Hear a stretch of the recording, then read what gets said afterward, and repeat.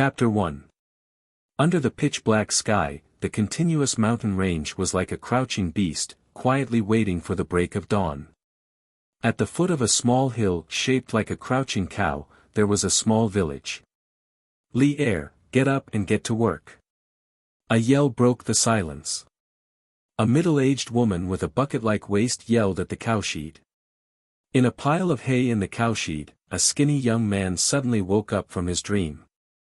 He thought blankly, "Where am I?" He had that dream again. In the dream, he lived in a city with tall buildings. He played with a magical artifact called a computer all day, and there were steel monsters running amok on the streets. Finally, one day, he was killed by a monster called BMW. Then he suddenly woke up. Yes, he had transmigrated. Over a dozen years had passed. He had almost treated the events of his past life as a dream. Looking around the dirty cowshed, he felt the itch from the mosquito bites. Clearly, this was not a good place. There was probably no other transmigrator in the world as miserable as him. Looking at the time, it had been about 15 years. His parents in this life were the most ordinary farmers in Crouching Ox Village. They passed away when he was young, and he was raised by an older brother. His brother was Li-de, so he was called Li-er. There were not many rules in the village. Many villagers did not have proper names in their lives. With the knowledge of his past life, he gave himself a name, Li Qingshan. There is no need to bury one's bones in the village. Life is full of green mountains. Even though he had transmigrated, he wanted to live well.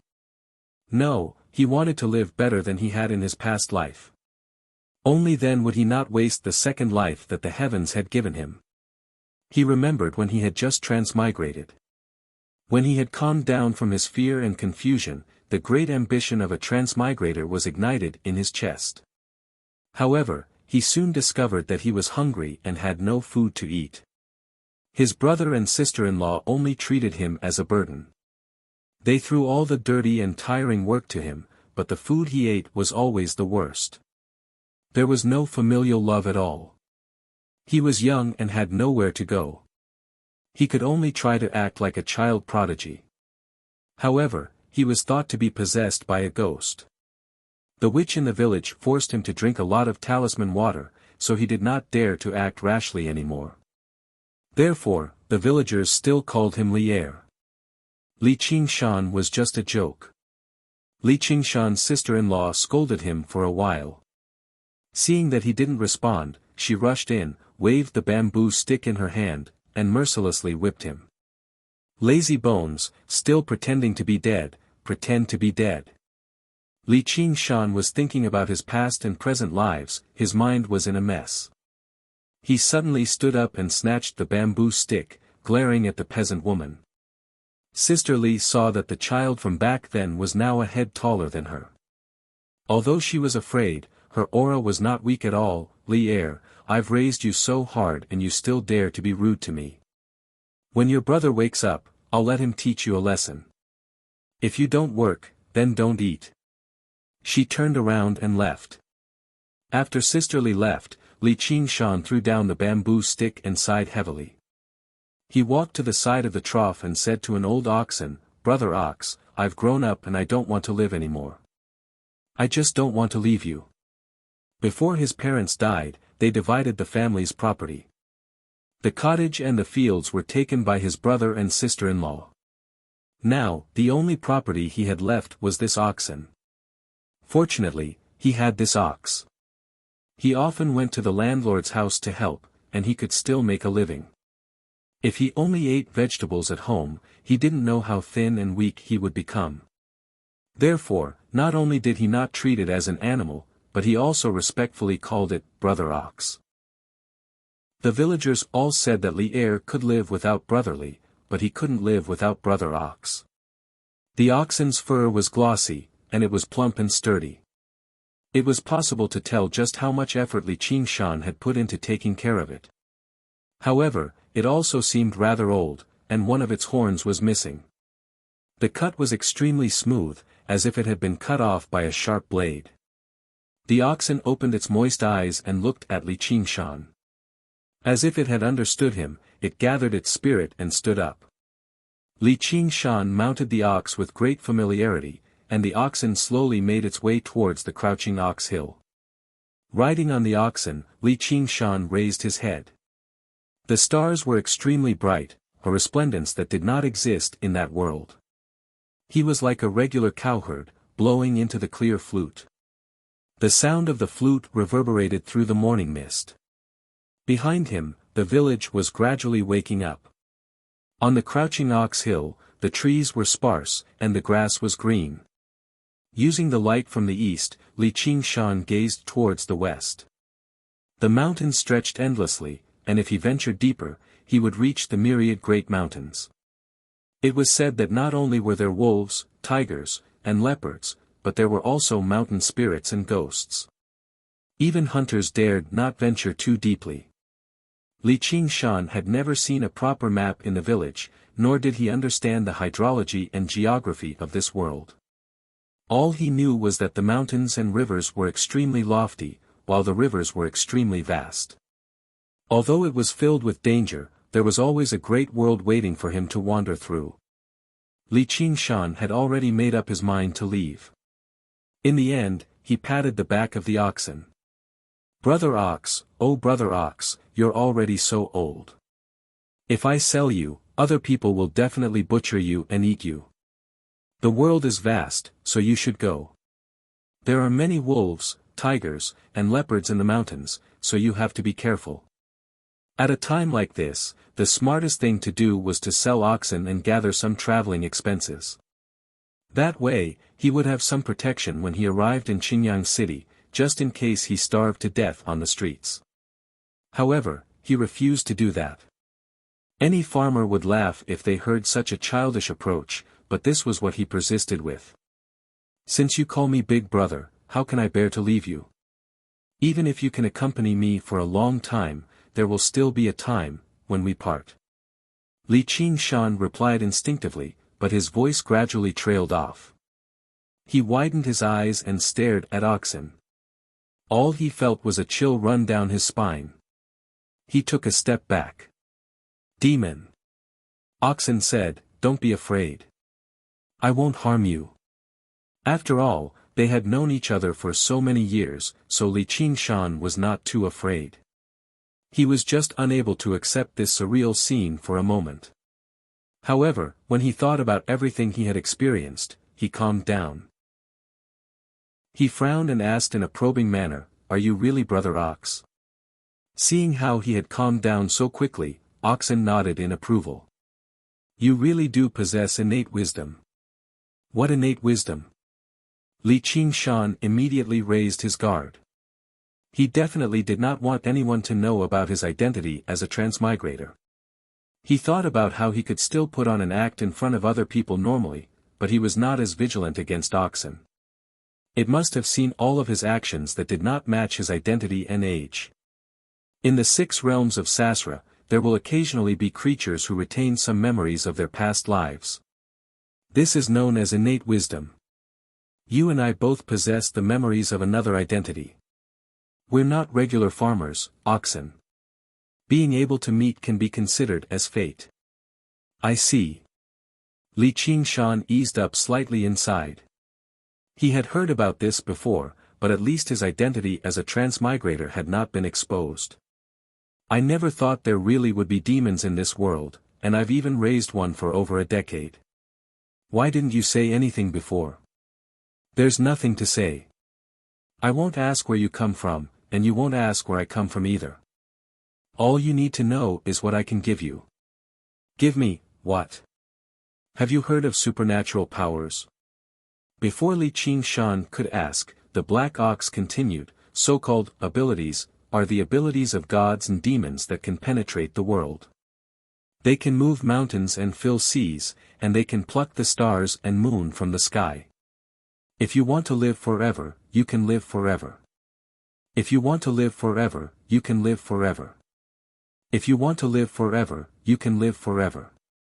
Not to mention glory, splendor, wealth, money, and beauties, you can have them at your fingertips. Are you tempted? The word supernatural power contained all the desires of all living beings. Li Qingshan was just one of them, so how could he not be tempted? But the deeper feeling was that it was unbelievable. It was like a person who had been blind for over a decade suddenly opened his eyes. Everything in front of him was so dazzling and full of unreality. Li Qingshan suppressed the excitement in his heart. Brother Oxen, are you going to teach me that kind of supernatural power? Oxen shook its head. You're not qualified yet. It then changed the topic. If you want to cultivate supernatural powers, you have to eat meat first. What? Li Qingshan wondered if he had heard wrongly. He felt that it was ridiculous. How could a supernatural power that could move mountains and fill seas, and pick the stars and moon be related to such an ordinary thing? The first step of cultivation is refining essence into qi. You have to refine the essence in your body into qi. With your sallow and emaciated appearance, how can you have essence to refine? Li Qingshan smiled bitterly. Anyone who grew up like him would not be able to become strong. And for a person who could not even lift a bucket of water, to talk about moving mountains and filling seas, wasn't it ridiculous? Dare I ask, where does meat come from? How could Li Qingshan not want to eat meat?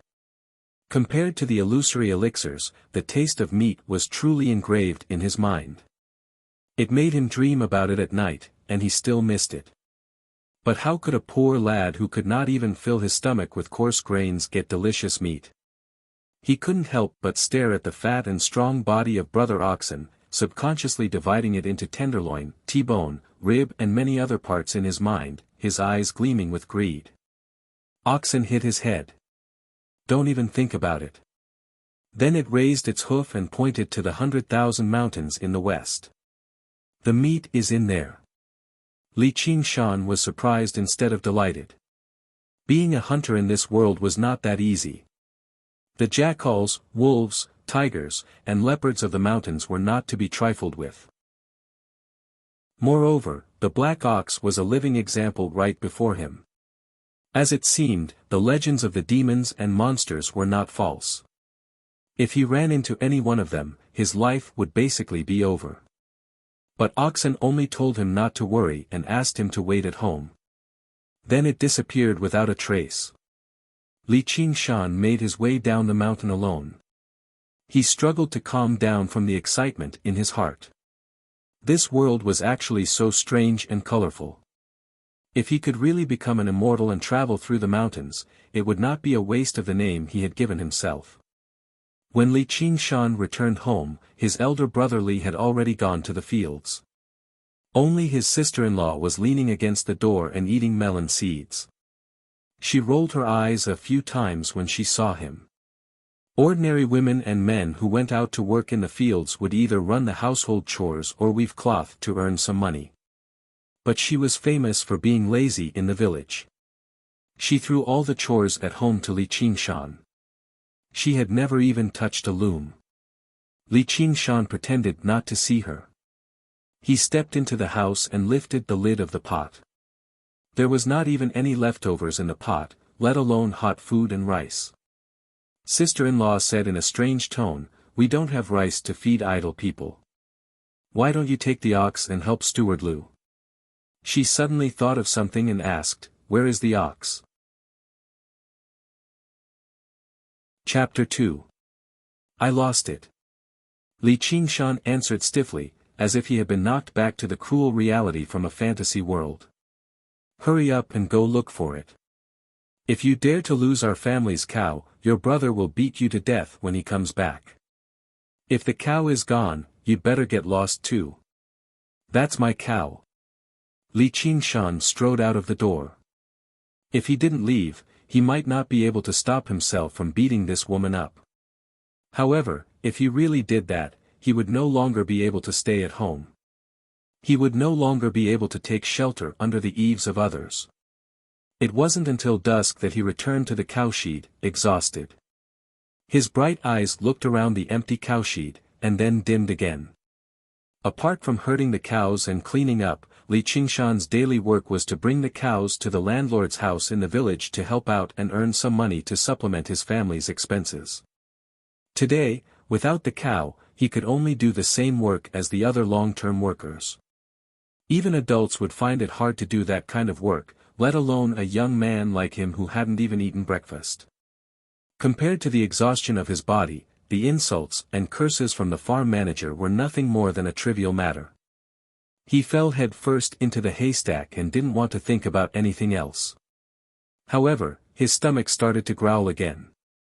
It was conceivable that in such an environment, any interest would be worn down to the point where only the most basic physical needs were left. Li Qingshan was in a daze when he heard a bang. It was the sound of something heavy falling on the ground. He opened his eyes and saw a strange face with a pair of long white tusks. He couldn't help but jump in fright.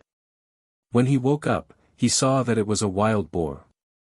It had just died, and it was still warm. Oxen was lying in front of the trough, smiling at him. He could already vaguely make out the expression on Oxen's face. Night fell. In the village house, Mrs. Li was complaining to Brother Li, "That little bastard is too inhumane. He even lost such a big cow. No, he must have secretly sold it. No, we must separate from the family. If we continue living like this, we will be in trouble." Elder Brother Li was in his 30s. He was tall and strong, and he was famous for being tyrannical in the village. However, he was extremely respectful towards his wife. But after we split up, those few acres of good land were given to him in front of the elders in the village. They used the reason that Li Qingshan was too young to farm as an excuse to occupy this piece of land. They didn't want to return it now, but if they officially separated from the family, they would have to return it. Hasn't Steward Lu always wanted this piece of land? We might as well sell it to them. If that little bastard has the guts, he can go ask him for it. But what if he doesn't want to? Starve him for 3 days, aren't you worried that he won't agree? While the two were discussing, Mrs. Li suddenly sniffed and said, "Do you smell something? It smells so good. It seems like someone's cooking meat." "It's not New Year's Day, why are they cooking meat?" It seems, it's nearby." The two followed the smell and came to the cowshed. They saw a pot in the cowshed with firewood burning under it. The soup in the pot was boiling, and a fragrant smell spread. The fire swayed in the darkness, casting Li Qingshan's shadow on the wall. Mrs. Li swallowed her saliva and said, "You little bastard, where did you steal the meat?" She was not only lazy but also greedy. Looking at the pot of meat soup, she even forgot that Li Qingshan had offended her. She went forward and picked up the spoon to stir it. However, Elder Brother Li's eyes were sharp. He saw what Li Qingshan was sitting on and exclaimed, "Wild boar." Wild boars could be said to be extremely dangerous in the mountains. Its skin was rough and thick, and it was difficult to be injured by swords. Ordinary hunters would retreat when they saw it, let alone capture it. When I was looking for a cow, I picked it up at the foot of the mountain. It was injured, probably because it was chased by hunters and had nowhere else to go. Li Qingshan made up an excuse. The existence of oxen must be kept a secret. Otherwise, if the news of the demon cow spread, who knew when the heavenly palace would come to find them? Elder Brother Li was skeptical, but he also laughed and said, "Brother, you are a fool with a fool's luck. When I bring this pig to the market, I can definitely sell it for a good price and save it for your wife." At the same time, he also saw the oxen in the cowshed. He thought that there was no need to rush to separate from him. The cow could still do some farm work. Li Qingshan watched as the sister-in-law stirred in the pot as if all she wanted to do was try a piece. His good mood from cooking the meat was immediately destroyed. With a smack, he smacked the sister-in-law's hand away. "Don't touch it." Sister-in-law Li covered her hand and stepped back. She wailed, "Look at your brother. I told you that he bullied a woman when you weren't at home. You didn't believe me. Now he's doing it in front of you. Bullied you. Li Qingshan only felt a wave of nausea. If your surname was Pan, I wouldn't have suffered a loss. Elder brother Li's face suddenly became gloomy. Is this how you act as an uncle? Li Qingshan lowered his head and said, I have my own plans for this meet. I am not young anymore. It is time for us to separate. This was something he had been thinking about when he was cooking the meat. He was no longer willing to bow his head under the eaves of this house. Elder brother Li did not expect that before he could say anything, Li Qingshan would bring it up first. He was stunned for a moment and then became angry. He was a stupid farmer and could not hold back his anger. He clenched his fists and stepped forward, wanting to beat up Li Qingshan and drag this wild boar away first. Li Qingshan saw that elder brother Li's momentum was not right. He also stood up. His face was grim, but his heart felt a little weak. His bones were not fully grown yet. He had been tired for a day and had not eaten anything. How could he fight against a grown man? He glanced at Oxen from the corner of his eyes, but Oxen only watched this scene as if it was watching a show. It had no intention of helping. Just as Li Qingshan was groaning in his heart and preparing to receive a beating, elder brother Li stopped in his tracks and looked at Li Qingshan's right hand. In that rough hand was a short knife that was equally rough. The blade was full of impurities. Even though it had been carefully polished, it was still dull and lusterless. This was a short knife that Li Qingshan had bought from the bazaar after living frugally all these years. It was useful in many places. Just now, he was using this knife to cut meat. Li Qingshan immediately understood that his elder brother was afraid. He was not afraid of himself, but of this knife. And before this moment, he had never realized that the shoddy knife in his hand had the power to deter others. In his previous life, Li Qingshan was only an ordinary student. Although he had fought a few times, it was just disputes between fellow students. In both of his lives, he had never had the experience of facing a weapon. Understanding this, Li Qingshan clenched the knife in his hand and deliberately raised it up, like a wild beast showing off its fangs, even though he did not dare to use it. Elder brother Li immediately took a step back, and Mrs. Li also did not dare to howl. In the end, the two of them actually retreated from the cowshed with extremely disappointed expressions. They cursed outside for a while before returning to their room to discuss their grand plan. However, Li Qingshan turned a deaf ear to it.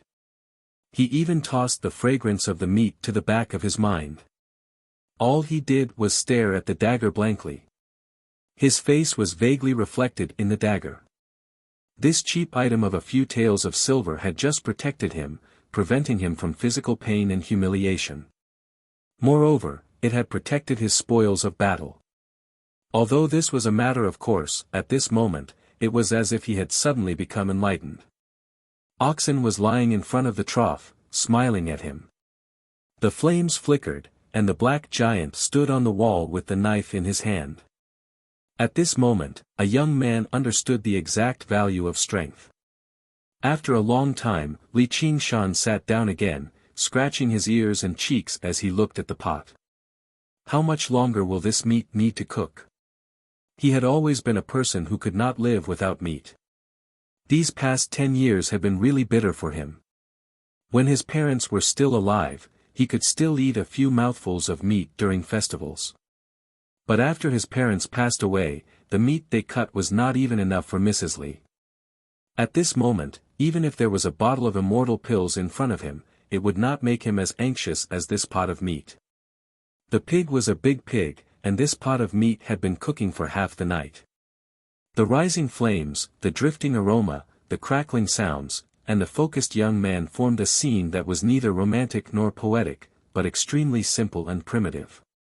In the end, although there was not even a bit of salt, not to mention other spices, it made Li Qingshan eat so much that he almost swallowed his tongue.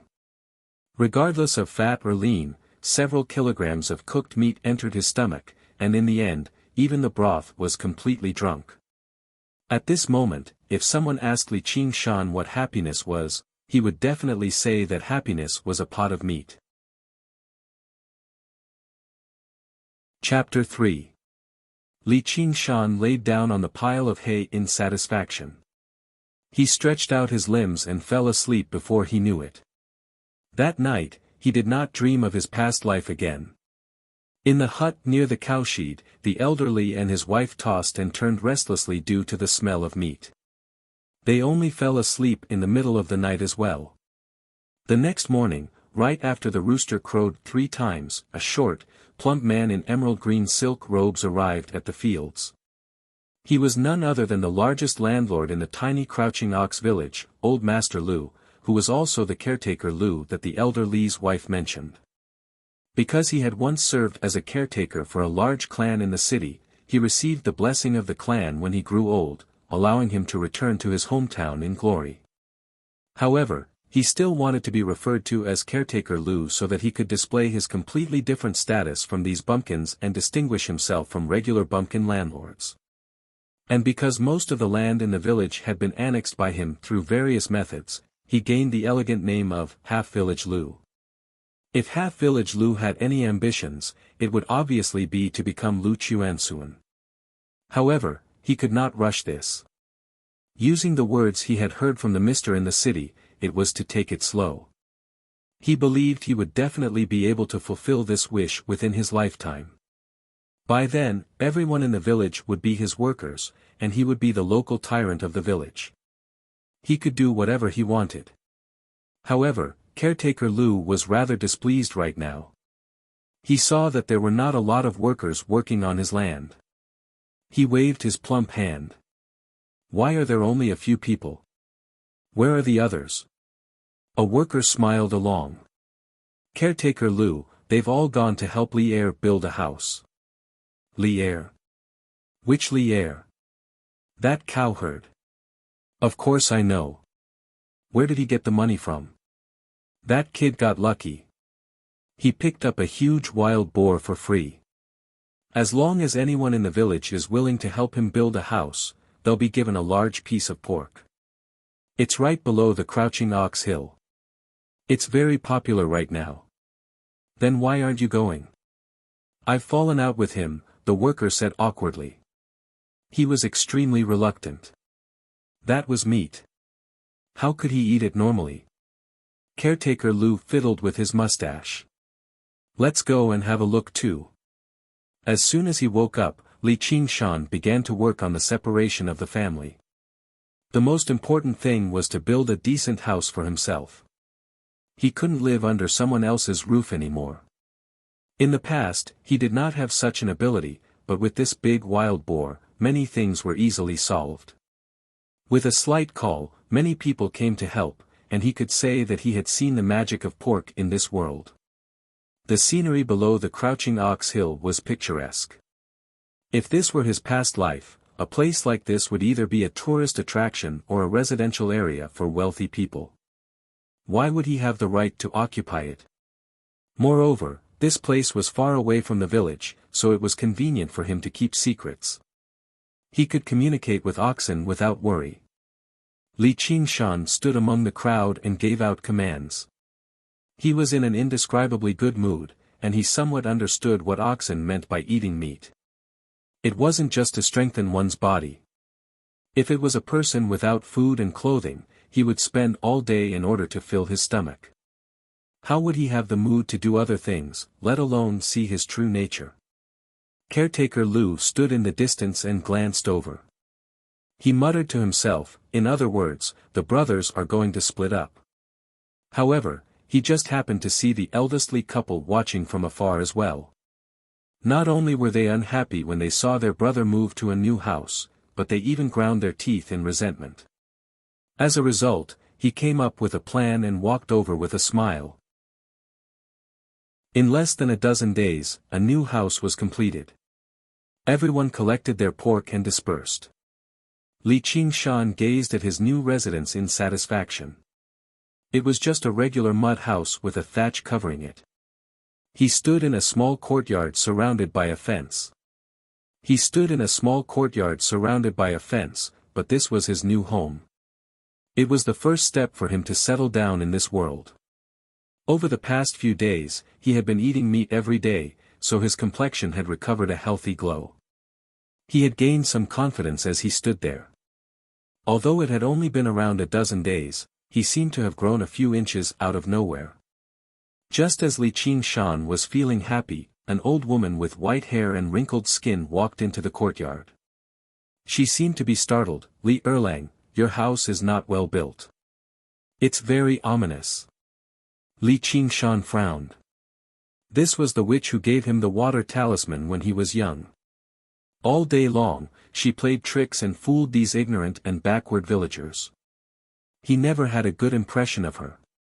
However, she had great prestige in the village. If there were any weddings or funerals in the village, they would ask her for divination. Of course, during the divination, there was no lack of offerings to worship the gods. Li Qingshan did not dare to be negligent. He bowed and said, "Why are you here?" The witch did not even look at him. She looked around the house and said, "There's Yin Qi and evil spirits here.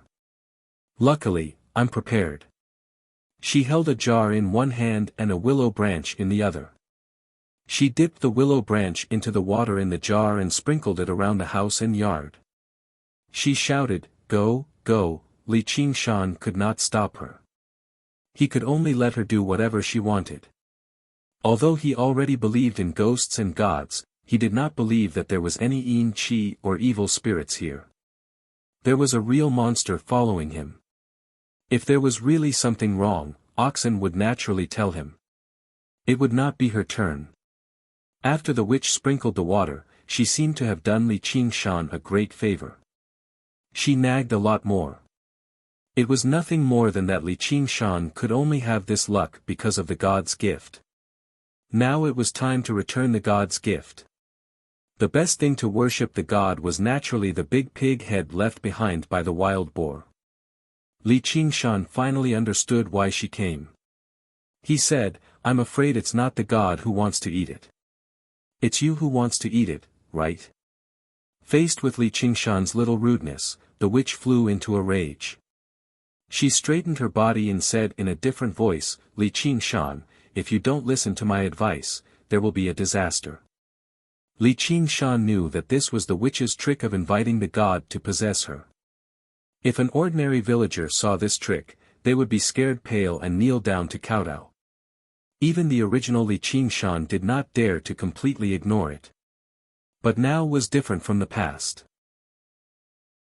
He crossed his arms as if he was watching a joke. He said, "There is no door to fortune or disaster. Only people can bring it on themselves. What does it have to do with the god? Please." Seeing that this trick did not work, the witch returned to her original state and said gloomily, "Just you wait." Not long after the witch left, the disaster really did come. A villager came to invite Li Qingshan to the ancestral hall. Although the village was small, there were many rules. The separation of the family from his brother should have been done in the ancestral hall in front of the village elders. However, he should have been the one to bring it up first. Did his brother beat him to it? Li Qingshan felt rather uneasy, but Oxen was nowhere to be seen, so he could only brace himself. The so-called ancestral hall was just a small house with a very deep doorway, but it was a rare brick building in the village. Inside, the ancestral tablets of the ancestors of the Li and Lu families were enshrined. In the pitch-black house, a few old people stood to the left and right. At the very front was the village head of Crouching Ox Village. He was in his 60s and had a crooked back. He was also a member of the Li family. According to seniority, Li Qingshan had to call him grandfather. The Li couple were already waiting there. As soon as they saw Li Qingshan, they glared at him viciously, as if Li Qingshan had harmed them somehow. There was a hint of delight from revenge in their gazes. Li Qingshan ignored them. He only bowed to the old people before beginning the separation under the village head's supervision.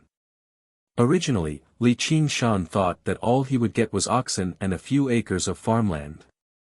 He never thought it would actually be much more complicated than he had imagined. The village head was stern and impartial. He gave many miscellaneous items to Li Qingshan, such as a spoon and a pair of chopsticks. With each item, the sister-in-law's heart would twitch painfully. Her gaze towards Li Qingshan became more and more vicious. Li Qingshan remained unfazed. He remained composed. Moreover, the miscellaneous items were all useful, so he did not have to buy them all again. After a whole hour, the village head stopped just now. He looked around with his murky eyes. Do you have any objections? The Li couple accepted it, but Li Qingshan felt that something was off. Grandfather, what about those acres of farmland? What farmland? Li Qingshan was stunned. When his father and mother passed away in the past, they had said it clearly in front of this person. They were afraid that his elder brother would bully him, so they wanted this esteemed old man of the village to uphold justice for him. The sister-in-law had already spoken. You're still young and ignorant. Those two old things didn't return the money they borrowed. They've already paid them back. Li Qingshan flew into a rage. What did you call my father and mother? Say that again. Although he did not have any particularly deep feelings for them, they were still his birth parents in this life. How could he allow someone to humiliate them in public? Brother Li had already stood in front of the sister-in-law. A few men also walked in from outside the ancestral hall. It was obvious that they were prepared. Li Qingshan also noticed that these people were all scoundrels from the village. Normally, all they did was steal from others and bully others. They did not care about the camaraderie of fellow villagers at all. They would never show mercy when they laid their hands on them. The village head secretly cursed the stupid woman inside. I've already checked the receipt. Where is the receipt? Brother Li replied, we've already burned it when we got it. May I know who he owes money to? The sister-in-law proudly said, the village's steward Lu. If you have the guts, go and ask for it. See if steward Lu doesn't skin you alive. What's the matter? I'm just bullying an ungrateful little bastard like you. Those acres of farmland were all fertile farmland. They were sold for some money. It could be considered as making up for not being able to eat pork. She made up her mind that once she got home, she would buy a chicken to eat. Li Qingshan was so angry that his whole body trembled. His nails pierced into his palms. Based on his 2 lives' worth of experience, how could he not know the inside story? Farmers regarded the land as their lifeblood. How could they casually compensate other people? His parents also dug in the soil for food all their lives. How could they possibly borrow money from other people? This was clearly an alliance to bully him. After losing the land, if he wanted to eat and live, he could only go to Steward Lu's farm and work as a long-term worker. Even if he was angry, he would have to endure it. What a good plan. At home, Li Qingshan was treated coldly by his brother and sister-in-law. It was only because of his poor food and clothing. He could still accept it. However, it was different to distort the truth like this. In his previous life, he mingled on the internet. He thought that he had seen all the dark sides of society and was angry because of it. However, when this kind of thing happened to him, he found it hard to bear.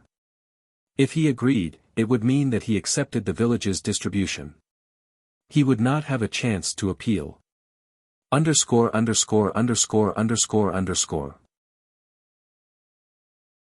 Chapter 4. The atmosphere in the ancestral hall froze for a moment.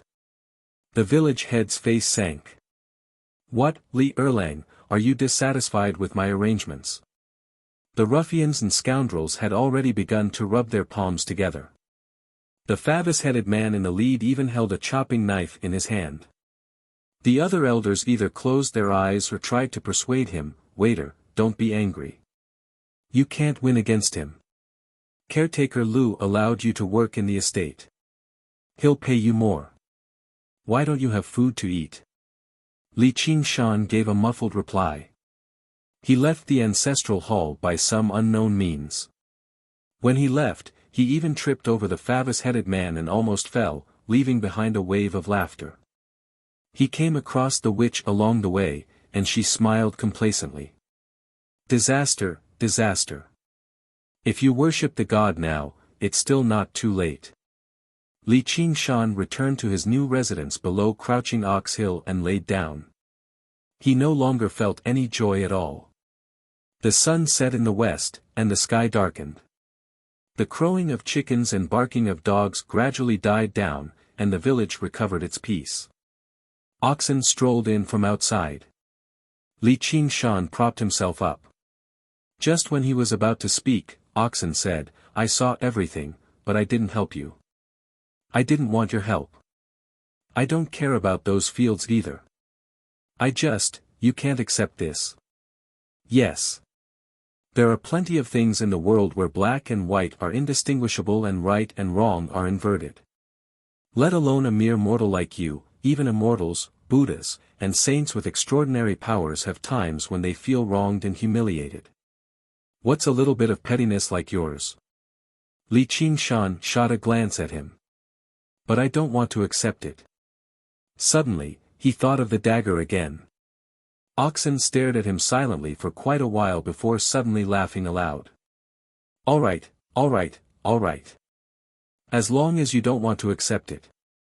When a man goes about his business, he is quick to repay kindness and vengeance.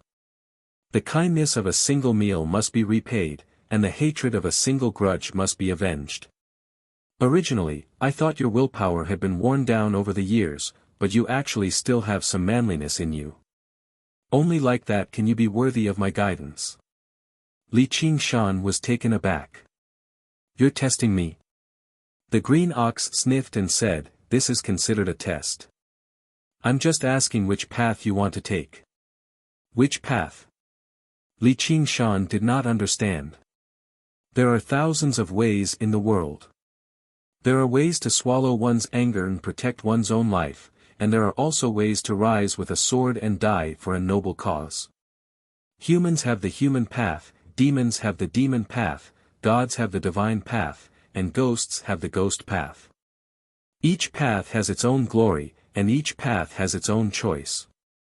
Li Qingshan felt dizzy as he listened to it, Tao, non-stop. Are you going to sing a song, Tao, Tao, Tao, for me? At the end of the conversation, he interrupted, I will seek my own path. Oxen was startled at first, then delighted. You actually understood. That's right, there are thousands of great Taos. I will seek my own Tao. Li Qingshan took out a big gourd out of nowhere, and the gourd flew into his hand by itself. Since you refuse to swallow your anger, I'll teach you a way that doesn't require you to swallow your anger. Li Qingshan felt something heavy in his hand, as if there was some kind of liquid swaying in it. He opened the bottle and a strong smell of alcohol assaulted him. Li Qingshan smiled bitterly. After eating meat, he would drink wine. It seemed reasonable, but who would rely on these two things to cultivate? If eating meat and drinking wine could help one become an immortal, then all the rich people in the world would become immortals. Could it be that immortals were all good-for-nothings? Oxen only said 8 words, meat strengthens the body, and wine strengthens the liver and gallbladder. Li Qingshan clenched his teeth, raised his head, and gulped down the wine. Although it was only the village's unrefined wine, he still felt dizzy after drinking the gourd. He stared blankly at Oxen. Could it be that it wanted him to drown his sorrows in wine? Go kill someone, and I'll teach you cultivation. Oxen said in an extremely calm tone, as if it was talking about something insignificant. Then, it lay down. Li Qingshan felt a chill run down his spine. He suddenly realized that the thing in front of him wasn't a hard-working old bull that had been plowing the fields with him for more than 10 years, but a real bull spirit. What it taught him was not the peaceful Tao of immortals and Buddhas, but the fierce and domineering Tao of demons. It hadn't taught him any cultivation techniques, it only taught him to eat meat, drink wine, and now, kill people. Was he really going to kill people? Faces appeared in front of him. He hated these people, and he wanted nothing more than to kill them, but he knew that he didn't dare to do so. Oxen also saw through this, which was why he wanted to drink wine to strengthen his courage. Was this a proof of allegiance, or a gift to become his disciple? Thinking back to what happened today, the drunkenness and anger rose. Li Qingshan raised his head, took a deep breath, and lowered his head. Kill who? That's your problem. I'll say it first, I won't help you, and I won't save you. I'm just an ordinary bull. Tonight, the moon was bright, sprinkling a layer of white frost on the ground. Li Qingshan walked alone on the white frost. He felt that the full moon above his head was so dazzling that he wished for a dark cloud to cover it up. The village was silent. Li Qingshan's footsteps swayed as he walked around the village, his heart was at a loss. He came to the front of a rundown house, and there was a hubbub coming from inside. Li Qingshan heard it clearly. It was the ruffians from the ancestral hall today. He hurriedly squatted down against the wall and listened to what they were saying. Today's wine came so easily. I just stood in the ancestral hall, and Steward Lu gave me so much. Li Qingshan recognized the voice at once. It was Patch-haired Lu, a famous ruffian in the village. He spent his days idling around and stealing things. He was surly and fierce, and he often carried a chopping knife with him. The villagers were afraid of him, and even if they caught him stealing, they didn't dare to do anything to him. The other ruffians also treated him as their leader. This is all because of you, big brother. Didn't you see that kid's face? He was so scared that it turned pale. The room roared with laughter. Li Qingshan didn't know what his face was like at the time, but it was definitely red now.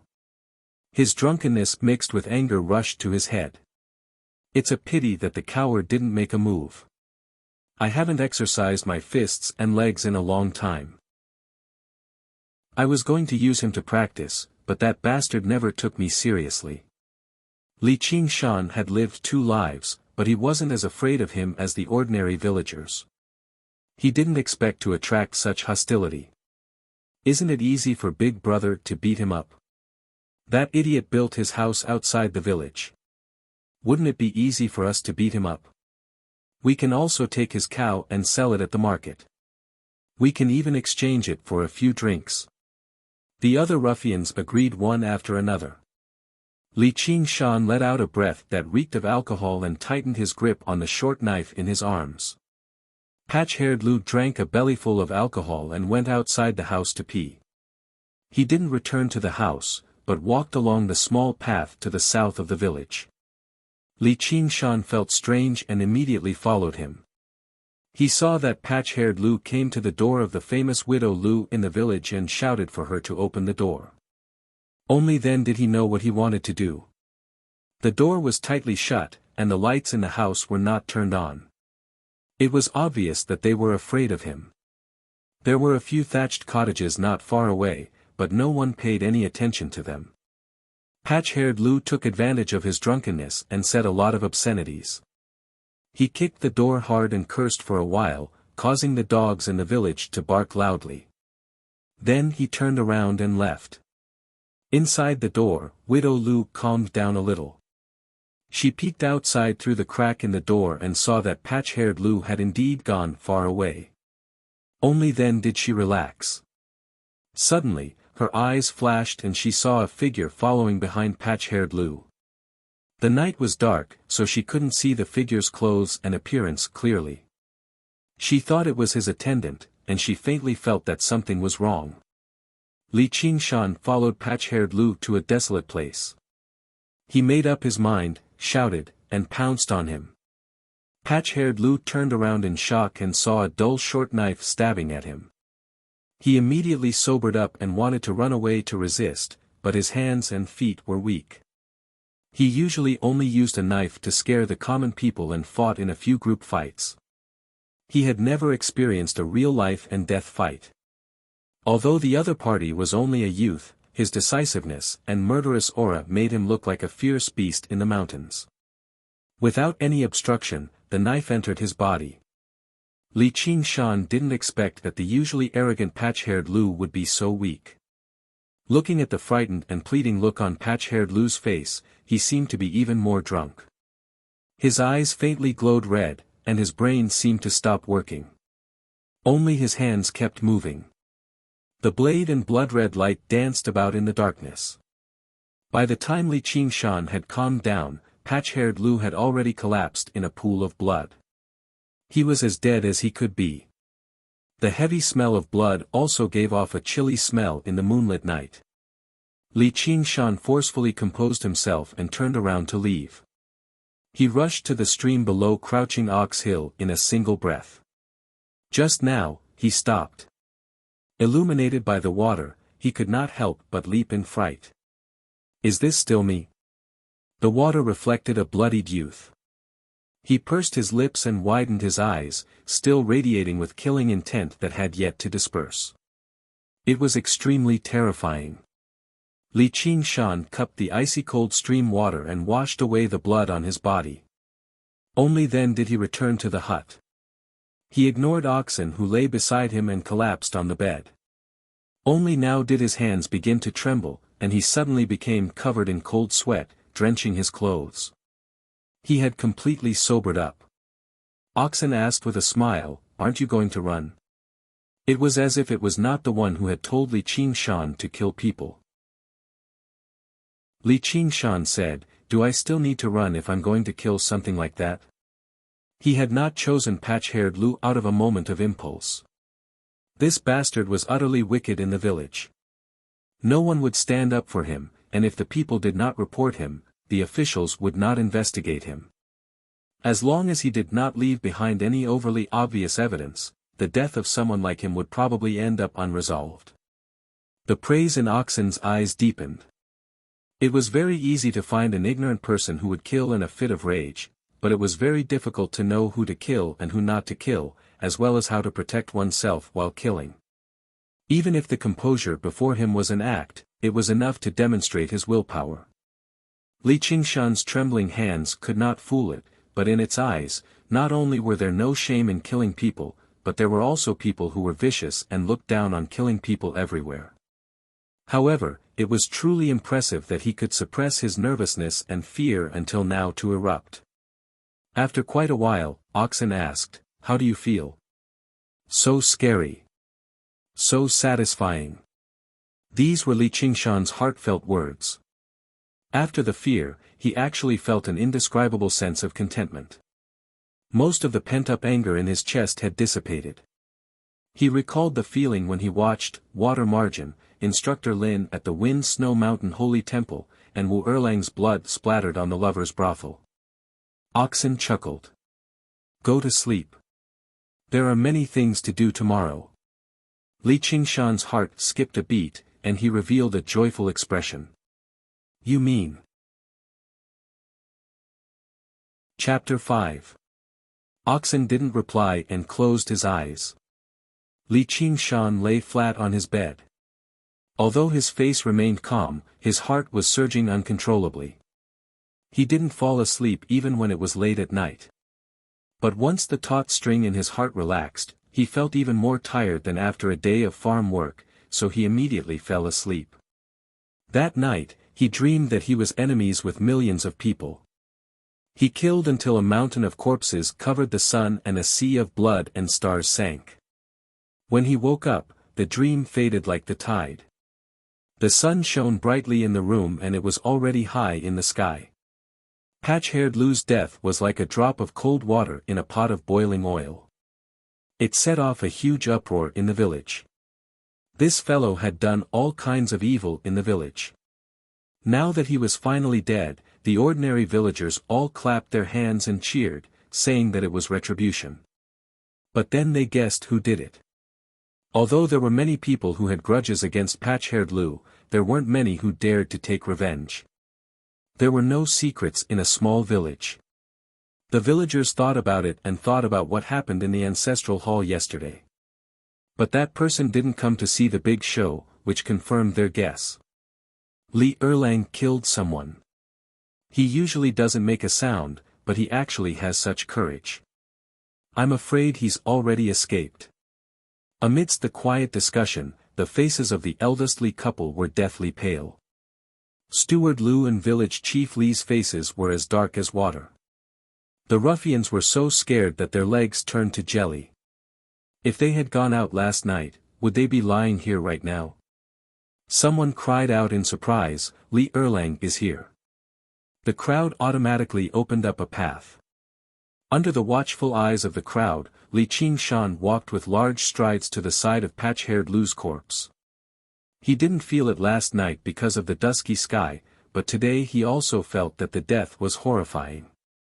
But he didn't show it on his face.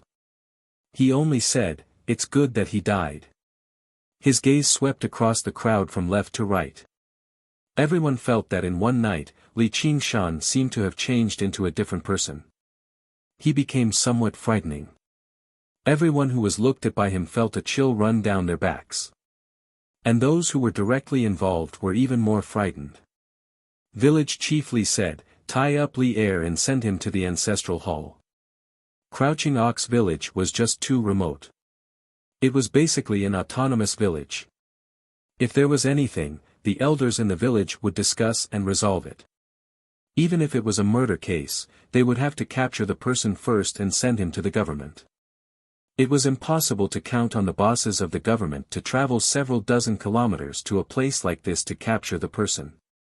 Therefore, they basically didn't have any dealings with the yamen, and directly carried out private executions in the village. The villagers were in an uproar. Li Qingshan raised his eyebrows and shouted, "Who dares?" Even though he did not have a weapon in his hand, his murderous aura was like an unsheathed sword, showing off its edge. None of the villagers stepped forward, not only because they were afraid of Li Qingshan. There was a scale in everyone's heart, and the villagers' thinking was even more simple. "Village chief, you colluded with the tyrants and bullied the kind, what right do you have to order us?" The villagers also watched Erlang grow up, and he even called you grandpa. You really have the heart to do this. This patch-haired Lu deserved to die. Erlang did this to rid the people of evil. Patch-haired Lu got drunk and fell to his death. What does this have to do with Erlang? The one who spoke was Zhang Wuga, who had a great grudge against patch-haired Lu. Patch-haired Lu had once tried to bully his wife when he was working in the fields. Back then, he was tempted to fight it out with this bastard, but his wife had bitterly persuaded him not to. Now that he saw his corpse lying on the ground, he felt indescribably carefree. Someone immediately echoed, yeah, he fell to his death. This is all retribution from the heavens." For a moment, there was a hubbub of voices. They all said patch-haired Lu died in an accident. They completely ignored the holes in patch-haired Lu's body on the ground. When they looked at Li Qingshan, their gazes became a little more respectful. Li Qingshan suddenly became rather moved. This was the so-called public opinion. Village Chief Li knew that if this continued, his authority in the village would definitely be greatly affected. Furthermore, he really was rather afraid of Li Qingshan's revenge. If he had known that this kid was so vicious, he definitely would not have twisted his mouth over some silver. The villagers didn't listen to his commands. Those ruffians were even worse than ordinary people, so they had already sneaked away. He could only take a look at Steward Lu. He should be able to command the servants and workers in the family, but Steward Lu pretended not to see them. In any case, it was Big Li who insisted on selling the land to him, and he didn't show up. His family was big, so why should he go head-on with such a strong person over such a trivial matter? Moreover, if he was not careful, he would incite the anger of the people. Unknowingly, he had already treated Li Qingshan as a strong person. Possessed by a demon, possessed by a demon. I told you. Which suddenly pointed at Li Qingshan and howled. The villagers' expressions changed greatly.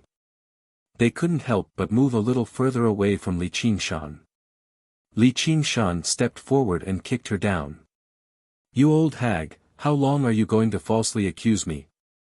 If you dare to say another word, I'll tear your mouth apart. which let out an "Io" and didn't dare to say anything. She only stared at him with a venomous gaze. Li Qingshan was unafraid. If you really have supernatural powers, then let your ghosts come and find me. Let's see if I'm afraid or not. After saying this, he walked out of the crowd with his head held high. He walked to a place where there was no one around. Just now, his aura had been released. He felt his heart beating violently, but he knew that he had made the right move. If he hid in his house out of fear and gave village head Li time to mobilize the villagers, someone would come to arrest him before nightfall. With his current physique, could he really fight against 3 to 5 burly men? Only by taking a risky move, suppressing the others with his aura and obtaining justice, could he truly be safe and sound. When he returned to the thatched cottage, oxen had already been waiting for a long time. He looked up and down at Li Qingshan. Li Qingshan also noticed the strange atmosphere. He went forward and bowed respectfully. He raised his head and asked with a smile, "Brother Ox, do you still need to hold a banquet to formally acknowledge me as your master?" Oxen said, "Which of your wine and meat wasn't brought by me? What banquet to formally acknowledge me as your master?" Li Qingshan spread his arms and said, "I'll help you gather some tender grass, all right?" Oxen's eyes darkened. "Stop joking around. Since you have the intention to kill, that's why I taught you the art of killing. In the future, you'll inevitably have to fight with others. You won't have a single day of peace. If your cultivation isn't enough and you get killed, you'll have no regrets. The weak are prey to the strong. It doesn't matter where I go. I don't dare to say that I have no regrets, that's all." Oxen said, "No regrets. Since you've made up your mind, I'll teach you the ox demon's fist of great strength. When you've cultivated the strength of a bull and laid down your foundation, I'll teach you the tiger demon's fist of bone training. With these 2 skills, you'll be able to practice the supernatural power of Taoism, the strength of 9 bulls and 2 tigers. By then, you'll be able to do whatever you want in the world." The strength of 9 bulls and 2 tigers. When Li Qingshan first heard about it, he found it quite ordinary. What was so special about 9 oxen and 2 tigers? They were just the most ordinary of livestock and wild beasts. Were they really worthy of being called supernatural abilities? Could they run amok in the world? But when he thought about it carefully, he was shocked. He had been herding bulls for more than 10 years and knew how strong a bull was. A bull's strength was equivalent to 10 strong men. As long as one could obtain the strength of 1 bull, they would be able to wear armor and fight on the battlefield. They would be worthy of the title of a fierce general. There was nothing special about 9 bulls and 2 tigers, but if all these strengths were gathered on one person, he would have the strength of 1,000 caddies with just a lift of his hand. Who would be able to stop him? Even if Lu Bu was reborn and Li Yuanba was alive, they wouldn't be able to stop a light punch from him. But since it's a supernatural power of Taoism, why is it called the ox demon and the tiger demon? This supernatural power was originally an ancient supernatural power. It's been lost now. When Li Qingshan heard the word ancient, he became excited. From what he knew, any elixirs, secret manuals, or treasures, as long as they were related to the word ancient, they would be extremely powerful. But Oxen's following explanation disappointed him. The reason why this supernatural power was lost was because it was too difficult to use. It was replaced by other supernatural powers created by the geniuses of later generations. In short, it was eliminated. The ancient sages were indeed powerful, but the later generations might not necessarily be inferior to the predecessors. Moreover, they were standing on the shoulders of the predecessors. The cultivators of the current era value the cultivation of qi and look down on the cultivation of the body. They even refer to the body as a smelly bag. This kind of supernatural power that pursues brute force naturally won't be taken seriously. You don't have to be too disappointed. This supernatural power that I'm teaching you is no longer the original version. It was modified by a powerful figure of the demon race. That's why it's called the ox demon and the tiger demon. The ox demon cultivates the body, while the tiger demon cultivates the bones. As the saying goes, when the Tao rises 1 foot, the devil rises 10. Its power is also much stronger.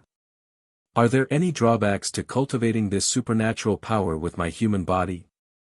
I don't know. Because no one has tried it before, I might go berserk and become a demon. Oxen said it casually, but Li Qingshan could only smile bitterly. It was fine if he cultivated an ancient supernatural power that had been lost for a long time. At most, he would become a weirdo and be laughed at by other cultivators. However, cultivating a supernatural power that had been modified by the hands of a demon could turn him into a monster. He might even be slain by the demons. But now was not the time for him to be picky. Li Qingshan thought for a moment and took a deep breath. Brother Ox, please teach me this supernatural power. If someone could understand his desire to change his fate, they would understand that he would accept even the devil's help. Oxen explained the essence of the ox demon's fist of great strength to him in detail. Li Qingshan immediately started practicing. He moved his body and moved his limbs. Under the dazzling sunlight, an old ox and a young man sat in the shade of the trees. The old ox lay down leisurely and gave pointers. The young man's expression was solemn as he listened attentively. Although Oxen could not practice it himself, every word he said would hit the nail on the head. This made Li Qingshan suddenly see the light and gained a deeper understanding of the ox demon's fist of great strength. He practiced with more vigor. Although Oxen spoke carelessly, he was very satisfied with his disciple's comprehension. As expected of a person who had unlocked his innate wisdom. This kind of person would not live in the wilderness for long. It was unfortunate that he was born in a village deep in the mountains. His fate was really not good. He was like a dragon swimming in shallow water and a tiger falling into the plains. Otherwise, he would have stood out in any prosperous city, whether it was in martial arts or literature. He would have become a hero and would not have to suffer the anger of a few foolish villagers. Chapter 6. Oxen had seen many so-called geniuses, each of them gifted with extraordinary talent and godlike luck, but only a few of them were able to achieve anything in the end. On the contrary, many ordinary people who were originally unknown became famous and walked to the peak of the cultivation path.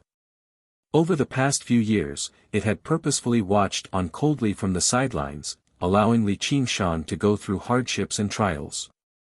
Only at the crucial moment would it speak up. It was like a master craftsman slowly tempering the material in his hands, all for the sake of forging it into a supreme divine weapon. What ordinary people cared about were external things like talent and luck, but it valued a person's will.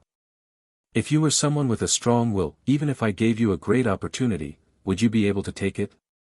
Just like that, one was willing to teach and the other was willing to learn. Naturally, they improved at lightning speed. In less than 2 hours, Li Qingshan had a general understanding of the ox demon's fist of great strength and vaguely grasped the essence within. Although the ox demon's fist of great strength was a fist scripture, it focused on training the muscles, bones, skin, and flesh to strengthen the body. The fist technique was actually secondary.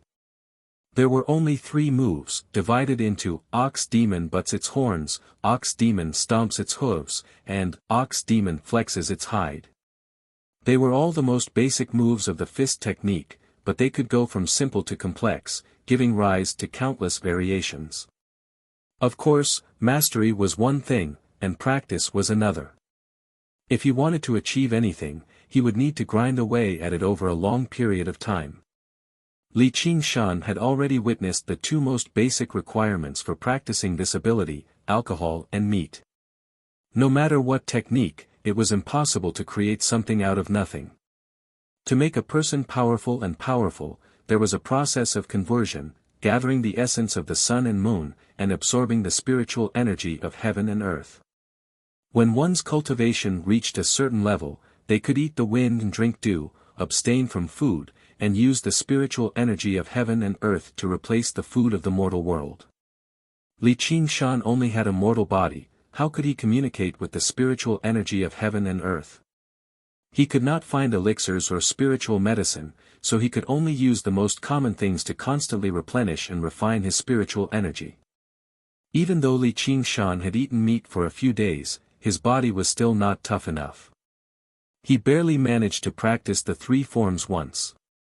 Sweat poured down his body as he gasped for breath. His stomach growled. By noon, he ate all the wild boar meat as if he had been starving for 3 days. His appetite was even greater than the first time he ate meat. He could not lie down and rest even at noon. Instead, he meditated and nurtured his qi, experiencing the sensation of qi that he did not have. Only when his body had mostly recovered would he practice another set of fist styles. He repeated this several times until evening. Li Qingshan was completely exhausted. He did not even want to move a single finger. 3 shadows sneaked to the front of Li Qingshan's thatched cottage. Li Qingshan heard the noise and walked out of the gatehouse, only to see the 3 ruffians who often hung out with patch-haired Lu. He was afraid that they were here to avenge their big brother. He could not help but secretly complain in his heart. Right now he was exhausted, how could he be their match? Even on a normal day, he could not defeat 3 people. However, he did not expect that when the 3 ruffians saw him, they were like mice seeing a cat. They bowed their heads and begged, "Spare us." This made Li Qingshan stunned, and he asked, "What are you doing here?" Little did he know that patch-haired Lu's death had left the 3 scoundrels utterly terrified. They were afraid that patch-haired Lu would not stop even after Li Qingshan had killed him and would come to make trouble for them tonight. As a result, they came to explain themselves reluctantly. All they said was that they had been instigated and ordered around by someone. All of their crimes were because of patch-haired Lu and caretaker Lu. Li Qingshan said, "You don't need to say anything, I know all these things." That night, he heard everything very clearly, but of course he could not readily agree to it. The one who killed patch-haired Lu was him. The 3 ruffians' hearts trembled. When they thought of that night, this fiend was just outside the window, they felt even more terrified. Li Qingshan vaguely understood why these 3 people were so afraid. He remembered that in his previous life, the small town he lived in was once plagued by a murderer. All kinds of rumors were flying everywhere, scaring people to the point that no one dared to go out at night. Thus, he was given this kind of halo of a murderer. Evil people were also divided into different levels. The 3 ruffians were only small evil scoundrels who stole chickens and dogs. In front of a big evil scoundrel, like him, they could only bow their heads and listen obediently. His expression did not change, but his heart was somewhat strange. He had not yet mastered any magical powers, but because of some changes in his mind, his status in the village had undergone a tremendous change. And these changes were all caused by oxen. Perhaps this could be considered turning something rotten into something magical. Li Qingshan did not pay attention to them. He forced himself to practice Ox Demon's Fist of Great Strength one more time. This time, there were 3 people present, so he practiced especially attentively. He knew that right now he was only bluffing. If someone found out that he had exhausted all his tricks, the consequences would be unthinkable. The 3 ruffians carefully watched from the side. They had been in the village for so many years, but had never heard of Li Qingshan knowing fist techniques. In the darkness, Li Qingshan's movements were fierce and full of strength. It was obvious that he was not fooling them. They couldn't help but think of what the witch had said. Perhaps Li Qingshan was really possessed by a demon. Seeing that the sky was getting darker and darker, they were so scared that their stomachs cramped. They wanted to leave but couldn't open their mouths. They were afraid that Li Qingshan would suddenly reveal his true form and swallow them whole. After Li Qingshan finished practicing, he ordered, "Follow me." He walked out the door, minding his own business. The three ruffians looked at each other and had no choice but to follow behind him. At this time, many villagers were eating in front of the door. Those who were familiar with Li Qingshan carefully greeted him. Those who were not familiar with him hurriedly hid in their houses. Even though it was daytime and they had protected Li Qingshan out of righteous indignation, when faced with this murderer, there was no one who did not feel fear. The three ruffians usually hung out with Patch-haired Lu. Patch-haired Lu relied on his fierceness and still had some face in the village. They, on the other hand, were loathed by people and dogs, so they did not have this kind of prestige. For a moment, they forgot their fear and instead felt proud. If they could follow Li Erlang, they would be much more imposing than they were in the past. Some of the elders even sighed. Although Patch-haired Lu was a scourge, they were afraid that an even bigger scourge would be born. At least Patch-haired Lu did not kill anyone, so everyone was not that afraid of him. Li Qingshan also had an almost novel feeling. After walking this road that he had walked countless times, he clearly realized that he was no longer the Li Qingshan of the past. He came to the front of a thatched hut. Thinking about how not long ago he was in poverty and dejection, his heart was filled with emotion. Inside the door, the Li couple were trembling with fear as they pressed against the door. Elder brother Li had a wooden stick in his hand and eldest sister Li had a kitchen knife in her hand. What those ruffians were afraid of, how could they not be afraid? However, they were different from those ruffians. In their hands, they held the money from selling the land. If they gave in to Li Qingshan, they would not be able to keep the money. Therefore, today they did not even do any farm work. They just stayed at home and discussed for the whole day. In the end, it was elder brother Li who made up his mind, he's only one person. Do we have to be afraid of him? If he dares to come, I will help the Li family get rid of this evil creature.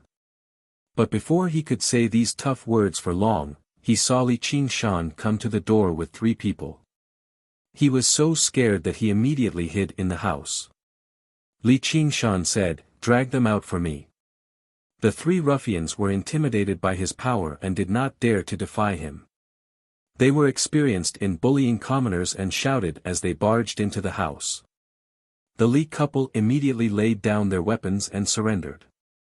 They did not dare to fight back. They were so scared that their faces were ashen and they trembled. Second brother, what are you doing?" Elder brother Li squeezed out a smile that was uglier than crying. Li Qingshan said, "I'm not here to look for you."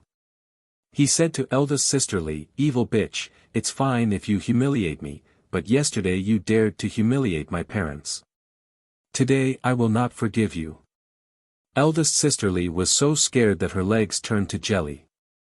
She no longer had her usual arrogance. "Little waiter, I was just talking nonsense. I have taken care of you for more than 10 years. We are family." Li Qingshan laughed coldly, "Family? It's fine if you don't want to talk about it. But if you talk about it, there are still debts to be settled. Let's talk about yesterday's nonsense first. What are we going to do about it?" A skinny, monkey-like ruffian said, "There is no need for you to do it. Little brother knows the rules." As he said this, he rolled up his sleeves and slapped eldest sister Li's face. Li Qingshan grabbed the ruffian's hand. Yesterday in the ancestral hall, he really wanted to do this. But today, seeing their trembling faces, he could not bear to do it. After all, these two were his own brothers and sisters-in-law. How could he let them be humiliated by such a ruffian? But what must be done, must be done. Chapter 7. Regaining the silver, the Li couple was pleasantly surprised. Madame Li didn't even care about the pain on her face as she hurriedly put the bag of silver into her clothes. The three scoundrels were speechless and showed expressions of admiration. That wasn't a small amount of silver, enough to spend for a long time, but it was thrown on the ground so easily. Looking at Li Qingshan's back, if they had only been afraid before, they now had a lot of respect. Such a good man who could distinguish kindness and grudges was just a story made up by storytellers. They didn't expect to see it with their own eyes. He was already so young, so he would definitely be someone in the future. The contempt they had for Li Qingshan's young age completely disappeared now. Li Qingshan walked in front with large strides. The sun was setting in the west, and the mountains were silent. He felt extremely relaxed and calm, as if he had unloaded an invisible burden. His body was filled with strength, and even his fatigue disappeared. He faintly felt that if he were to practice Ox Demon's fist of great strength now, it would be much smoother than during the day. This wasn't an illusion. Whether it was Taoist supernatural powers or ordinary martial arts, they all had to be in harmony with the mind of the practitioner. Ox Demon's fist of great strength was originally a martial art that was open and closed. It required one's mind to be clear and to advance bravely. Li Qingshan was happy to settle this grudge, and there were no more obstacles in his heart. Naturally, it was in harmony with the essence of the martial art. Back in the hut, Li Qingshan looked at the three scoundrels with bright eyes. Just now, I have to thank you all. If it weren't for these three scoundrels, his brother and sister-in-law wouldn't have given in so easily. If they were to wield a wooden pole and a cleaver, he really wouldn't have been able to do anything. He might even have suffered.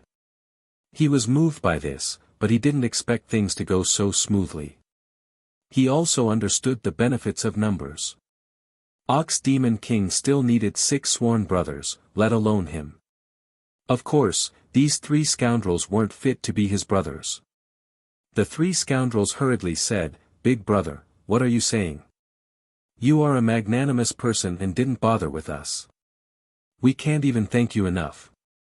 Patch-haired Lu didn't know what was good for him and deserved to die. "We followed him and offended him in the past," Li Qingshan waved his hand and interrupted, "Let bygones be bygones." Receiving this promise from him, the three ruffians felt their hearts relax, their thoughts became active, one after another they began to flatter him. When they were talking about their love, they almost wanted to plant grass as incense and become sworn brothers with him. In his previous life, Li Qingshan had never been flattered and praised like this. Even though it came from the mouth of three scoundrels that he looked down on, he couldn't help but feel happy and proud in his heart. However, it was impossible for them to become sworn brothers. After a perfunctory reply, he sent the three of them away. Oxen, who was lying on the side, said, "Why didn't you agree? If they are willing to accept you as their leader, you will be safer in this village. If there is any news, there will be people who will inform you." In a small village, manpower was what mattered most. Most of the time, if a family had more brothers and more sons, other people wouldn't dare to bully them, and they could even bully others. Li Qingshan said boldly, "Even if the people at Li Qingshan want to befriend aren't heroes who can roam the world, they are still men of steel who value friendship and righteousness. How can I associate with such people?" His voice was so loud that a few crows were startled and flew up, hovering around the treetops. Oxen was silent. Looking at Li Qingshan's high-spirited appearance, he fell into deep thought. Li Qingshan felt embarrassed and rubbed the back of his head. "Brother Ox, you must laugh at me for boasting, but this is what I think in my heart, and I'm only saying it for you to hear." Out of nowhere, Oxen took out a gourd of wine and tossed it to Li Qingshan. "If you don't even dare to say a few big words, then you might as well go back to farming. What other big words do you have? Tell me." Li Qingshan skillfully removed the cork and raised his head to gulp down a few mouthfuls of wine. He casually wiped his mouth and grinned, "I want to travel all over the world, taste all the delicacies in the world, drink all the good wine in the world, cultivate the most powerful divine arts, fight the strongest enemies, and sleep with the most beautiful women. Only then will my life not be in vain. Brother Ox, do you think this dream of mine can come true?" "Definitely." "All right, I'll take your auspicious words." The young man's great dream echoed through the tiny courtyard.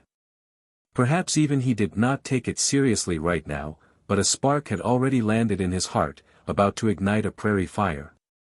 Taking advantage of the alcohol, Li Qingshan practiced the 3 forms of the ox demon's fist of great strength again. In his half-drunk state, he had no idea whether his movements were right or wrong. He only swung his fists and kicked as he liked. Meanwhile, Oxen only drank on one side and said nothing. Li Qingshan collapsed on the ground, drunk. The next day, the news of Li Qingshan returning the land money to his brother and sister-in-law spread through the village very quickly through the mouths of the 3 ruffians. Some people were filled with admiration towards his choice, praising him for his extraordinary spirit. There were also people who mocked him. Without land, what would he eat?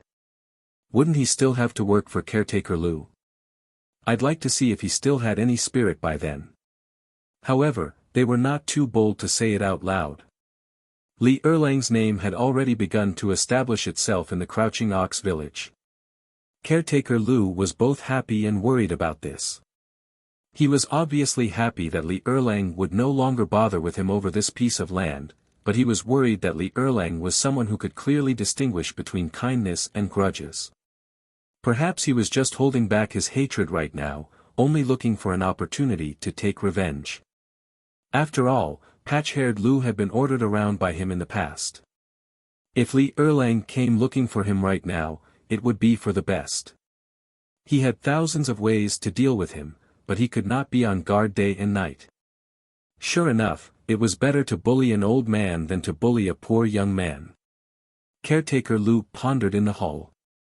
A hunchbacked old man arrived before the gatehouse under the support of a young man, but he was stopped by the guards at the gate. Caretaker Lu immediately went up to receive him. He smiled with his chubby face. "Great Village Headley, what brings you here?" Village Headley said sternly, "I don't know when you set up guards here. May I ask what you're guarding against?" Caretaker Lu smiled awkwardly. His clan was a landlord, but it was still a small village in the mountains after all. It obviously could not be as well connected as the large clans in the city. There was only an old gatekeeper, so why would there be anyone guarding the gate normally? Although he had done everything he could to annex the land in the village, it was still mostly through legitimate transactions. Even if he bullied people, he would bully those who could not fight back. He did not have that many enemies. The person he had to guard against right now was obviously Li Qingshan. In his eyes, this kid was originally someone who could not fight back, but his reaction in the end had taken him by surprise.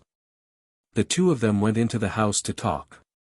Village Headley did not beat around the bush, saying, "Caretaker Lu, you're someone who has seen the world. Tell me, how should we deal with this Li Erlang?" His eyes were bloodshot.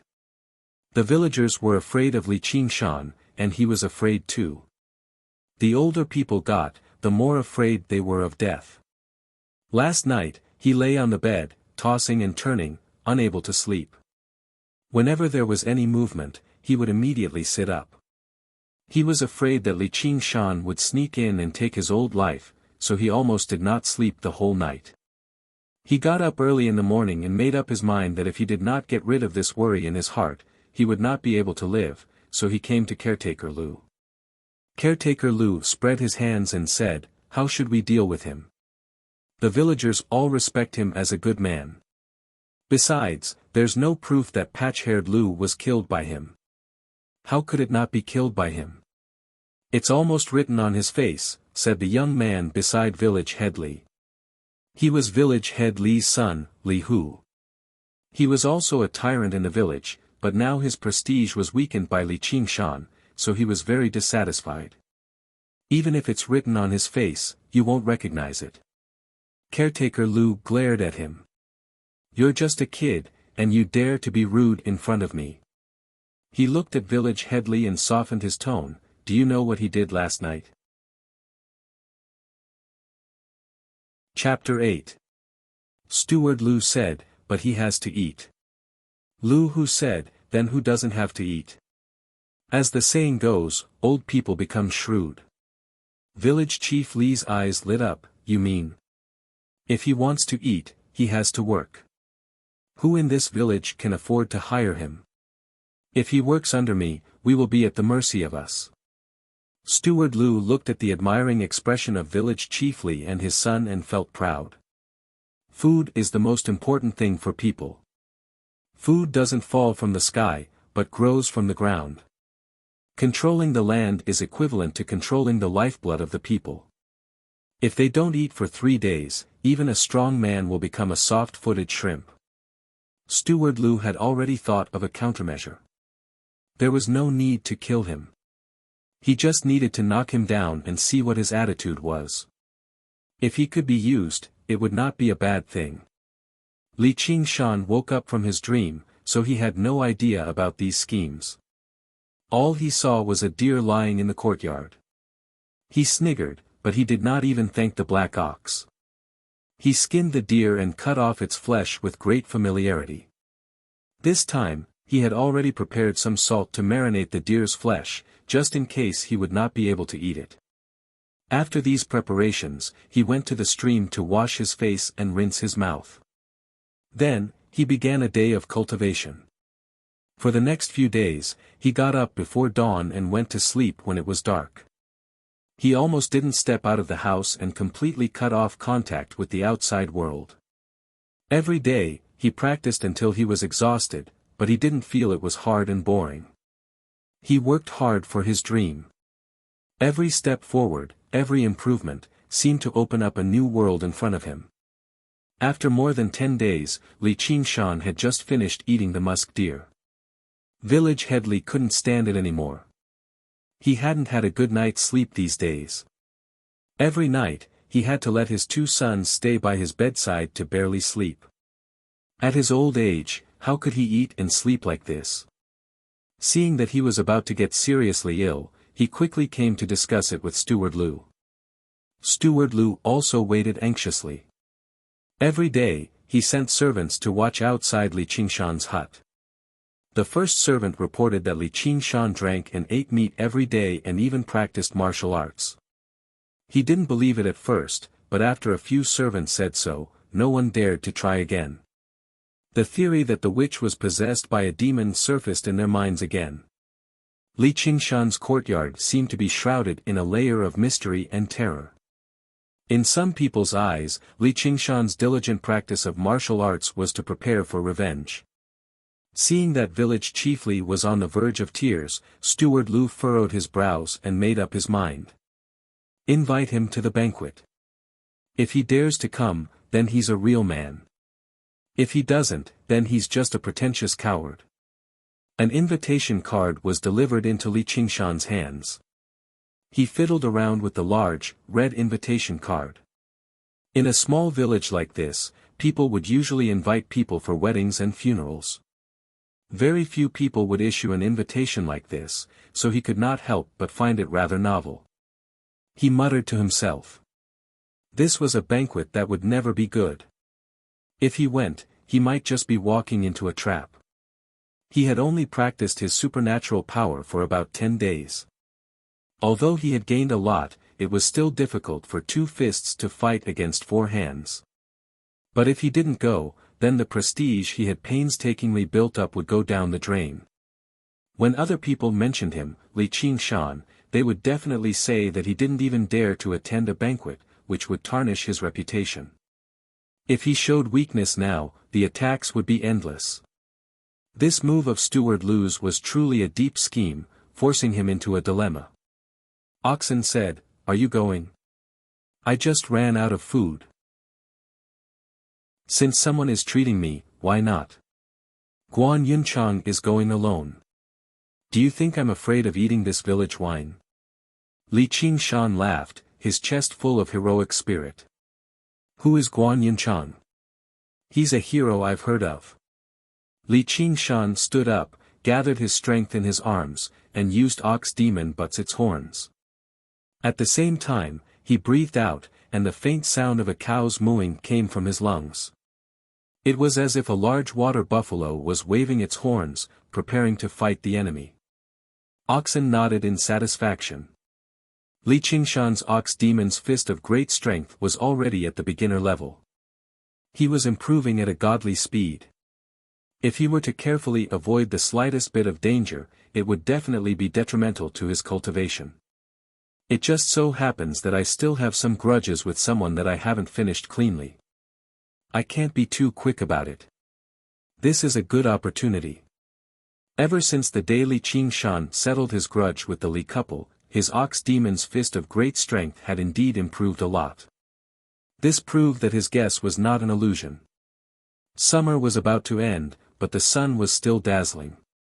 In Steward Lu's courtyard, under the shade of a few elm trees, a table had already been set up. A group of able-bodied men sat at a few square tables. They looked at the wine and dishes on the table and swallowed their saliva. Only Steward Lu's family could afford such a banquet. However, with the craftiness of farmers, they knew that this banquet was not for free. Steward Lu had already explained many things to them. Something about smashing a cup as a signal. In any case, they didn't really understand. They only knew that if Steward Lu turned hostile, they would have to use their fists.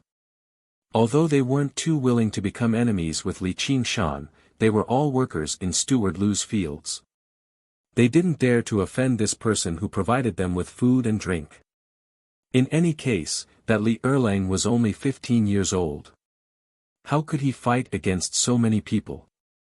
Therefore, all the workers who could come came, filling up a few large tables. Even if they couldn't bear to do it, they could only go easy on him. They wanted Erlang to kneel and apologize to Steward Lu so that he would suffer less. The cicadas chirped weakly above their heads. Everyone was a little impatient from waiting.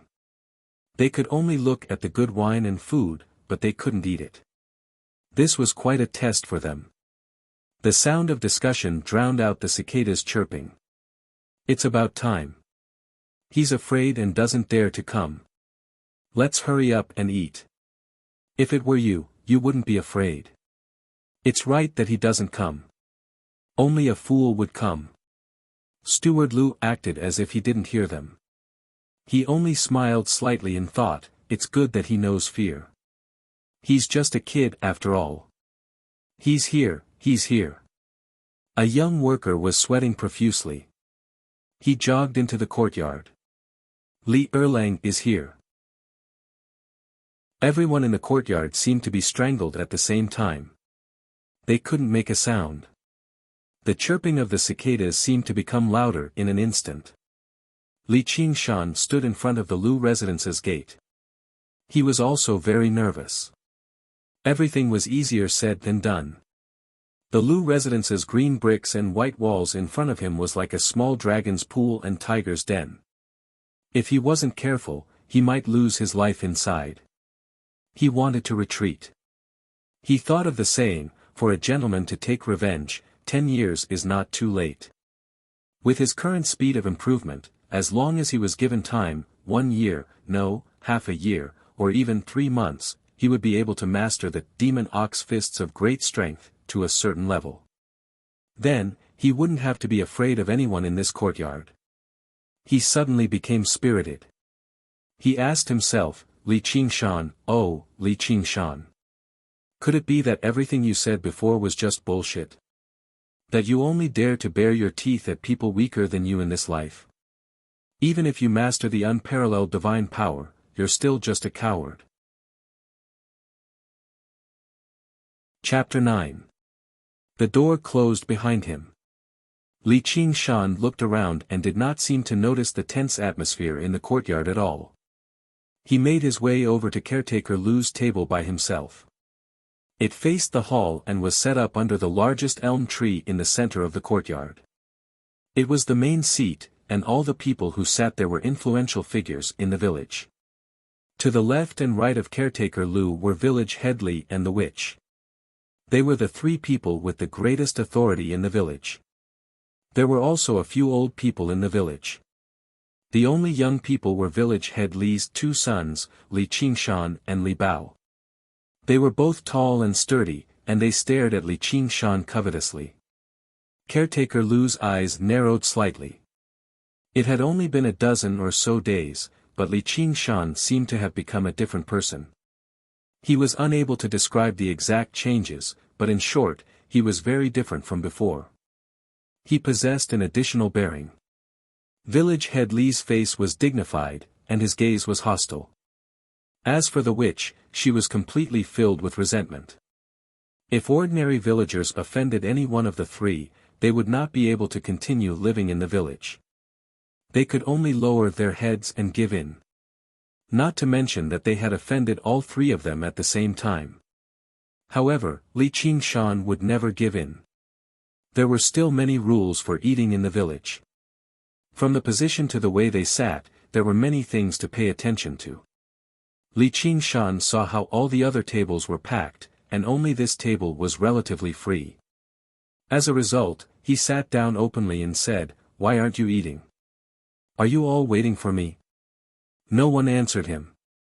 Li Hu and Li Bao squeezed over from the left and right, placing their hands on Li Qingshan's shoulders and pressing down hard.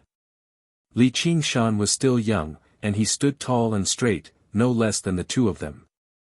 However, he was skinny, nowhere close to their sturdy waists. In the past, just one of them would have been enough to subdue Li Qingshan easily. Even now, Li Qingshan could only handle one of them at a time. It would be difficult to say if there were two.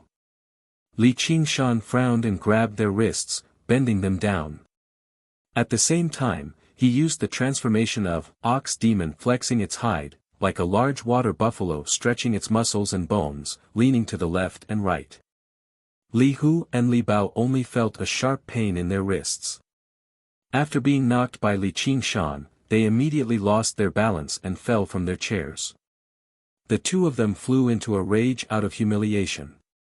Ignoring the dust all over their bodies, they stood up. Steward Lu originally wanted to say a few polite words to test Li Qingshan's sincerity and see if he had any intention of giving in. He didn't expect Li Hu and Li Bao to be so impulsive. He couldn't care less about scolding them anymore. He was about to smash the cup in his hand and order the workers to do it. Clang! A short knife was nailed to the table. The movements of the few people were also nailed. The blade of the knife shone dimly under the mottled sunlight. Li Hu and Li Bao immediately didn't dare to step forward. They were the sons of the village chief. They were pampered and noble. They could bully good people with their strong bodies, but it wasn't worth it to fight with their lives on the line. Li Qingshan held the short knife in one hand and stepped on the long chair with the other. He leaned forward and looked at Steward Lu with a chuckle. "Steward Lu, this isn't the way to treat a guest. Even if you have any grudges to settle, you might as well wait until you're full. Don't spoil this table full of food and wine." When he said this, he didn't feel nervous anymore. Before Steward Lu could speak, the workers at the surrounding tables all agreed. To them, the most important thing was, of course, eating. If they were to fight, who knew how many dishes and wine would be spilled? They didn't believe that the stingy Steward Lu would prepare another table for them. "That's right, Steward Lu. We haven't eaten this morning. We're so hungry that our chests are sticking to our backs. How can we have the strength to fight? I didn't even eat last night. If I don't eat now, I won't be able to." As he spoke, he gulped down a mouthful of saliva.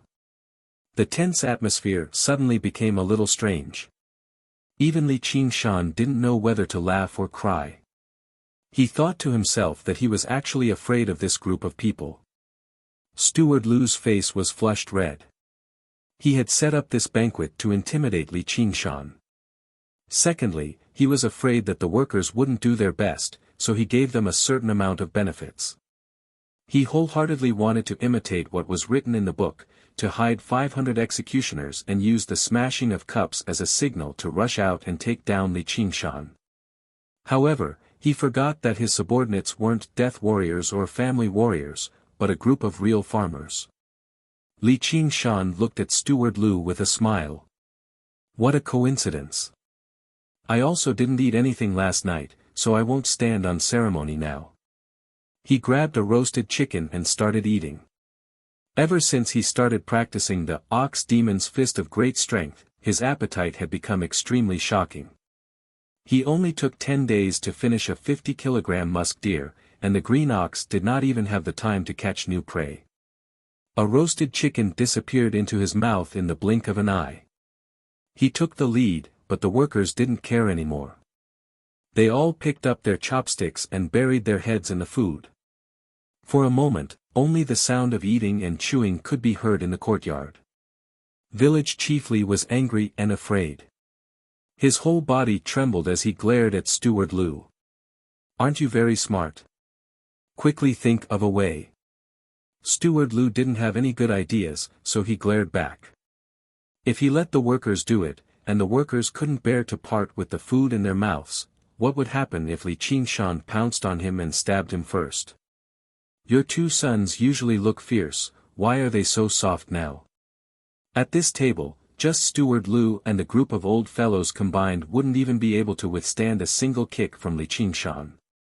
It was as if they were suddenly thrown onto an isolated island. They had no choice but to face the fierce Li Qingshan alone. All of them were trembling with fear. When an ordinary man gets angry, blood splatters 5 steps away. Li Qingshan acted as if there was no one else around him. He picked up the wine pot and poured himself a drink. The village wine was bland to begin with, so drinking it like this was tasteless. He shouted, "Change to a bigger bowl." But no one answered. Li Qingshan was displeased. "Ha!" Steward Lu hurriedly ordered someone to bring a bigger bowl. Li Qingshan filled the bowl and drank it in one gulp. Satisfying. Seeing him drinking so boldly and straightforwardly, the workers also admired his courage. Unexpectedly quite a few of them cheered him on. Li Qingshan had eaten a lot of greasy food these days. When the wine washed over him, he felt extremely refreshed. He didn't stop and drank 3 bowls in a row.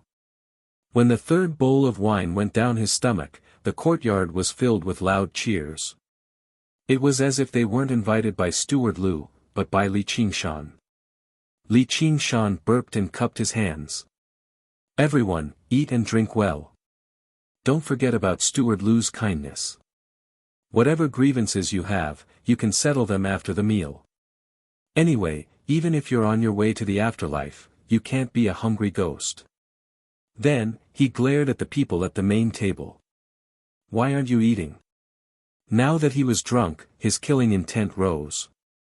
If these people kept looking for trouble, Crouching Ox Village wouldn't be safe. He might even fall into their trap at any time. If he killed a few of them and stole some of their belongings, none of the villagers would dare to stop him. Originally, Li Qingshan had only taken the risk to attend the banquet. He was even bluffing a little. In the end, he saw through Steward Lu and the others bluffing. In an instant, he turned from guest to host. His thoughts were also very different. He couldn't help but think of Uncle Lei Feng's words, "Difficulties are like springs. If you're weak, they'll be strong." He then thought of what Taizu had said, "Imperialists are all paper tigers." Yep, the landlord class is also a paper tiger. Although Steward Lu's schemes were a little clumsy, he had read many people. As soon as he saw Li Qingshan's expression, he knew that he was ready to kill. He could no longer maintain his pretense of shrewdness, and a thin layer of sweat appeared on his forehead.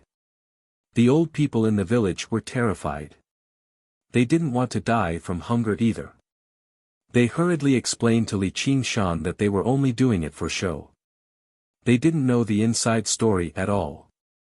Someone stood up, trembling, and wanted to leave.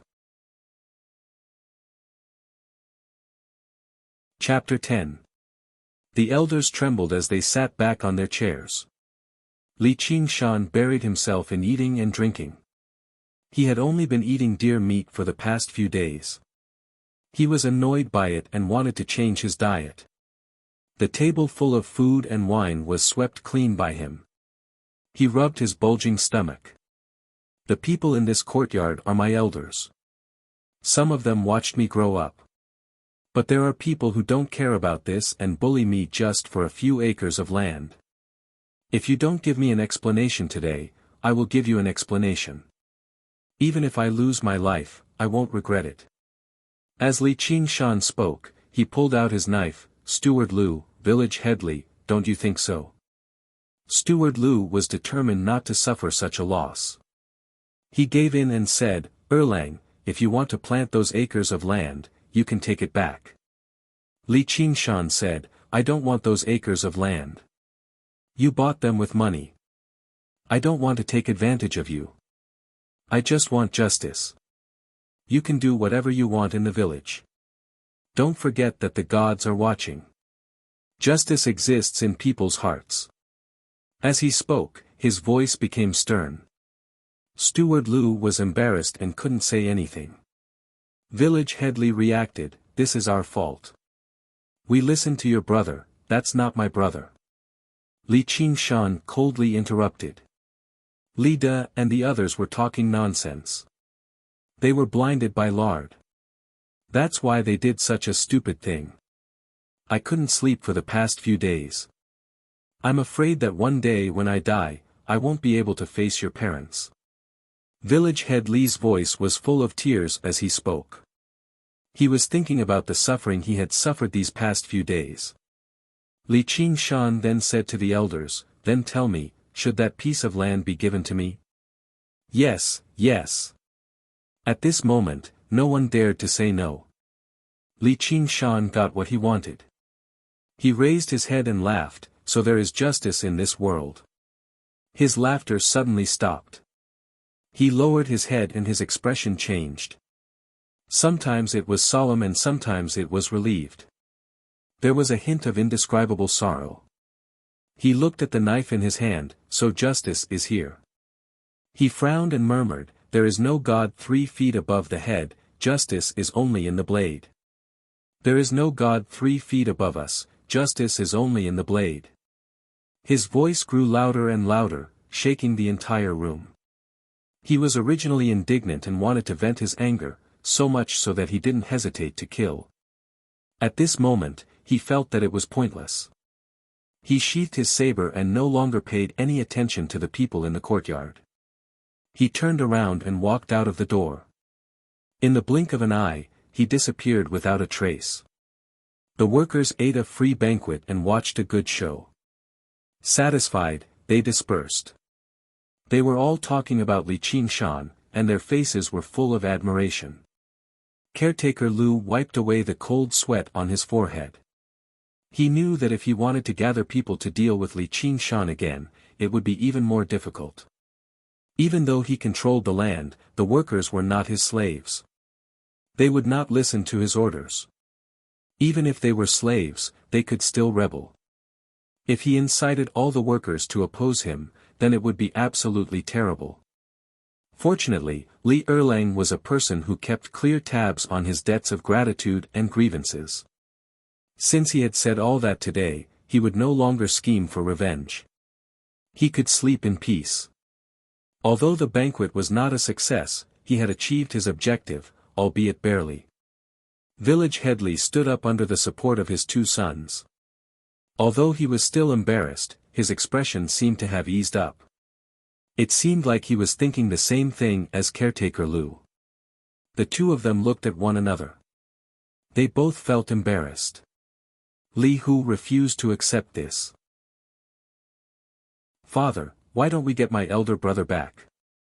With his martial arts, I refuse to believe he can't deal with Li Erlang. Li Bao also said, Uncle Lu, isn't Brother Lu in Qingyang City too? Village Headley just happened to be furious. He said viciously, shut up, all of you. How did I give birth to useless things like you? Caretaker Lu did not reply. They had all been through a lot, so they knew how to play it safe. They would never put themselves in danger for the sake of personal feelings. You bunch of useless people. The gods have already been angered. He doesn't have long to live. The witch who had remained silent the entire time suddenly said mysteriously and viciously. Under the scorching sun, many people could not help but shiver. In this day and age, people revered ghosts and gods, and witches were the people who communicated with the gods. Just now, Li Qingshan had actually said, there are no gods when you look up. Perhaps he really had angered the gods. Some people even recalled that there had once been a family in the village with a sick child. They asked the witch to treat them, but the witch also said that the child was possessed by a ghost. She burned him with fire and drowned him with water before covering him with blankets in the end. She said she wanted to force the ghost out, but she smothered the child to death instead. The witch only said that this was a request from the king of hell, and no one could save him. However, the adults of the child refused to listen to her. The child's mother even cursed outside the witch's door every single day, which greatly damaged the witch's prestige in the village. However, a few days later, the child's mother suddenly died of illness. She died mysteriously. The witch only said that the child was missing his mother in the underworld. From then on, no one dared to disrespect her anymore. However, Li Qingshan had kicked her in front of everyone and cursed at her a few times. He had already offended her quite badly. Caretaker Lu, this child is a disaster in your life. Now that the gods have resolved this problem for you, Caretaker Lu hurriedly ordered people to wrap some incense, candles, wine, and meat for the witch. The witch then looked at Village Chief Li. Village Chief Li also gritted his teeth and took out a small piece of silver to send the witch away. A worker carried these things and followed behind the witch. He didn't dare to speak too much until they arrived in front of a brick house. Apart from Caretaker Lu and Village Chief Li, she was the only person in the village who could afford to live in a brick house. There was an incense table and an incense burner in the hall. Smoke curled around it all day long. It was both a residence and a temple. Little Anne, Grandma is back. The witch suddenly spoke in a hoarse voice. A mysterious smile appeared on her wrinkled face. It was definitely not a benevolent smile. The worker knew that the witch had no children or grandchildren.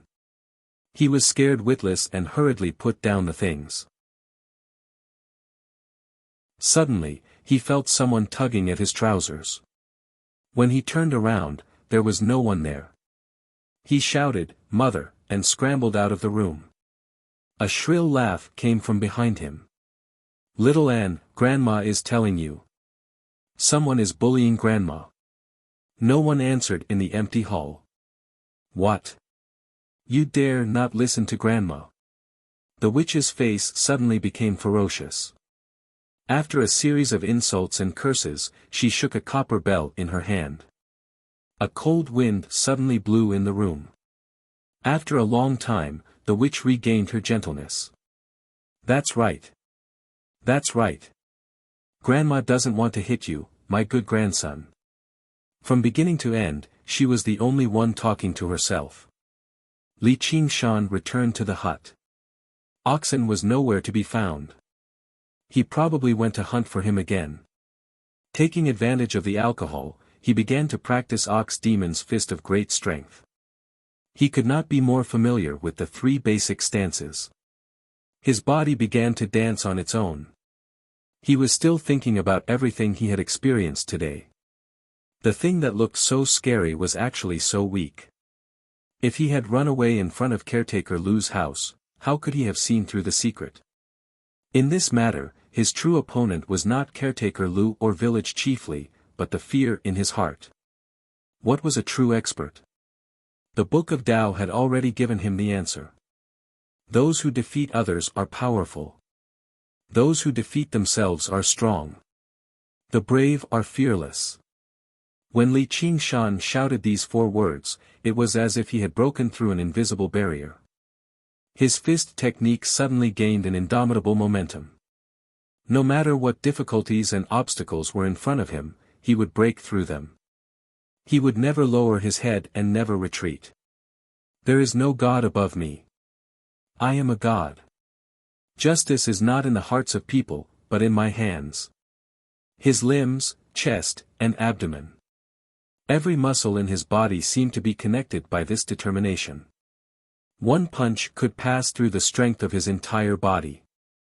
He had a feeling that even if he did not use a weapon, he would still be able to defeat Li Hu and Li Bao in a direct confrontation. Chapter 11. His courage increased his strength, and his strength in turn increased his courage. The two complemented each other. He practiced all the way until dusk. He actually felt hungry again.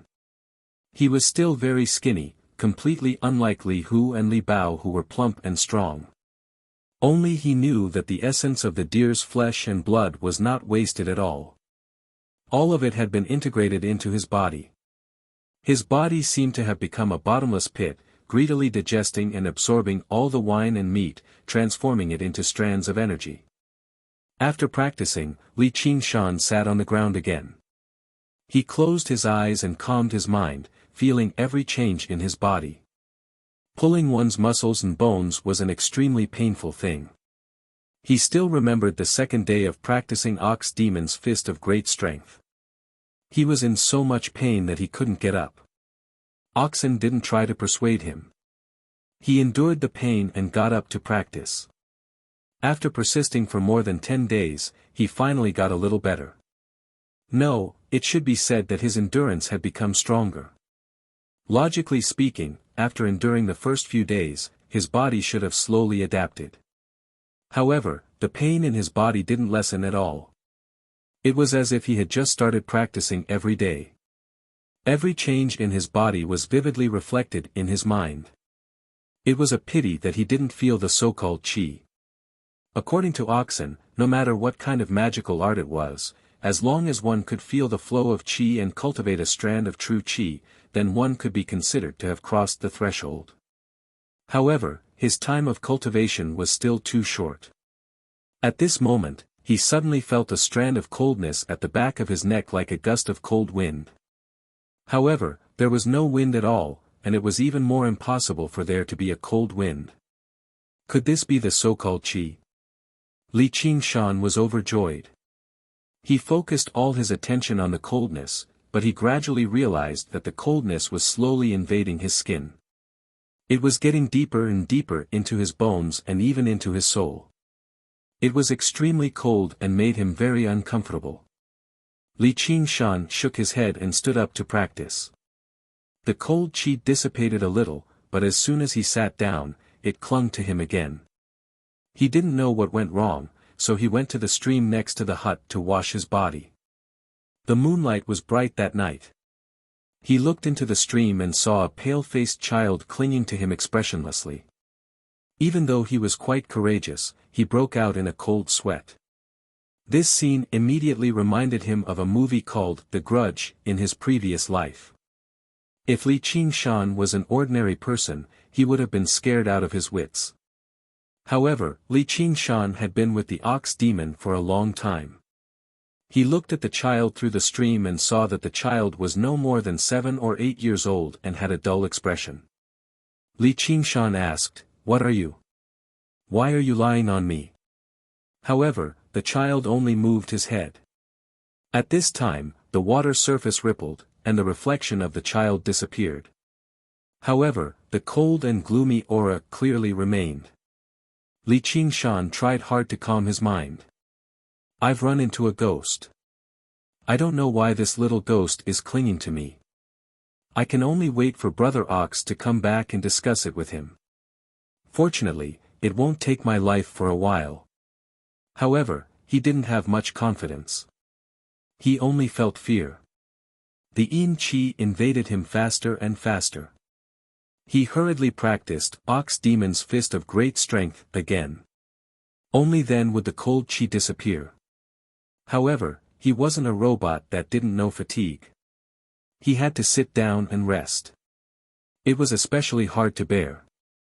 Until the middle of the night, when the Yin Qi was the strongest. The cold qi had already invaded half of Li Qingshan's body.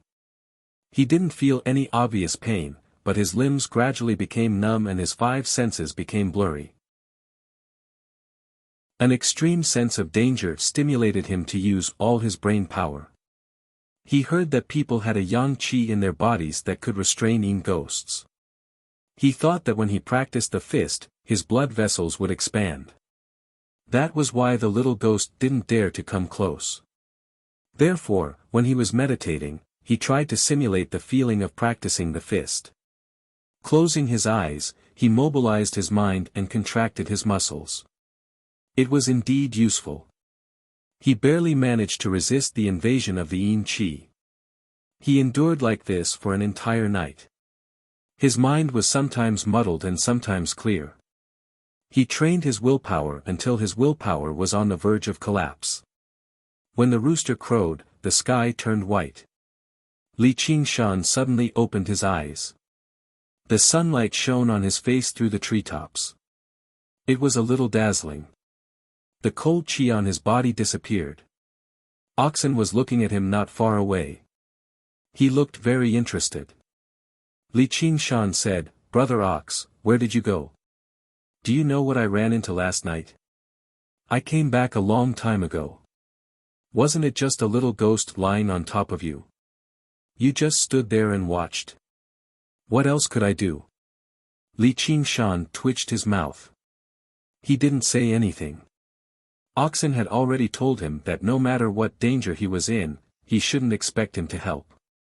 He didn't give him the chance to rely on him from the very beginning. He glanced at the yellow gazelle beside Oxen's feet. He couldn't say anything. Oxen had already provided him with the most important help. He couldn't rely on him for everything. Basking in the warm morning sun, Li Qingshan stood up and stretched his body. Luckily the little ghost didn't dare to come out during the day. Otherwise, I really wouldn't have been able to hold on. Brother Ox, I have practiced the supernatural power of Taoism. Can't I deal with a little ghost? If you didn't practice the supernatural power, you wouldn't have survived last night. When you have the strength of one ox, your body will be full of vigor. Naturally, you won't be afraid of this little ghost. Then I don't know how long I have to wait. Other than that, I have another idea. What idea? Ghosts are most afraid of murderous aura and malevolent aura. If you have hundreds of human lives on your hands, you can guarantee that all evil will flee. The little ghost won't dare to come within 10 steps of you. Li Qingshan rolled his eyes. Do you want me to slaughter the entire Crouching Ox village? It's not impossible. What do you think? Do you want to try? Oxen chuckled. Why don't I slaughter you and make steak first? Li Qingshan ignored it. He dealt with the yellow gazelle and finished his breakfast. He put this matter behind him for now.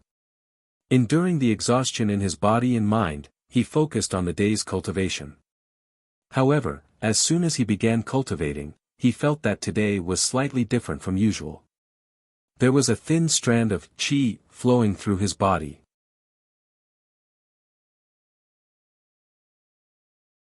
Chapter 12. Li Qingshan felt that Oxen's words were not entirely truthful, as if he was hiding something. However, in his joy, he had no time to think too much about it. He immediately began to practice and feel the effects of the Jinqi. As expected, after a short while, he felt the knack of it. Today, his practice of Ox Demon's Fist of Great Strength was smoother and easier than it had ever been before. It was like an old machine that had been lubricated, giving him an indescribable sense of joy. Furthermore, the speed at which he could recover his qi was much faster. This seemed like a small matter, but when normal people fought against their enemies, they often didn't dare to attack with all their strength. Because if an attack with all their strength was dodged by the enemy, their body would inevitably stiffen for a moment, leaving behind a huge opening. He didn't have to worry about this. In the time it took for others to throw one punch, he could throw 3 punches with all his strength. Even if they were of equal strength, they still wouldn't be his match. Li Qingshan's heart couldn't help but be overjoyed when he finally got a sliver of results after more than 10 days of hard work.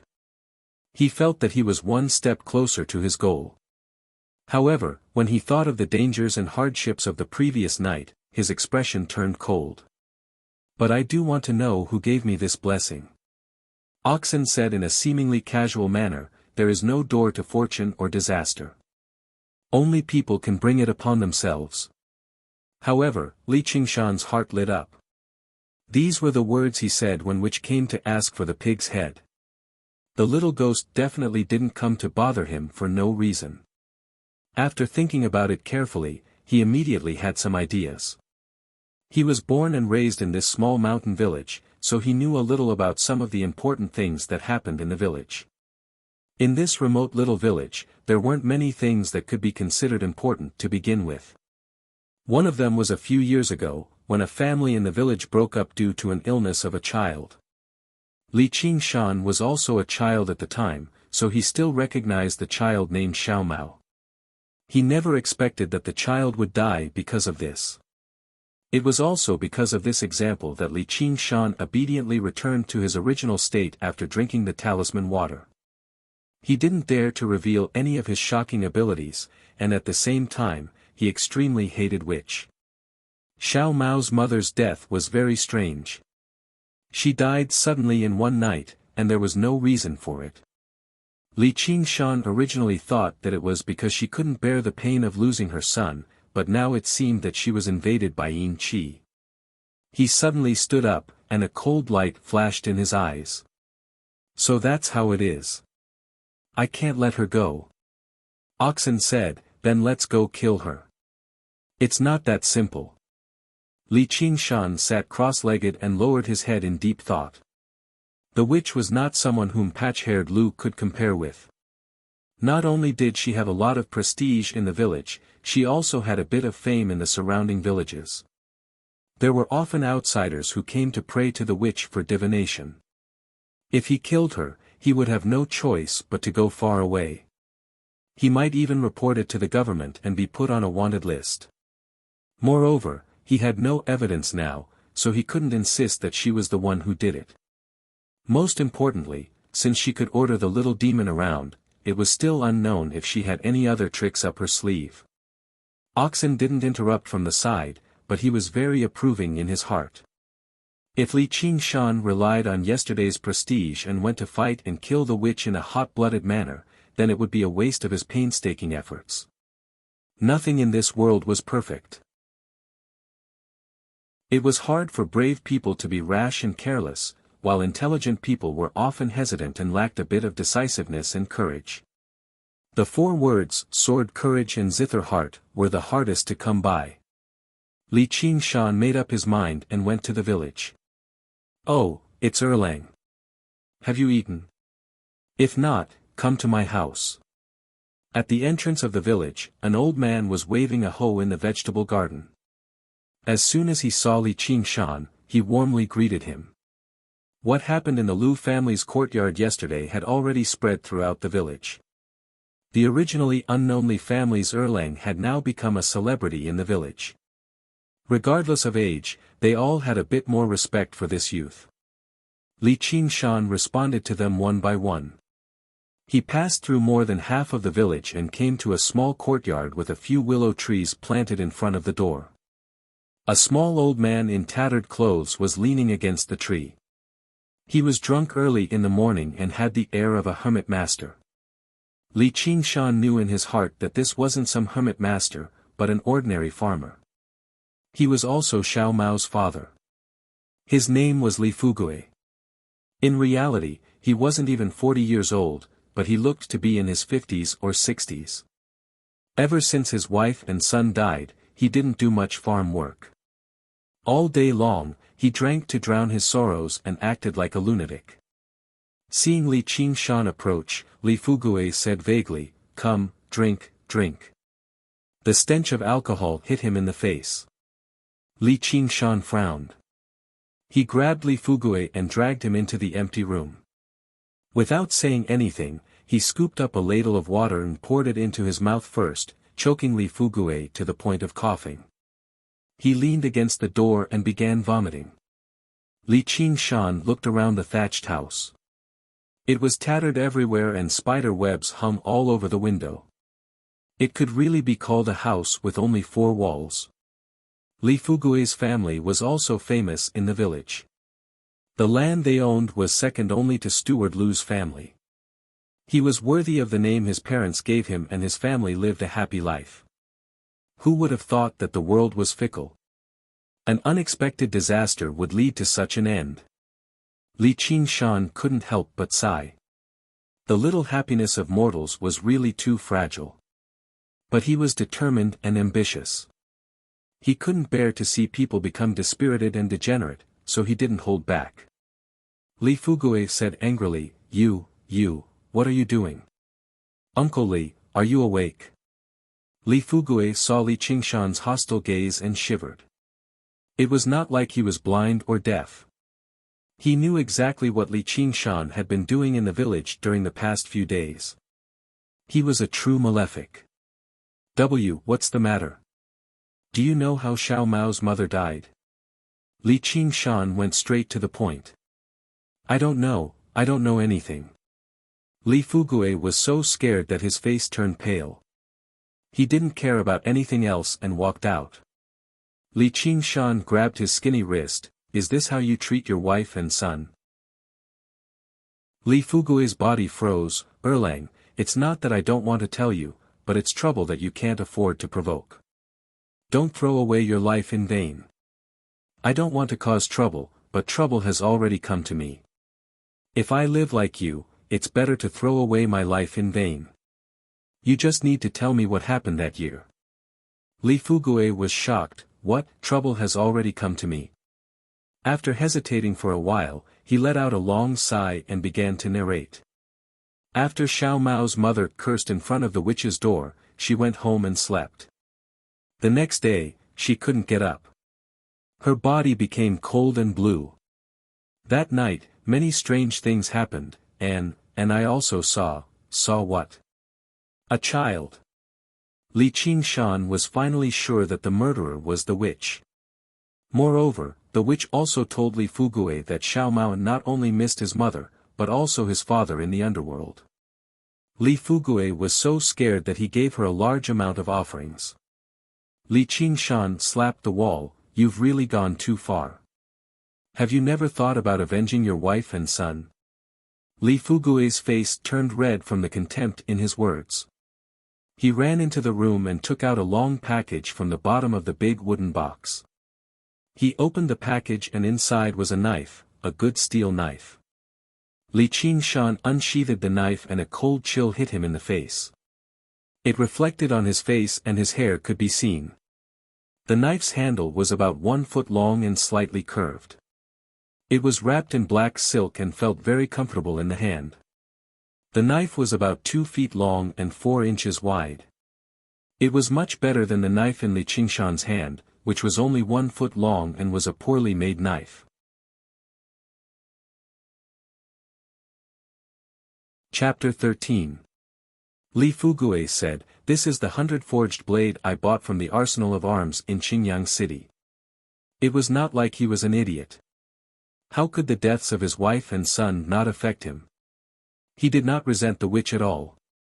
The blade was proof that he was still a hot-blooded man. However, he was still just a regular farmer at the end of the day. On one side was alcohol, and on the other was a blade. However, he never made up his mind to pick up the blade. Instead, he sank into drunkenness day by day. In the end, he discovered that he did not even have the strength to hold the blade anymore. However, he had always kept the blade. He did not exchange it for a good meal of alcohol. Li Fugui thought about the past and sobbed. I'm afraid to sell this blade, nor can I sell it. If I sell it, I'll have nothing left. Li Qingshan's mind was in turmoil, but his expression did not change. He silently sheathed the blade. If you trust me, then this blade is mine. I'll definitely give you an explanation. Li Fugui turned around and waved his hand. Li Qingshan made his way out of the door. He sped along the way, tempted to go up to the witch and cut her down.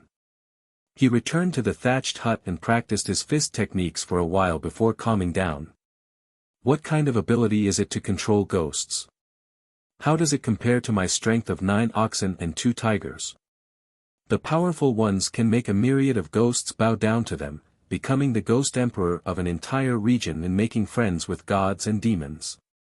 The weak ones can only bully regular people. Not only is there no benefit to practicing it, but it'll even bring harm instead.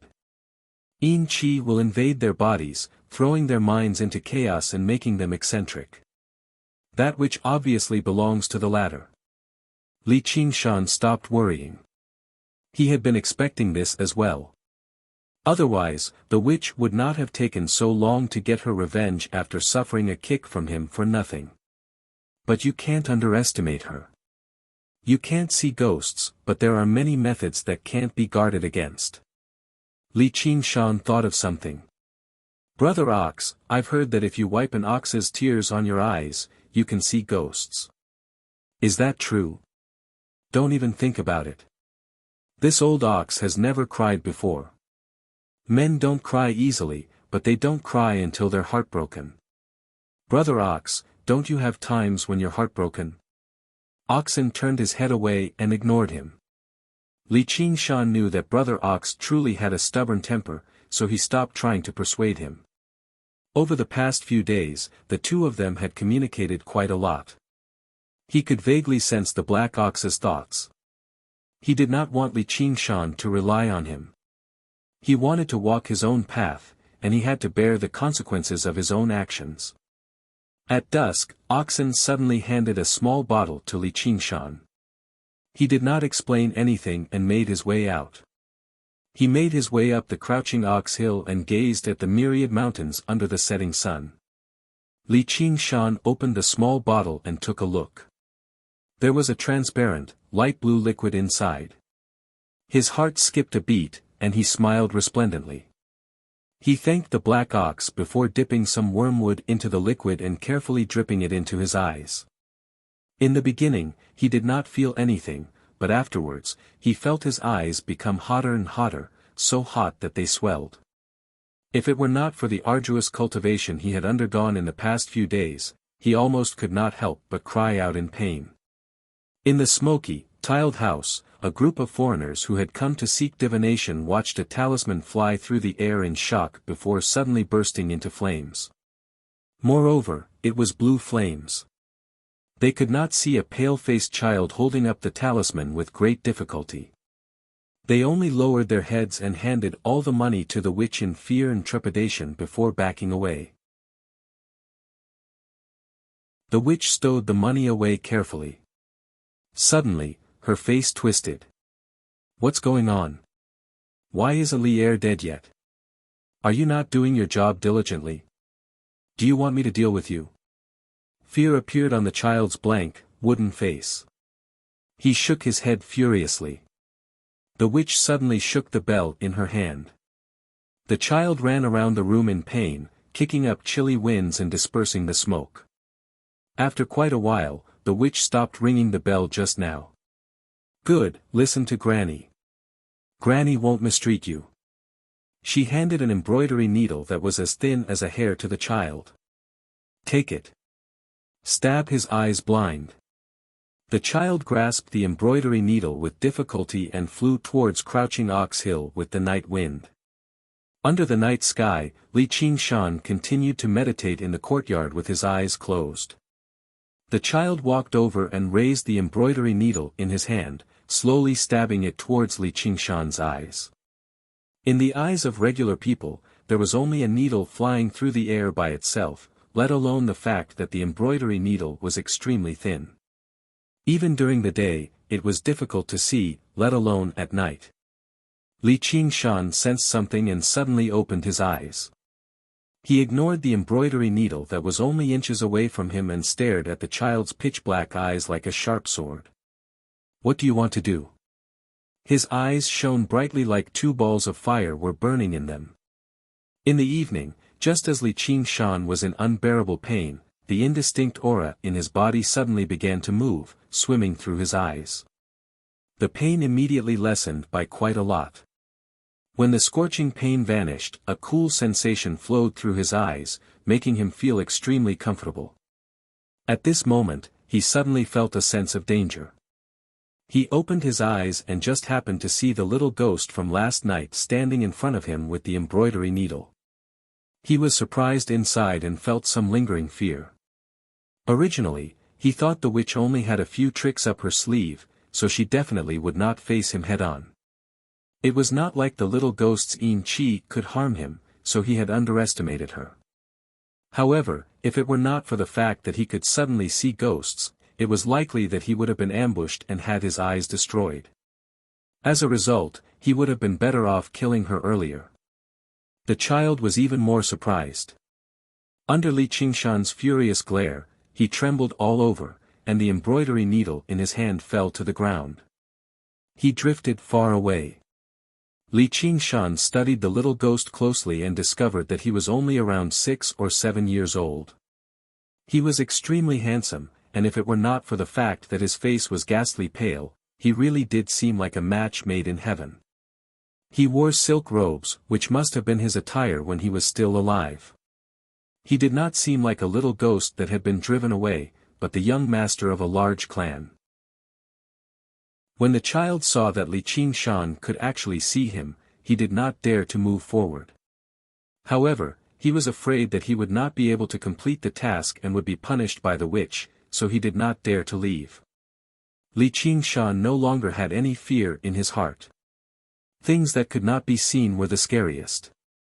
Now that he could see it clearly, he discovered that the little ghost was even more afraid than he was. He opened his mouth and asked, "What is your name? Where are you from?" But no matter how he asked, the child did not answer. Li Qingshan's heart moved. "You can't speak." The child hesitated for a moment, then nodded. Li Qingshan thought that the child was only being used by the witch, and that it had unfortunately died at such a young age. Perhaps it was also killed by the witch, so he felt a little pity for the child and his attitude became gentler. "You were so close to me yesterday, why are you hiding now? Come closer, I have something to ask you." The child saw that his expression had become less frightening, and like a timid little beast, he walked a few steps closer. Li Qingshan said, "Since you don't want to speak, then just nod or shake your head to answer. Do you understand what I'm saying?" The child nodded. Chapter 14. Li Qingshan asked many questions, and the child answered all of them as if he didn't know how to lie. He nodded or shook his head, but he could only answer simple questions. If it was a complicated question, he would be stunned. When he was asked his name and where he came from, he would shake his head vigorously. When he was asked what other tricks the witch had up her sleeve, he would just stand there in a daze. Even so, Li Qingshan had figured out many things. The child was indeed killed by the witch and turned into a little ghost for her to control. He was originally able to speak, but after being fed a bowl of medicine by the witch, he couldn't speak anymore. Li Qingshan guessed that the witch kidnapped this child and poisoned him to make him mute in fear that he would speak nonsense on the road. And whenever he mentioned the witch, the child's face would be filled with fear. Li Qingshan said softly, "Don't worry, I won't hurt you. I'll kill that old witch and set you free." Unknowingly, the child walked closer to Li Qingshan and raised his head. His little face had a more intimate expression. Li Qingshan revealed a comforting smile and wanted to pat his head, but his hand passed through his body and he froze. The child's expression immediately dimmed. He lowered his head and cried silently. Li Qingshan suddenly felt sorrow. He looked up to the sky and let out a long howl. Why were there so many injustices in the world? Wasn't it more cruel than any demon or ghost? The child was startled and looked at Li Qingshan in surprise. Under the moonlight, the determined young man's eyes were actually a little watery. Li Qingshan said in a self-deprecating manner, "Men really don't cry easily.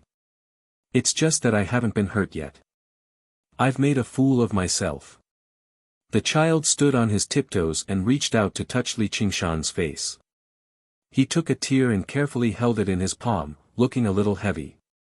"Don't hold it." Li Qingshan's face turned red. He suddenly understood Oxen's dilemma. How could a man's tears be given to others so casually? He also remembered Oxen's words. Weak ghosts had no substance.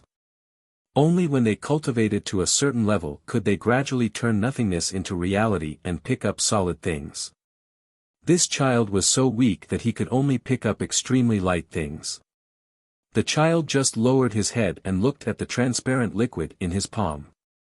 Li Qingshan was helpless. He looked around and felt a little strange. Why did the sky turn dark so late today? Although the scenery around the hut was a little dim, it was still clearly visible. But when he looked up at the moon, he suddenly understood that it was not that the sky had darkened, but that his eyes had brightened. Not only could he see things in the night, but it was as if a layer of dust had been wiped off the window. Everything felt incomparably clear. Li Qingshan muttered to himself, "Brother Nyo is indeed a monster, his tears actually have such a magical effect. It's getting late. I'm going to bed. Because of you, I didn't have a good rest yesterday. I still have things to do tomorrow. I have to rest up." Li Qingshan went back to his room to sleep. The child was squatting in front of the door. Under the moonlight, his figure looked translucent, just like the teardrop in his hand. Li Qingshan slept very soundly and only woke up when the sky was bright. He felt very comfortable. The child had already left. He probably didn't dare to move around during the day. He washed up and casually practiced Ox Demon's fist of great strength. Then, he picked up the thick steel knife he got from Li Fugue. After thinking for a while, he picked up a few pieces of mutton and went out. 3 ruffians were sitting opposite each other with distressed expressions. After Patch-Haired Lu's death, their small group lost their backbone. Their days in the village became even more difficult. They were like rats crossing the street, and everyone wanted to beat them up. They wanted to learn Patch-Haired Lu's rudeness or Li Qingshan's fierceness, but how could they learn? Suddenly, even eating became a problem, let alone eating meat and wine. They could only work as helpers in Steward Lu's house and barely make a living. How could they compare to the carefree life they had before? At this time, Li Qingshan suddenly came. The 3 ruffians hurriedly went to greet him. They saw that his expression was grave and stern. He held a knife in one hand and meat in the other. He naturally exuded a powerful aura. No one dared to look down on him because of his age. The 3 ruffians also softened their voices and praised Li Qingshan's actions the day before. Li Qingshan ignored their flattery and put down the meat in his hand. "There's one more thing I need to trouble you guys with. This meat is your reward, along with a piece from last time." "How could we do that?" "Erlang, just say the word and we'll go through a mountain of blades and a sea of fire." The 3 ruffians said this as they hurriedly caught the mutton. Just like last time, Li Qingshan said, "Follow me." He turned around and left. Only this time, he wasn't bluffing anymore. It was an unquestionable order. The 3 ruffians didn't dare to hesitate and blindly followed behind him. Li Qingshan first borrowed a hoe and shovel from a nearby farmer's house before going to Li Fugue's house. At this time, it was almost noon. The villagers had finished their morning farm work and it was time to pack up and go home for lunch. They saw Li Erlang, who was really famous in the village, bringing 3 ruffians to borrow tools. They didn't know what they were going to do, so they curiously followed behind. This shocked almost all the villagers. When they saw him coming to Li Fugue's house, they thought, is he going to teach that drunkard a lesson this time? How did that drunkard offend him? But in their hearts, they all felt a little ashamed. Relying on their numbers to bully a pitiful and impoverished person, and shouting at the village head and steward in the Lu residence were completely different actions. One was not afraid of violence, and the other was bullying the weak. But the 3 ruffians were very happy. I knew this old drunkard was not a good person. They even patted their chest and volunteered. "I'll drag him out now." They hadn't been so proud for a long time. This time, they were going to use Li Fugue to show their power and beat him up in front of everyone. Li Qingshan glared at them and shouted, "Are you coming?" Just when everyone was feeling strange, Li Fugue ran out of the house, gritted his teeth and said, "Coming." He looked surprisingly sober, which made the villagers feel strange. Usually, Li Fugue looked drunk, but they didn't know that after Li Qingshan left, he didn't drink a sip of wine. He thought about it day and night, but they didn't expect that on the next day, Li Qingshan would come looking for him. At this moment, the villagers were even more baffled, and their interest was piqued. Li Qingshan nodded and walked in front with his head held high. He led a group of people to the front of the witch's green brick house. They saw that the door was closed, and obviously, she was alarmed. He ordered the 3 ruffians, "Break it down." The 3 ruffians immediately became timid. There was no one in the village who wasn't afraid of this witch. Even when patch-haired Lu was here, they didn't dare to offend her. And this green brick house, which had the function of a temple, was even more mysterious and sacred. They didn't know how many times they had heard about the strange things that happened in this house. When the other villagers saw that he was actually looking for trouble with the witch, they also burst into an uproar. Someone advised, "Erlang, don't mess around." Someone also threatened, "You will suffer retribution for being disrespectful to God." This was an extreme believer in the witch. If it weren't for the fact that he was afraid of the knife in Li Qingshan's hand, he might have come up to reason with him. Without saying a word, Li Qingshan kicked the wooden door open with a bang. The door bar, which was as thick as an arm, broke with a loud sound, shocking the villagers. Li Qingshan turned around and ordered the 3 ruffians, "Guard outside. Don't let anyone in." The 3 ruffians braced themselves and answered. At least they didn't need to go in. Li Qingshan crossed the threshold and strode into the courtyard. He came to the door of the central room and was about to kick the door open. The door automatically opened to both sides. It was clearly noon, but it was dark inside the door, and a cold air assaulted his face. The witch was wearing a brightly colored witch robe and sitting on the altar. She said in a strange voice, "Li Erlang, do you know your crimes?" Chapter 15. Witch pointed her finger and a mass of black fog rushed over. Within the fog, one could faintly make out many sinister and pained faces. This was the witch's trump card. It was called Ghost Mist, and it gathered dense energy and resentment. She usually hid it in an urn of ashes and buried it in the ground to absorb energy. She would only use it at crucial moments. Moreover, this ghost fog had no intelligence, only resentment. It was extremely difficult to control and could backfire at any moment. Today, seeing Li Qingshan's ferocious attack, she had hurriedly activated it. However, the power of this ghost fog was also extraordinary. Ordinary beings would immediately fall unconscious after being enveloped by this ghost fog. Most sinister of all was that this ghost fog was like ghosts that existed between reality and illusion. Ordinary people couldn't see it at all. If not for the fact that Li Qingshan had already opened his eyes, he would have fallen for it. The effects of these days of bitter cultivation began to show.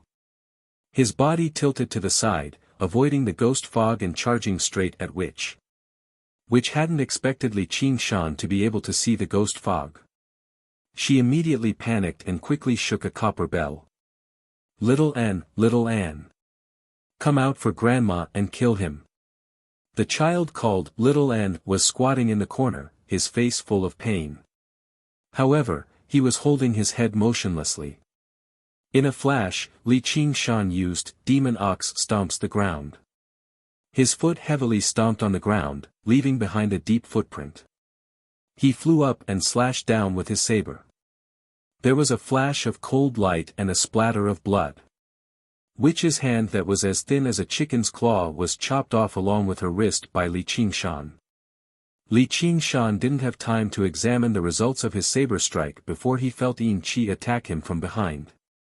The ghost fog smelled the scent of a living person and was like a beast that had smelled blood. Driven by resentment, it pounced forward. Li Qingshan didn't dare to stop and rushed forward. However, he felt that the ghost fog didn't chase after him. Instead, he heard a mournful scream behind him. Turning around, He saw that the ghost fog had enveloped Witch and the ghost faces were biting and gnawing at her body. Even Li Qingshan hadn't expected this turn of events. It turned out that Witch had lost control of the ghost fog under the intense pain and immediately suffered a backlash. Every injustice had its perpetrator, and every debt had its debtor. In the end, the Witch, the instigator of all this, reaped what she sowed. Her entire body twisted as her flesh withered at a visible rate. Li Qingshan was delighted as he watched on. He laughed aloud. Originally, there was a trace of pity and sympathy in his heart, but he suppressed it forcefully because he felt that it was shameful. In the face of the innocent and suffering children, he was willing to sing a long song and shed a tear. Toward such a person who was worse than a beast, he had to erase all of his sympathy and laugh heartily towards the sky. The outer wall of the house was originally filled with people looking into the house. When the villagers became curious, the three ruffians couldn't stop them at all. They could only let them do as they pleased and occupied the best viewing seats at the front door. Seeing Li Qingshan step through the door, he flew up and chopped off Witch's hand. Then, Witch fell to the ground and howled in pain. As she howled in pain, Li Qingshan's laughter was like that of a madman, frightening everyone. Many people were so frightened that they fell off the wall. The three ruffians also fell to the ground with weak legs. Thinking back to how they had mocked and cursed him in the past, they felt incomparable regret. Such a person wasn't someone they could afford to provoke. Li Qingshan saw the ghost fog gradually dissipate. Once the resentment within was released, it stopped. Witch was lying on the ground, on her last breath. She hadn't died yet, but it was clear that she wasn't far from death. He guessed that she must have cultivated some kind of cultivation method to be able to hold on. Witch stretched out her remaining chicken claw towards the child in the corner. She seemed to be pleading and resentful as she called out, "Little Anne, little Anne." Little Anne looked at her in a daze and fear. Li Qingshan said, "I'll send you on your way." The thick steel knife in his hand stabbed downwards. Steward Lu and village chiefly rushed over when they heard the news. They didn't even have the time to shout something like, "Spare her life," before Witch died. They looked at each other and broke out in a cold sweat. They remembered that Witch had said arrogantly a few days ago that Li Qingshan didn't have long to live. Today, she had lost her life. They were even more thankful that they didn't force Li Qingshan that day. Otherwise, who knew what the result would be? This was Li Qingshan's second time killing someone. Compared to the first time when he was panicking in the dark, this time in broad daylight, he was very calm. He had improved so much that even he was a little surprised. He thought to himself, could it be that the ox demon's fist of great strength has aroused the demonic nature in my heart? Or is this my true nature? In the modern society of his previous life, many people couldn't express their true nature. They could only go with the flow and live according to the times. Not to mention adults in their 30s or 40s, even youths had lost their passion and ambition. He was just one of the many people, no different from a normal person. But after going through the cycle of life and death, it actually aroused the heroic spirit in his chest. He didn't want to live a mediocre life anymore. But he was suppressed by the hard life in this small mountain village for 15 years. Finally, he had this opportunity. Once his heroic spirit was released, he really was like a crazy demon and refused to restrain himself. Li Qingshan stopped smiling and turned his head to say, "Don't panic, you too. This old woman asked for it. She deserves it. I still need you to uphold justice. You broke into a house and killed someone in broad daylight, and you still want us to uphold justice." These words only swirled in the hearts of the two. Naturally, no one dared to say it out loud. Suddenly, one day, he rushed out of the crowd and came in front of Li Qingshan. He kowtowed 3 times and raised his head, "I killed her. It has nothing to do with Erlang. This old witch destroyed my family. Xiao Mao, father has avenged you." After he finished speaking, he cried and laughed. It was Li Fugui. This big stone that had been pressing on his chest for many years was suddenly lifted. He felt that even if he died, he could die in peace. No one in the village knew what happened to Li Fugui. They couldn't help but be silent. Only Steward Lu showed an embarrassed and fearful expression. It was because Li Fugui encountered this accident that he used alcohol to drown his sorrows and sold his family's fertile farmland. That was how he was able to achieve the illustrious name of Half-Village Lu. If Li Qingshan suspected him of colluding with the witch, then wouldn't it be terrible? Li Qingshan said, "I will take responsibility for my own actions. I don't need you to take the blame. Please come with me." He called the 3 ruffians and a few prestigious elders in the village to come to the witch's backyard. Li Qingshan turned his head and nodded to the eaves. The others followed his gaze, but there was nothing. Little N was hiding in the shadows, pointing to an empty space. Under Li Qingshan's order, the 3 ruffians began to dig the ground. Under Li Qingshan's gaze, they did their best and didn't dare to be lazy. In a short while, they had dug a big hole and dug out a skeleton. Li Qingshan went down to collect the skeleton. He looked back at the eaves and ordered, "Continue to dig." This wasn't Little N's skeleton.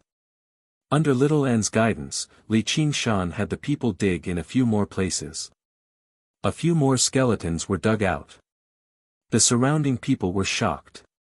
How could there be so many skeletons buried in the witch's backyard? And every one of them seemed to be the skeleton of a child. Li Qingshan was also shocked. His expression became more and more serious. He knew that these were the victims of the witch's witchcraft. The ghost fog full of resentment he saw must have come from this place. He only hated that the old hag had died so quickly. At this time, there was a ding sound as if they had touched something. They carefully opened it and found a tightly sealed porcelain jar. Without waiting for Li Qingshan to stop them, the 3 ruffians rushed to open the jar. A small cloud of black gas rushed out. As if afraid of sunlight, it went straight into the mouth and nose of one of the ruffians.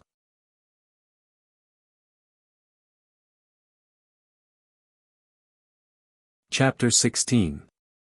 The other 2 ruffians were so scared that their faces turned deathly pale. They were unable to move, but the contents of the porcelain jar blinded their eyes. The porcelain jar was filled with sparkling silver. They had never seen so much money in their entire lives. Even Steward Lu and the few old men who were on the verge of death revealed expressions of eagerness. Li Qingshan pushed them away. They were about to fly into a rage. No matter how timid they were, for the sake of wealth, their hearts would beat faster and they would become fierce. However, when they saw that it was Li Qingshan, they didn't dare to make a move. Li Qingshan didn't care about what they were thinking. He took out the porcelain jar and put it to the side. Under the jar, a small skeleton appeared. The flesh and blood on the skeleton had long been stripped away, revealing a grayish-white color. It was unknown how long it had been buried. Little N finally nodded. Li Qingshan sighed softly. He looked around and poured out all the silver in the jar, placing the white skeleton inside. The silver ingots rolled to the ground and formed a small hill. At this moment, everyone's eyes were fixed on it. They didn't even care about the skeleton anymore. Steward Lu was someone who had seen the world. He estimated that there were at least a few hundred taels of silver. Even he would be jealous, let alone the others. In a small mountain village like this, it was really a huge sum of money. Li Qingshan didn't expect that which had collected so much silver over the years. As the saying goes, wealth moves people's hearts. He wasn't an immortal who didn't eat the food of mortals. He was also tempted by this wealth. After all, he would need money for many things in the future. In terms of eating meat, he didn't want to always rely on oxen. Since oxen wanted him, he would show it. He also wanted to change his diet. Perhaps he could go to the market and buy a few jars of good wine. However, he also understood the principle of people die for wealth, and birds die for food. If he took all the silver away, these people would be afraid of his power and wouldn't dare to say anything. However, they would definitely resent him and bury a lot of seeds of disaster. Even the death of which might not be able to appease them. Village chiefly, you are the most respected person in this village. What should we do with the silver? Tell me. Li Qingshan wiped the blood off his thick steel knife and sheathed it. It seemed that he wanted village chiefly to make the decision, but he emphasized the words, highly respected. Not at all. This is all thanks to Erlang. You killed a big scourge in the village. This silver should be handled by you. Village chiefly had played a disgraceful role a few days ago. He felt that Li Qingshan's words were full of threats. He didn't dare to respond. Li Qingshan looked around. The people he looked at all nodded in a hurry. Erlang, you deal with them. Erlang, you handle it. Just now, he nodded slowly. He didn't mind sharing some silver in exchange for peace. However, if anyone really wanted to take charge of his spoils of war, they would have to ask the knife in his hand first. This group of people was much older than Li Qingshan, but they had to listen to the arrangements of a 15-year-old boy. However, no one felt dissatisfied. The current Li Qingshan was no longer the Li Qingshan of the past. The ruthlessness and decisiveness of drawing his knife and killing people had already shocked them. Li Qingshan sat on the ground and distributed the silver. He pressed one hand on the porcelain jar with the white bones and the other on the knife. A group of adults and old people lowered their heads and listened to him. However, the first person to get the silver surprised everyone. Uncle Fugue, the witch destroyed your family. You should have some compensation. Take this silver. In the future, don't drink and drown people. Only then can you comfort the dead. Li Qingshan used the scabbard to poke at the edge of the small mountain of silver and took out some silver. This. How can this be good? Li Fugue didn't expect Li Qingshan to say this. He was at a loss. Take it. Li Qingshan was thanking and praising him for coming forward bravely just now and taking on the responsibility of killing people. Li Fugue gratefully accepted the silver. Li Qingshan called out to the two ruffians. These are for you. He glanced at the dead ruffian on the ground. And him. Go back and give him a proper burial. In the future, make a good living. Don't do dirty things like stealing chickens and dogs. Otherwise, I'm afraid there will be a disaster like this. The two scoundrels were both surprised and overjoyed. They stowed the silver away. When Li Qingshan mentioned their companion, they had both paled slightly, but they did not seem sad at all. Only the heavens knew whether they would specially spend money to bury their companion. Finally, Li Qingshan cupped his fists to Steward Lu, village chiefly, and a group of old people in the village. A few days ago, I offended you. This silver is my apology. I hope you can forgive me for not being sensible. However, if there is anyone who doesn't respect the old and bullies the weak. Although he said this, there was no sign of apology on his face. As he spoke, his tone became even more stern. We won't. These people said repeatedly. Li Qingshan nodded and took out a pile of silver for them to distribute. What about the other people in the village? Village chiefly got his share of the silver and looked at the pile of silver that was left. Since Li Fugue, the victim, could get a share of the compensation, then there were many more victims in the village. It could be said that every family had given an offering to the witch. Li Qingshan glanced at him. Does anyone have any objections? Although he sympathized with the villagers who had been deceived, he didn't plan to pay for their stupidity. If he hadn't killed the witch quickly, these people might have been intimidated by the witch to deal with him. Moreover, it was absolutely unfair to divide the money. In the end, not only would he not get any benefits, but he would also become the target of everyone's resentment. Village chief Li also saw through this, so he came to trip up the youngster who was in the limelight. To put it bluntly, the interests of the villagers had nothing to do with him. Instead, it was the person in front of him who was increasingly threatening his authority in the village. Maybe in a few years, when he really grew up, he wouldn't even be able to keep his position as village chief. However, he didn't expect Li Qingshan to be so meticulous at such a young age. The glance that seemed to see through his thoughts made him even more frightened, and he didn't dare to say anything more. Li Qingshan wrapped up the remaining silver and said, "Then please go and explain to the villagers. If anyone dares to spread rumors and spread it to my ears, humph." The group of people nodded. With the sword and knife in front of them, they had all received benefits, so who would dare to spread rumors?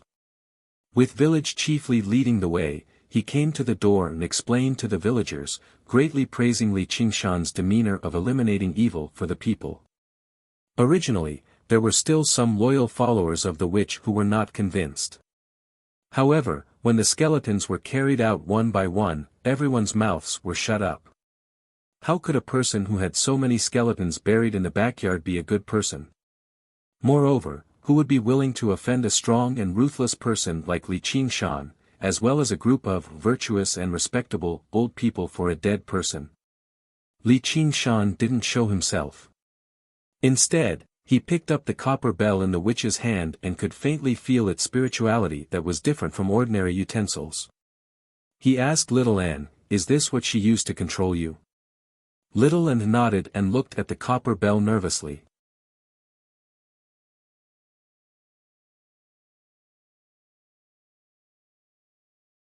Then, which is stronger, the strength of 9 oxen and 2 tigers or this Dark-Een ghost control technique? If it's the original strength of 9 oxen and 2 tigers, then it's hard to say. Although the Dark-Een ghost control technique does not focus on self-cultivation, it can gather a large group of ghosts and bully the weak. It's a supernatural power that is good at fighting. If you can't defeat the user in one move, it's easy to get drowned in the sea of ghosts. Then what about the strength of ox and tiger that I practice? Of course it's better. Li Qingshan calmed his mind and no longer hesitated. He put the page away. The other spoils of war were the money. Originally, Li Qingshan thought the black ox would not care about these mundane objects, but he never expected the black ox to say solemnly as soon as he heard that, "All right. Compared to that piece of paper, this is what matters." Disdain for a supernatural power, but attach great importance to money. Even though Li Qingshan had experienced Oxen's education about eating meat and drinking wine, he couldn't help but be surprised. This brother ox was really worldly. Oxen saw through his thoughts. Haven't you heard of the words wealth, companionship, law, and land? These are all necessary conditions for cultivation. Wealth is still the first. Li Qingshan nodded. No matter what I do, I need a financial foundation. If Oxen didn't provide him with food, he wouldn't be able to practice even if he had the secret manual. But I don't think I need to spend too much money. 1,000 taels of silver was a huge sum. If he only used it to buy food and wine, it would be enough to support him for a long time. Oxen said, "You keep asking me how long it will take me to master the ox demon's fist of great strength." Yes, but you won't tell me. I can tell you now. With your current cultivation speed, if there are no accidents, it will probably take you 10 years to master the first layer of the ox demon's fist of great strength and achieve the strength of a bull. 10 years. Li Qingshan's mouth opened wide in shock. And this is the shortest calculation. If you meet a bottleneck, it'll be even harder to say. The stronger the supernatural power, the harder it is to practice. Do you really think Taoist supernatural power is a country bumpkin? Do you think you can master it easily and become invincible? Wake up. As if a bucket of cold water had been poured on Li Qingshan's head, the joy he felt from killing which was swept away. Then, if I want to completely master the strength of 9 oxen and 2 tigers, I'll need at least 110 years. He couldn't imagine what he would be like after 110 years. Wrong. The higher the level, the harder it is to practice. It's not surprising if you can't master it in 300 to 500 years. But you don't have to worry too much. Every time you master a layer, your body will strengthen and your lifespan will naturally increase. Then what should I do? Li Qingshan believed that he had extraordinary willpower and persevered in practicing every day. But if he had to persevere for a few hundred years, he would go crazy just thinking about it.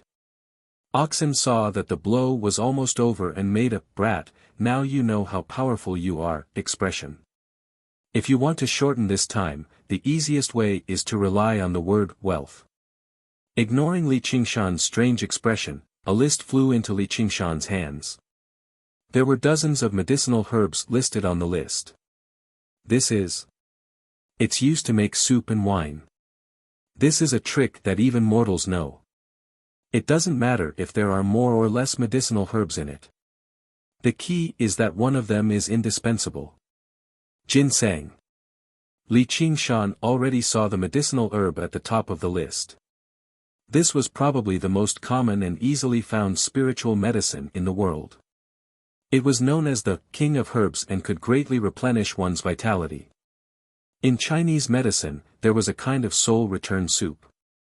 When a person was about to die, they could recover some of their spirit and make a will. In reality, it was ginseng soup.